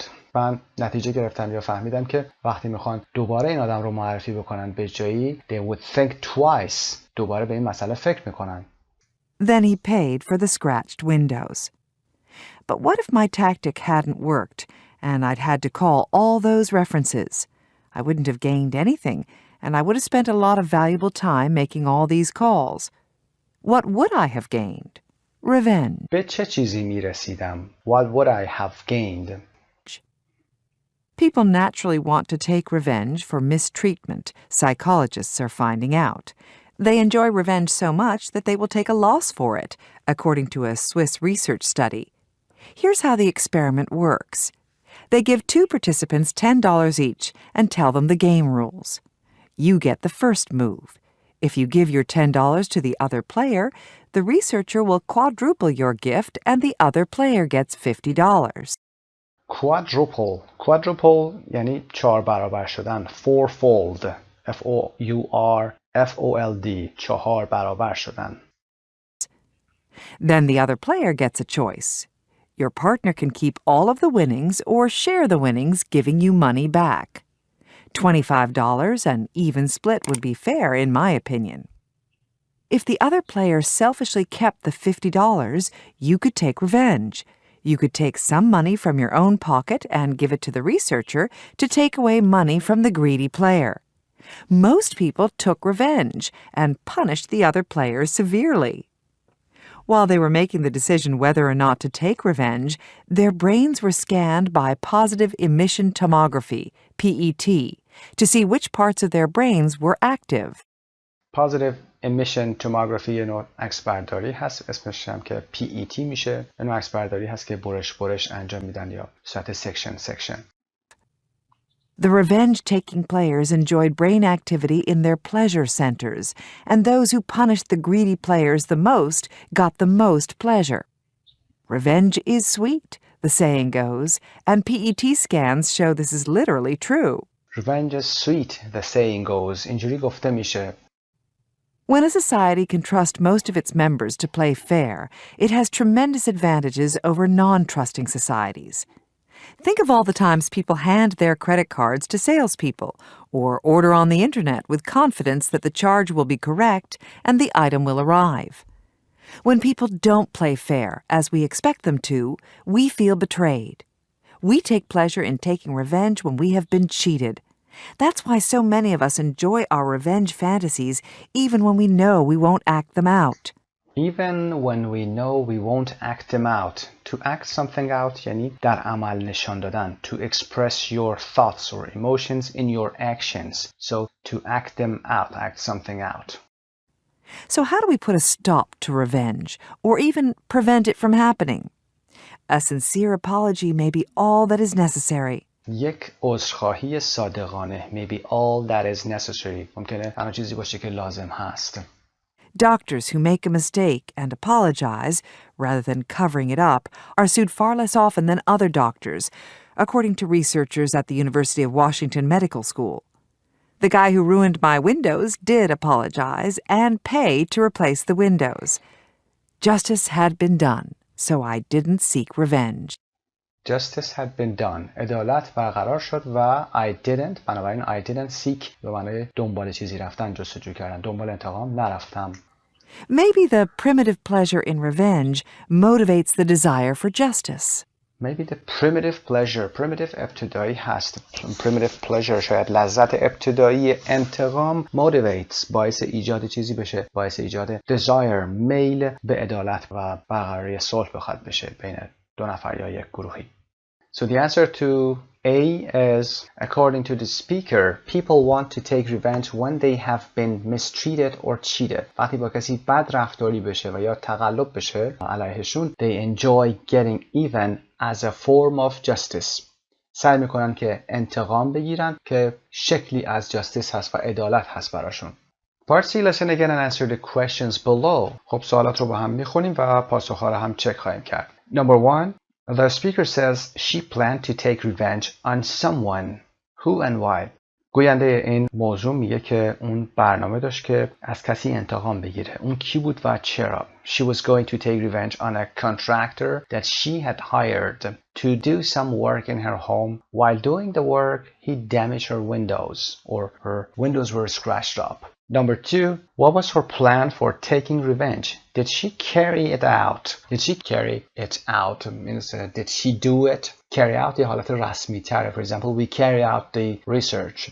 She was planning to call all the man's references to tell them what he had done. تصمیم گرفته بود که به همه معرفای اون مرد زنگ بزنه و بگه که اون چه کار کرده بود. But she didn't carry out her plan because the contractor repaired the windows, possibly due to the threat. احتمالاً به خاطر تهدیدی که کرده بود، تهدیدی که به وجود می اومد، کانترکتور پنجره رو تعمیر کرد. Number 3. In the Swiss study, why did some of the participants want to get even with their partners? Some of the participants in the experiment wanted justice because they felt they had been cheated. به خاطر که این احساس داشتن که تقلب شده و گولشون زدن by their partners who had selfishly kept all the money for themselves. که به شکل خودخواهانه همه پول رو برای خودشون نگه داشتن. Number 4. How did the participants feel when they were taking revenge? How did the researchers know?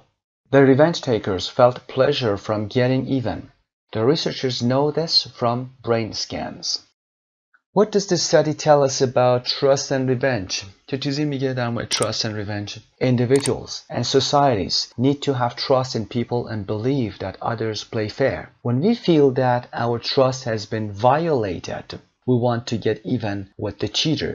Number 6. How does the speaker suggest avoiding situations that could cause people to take revenge? گوینده پیشنهاد میکنه که چطوری از موقعیت هایی که ممکنه باعث انتقام گیری دیگران بشه اجتناب بکنیم.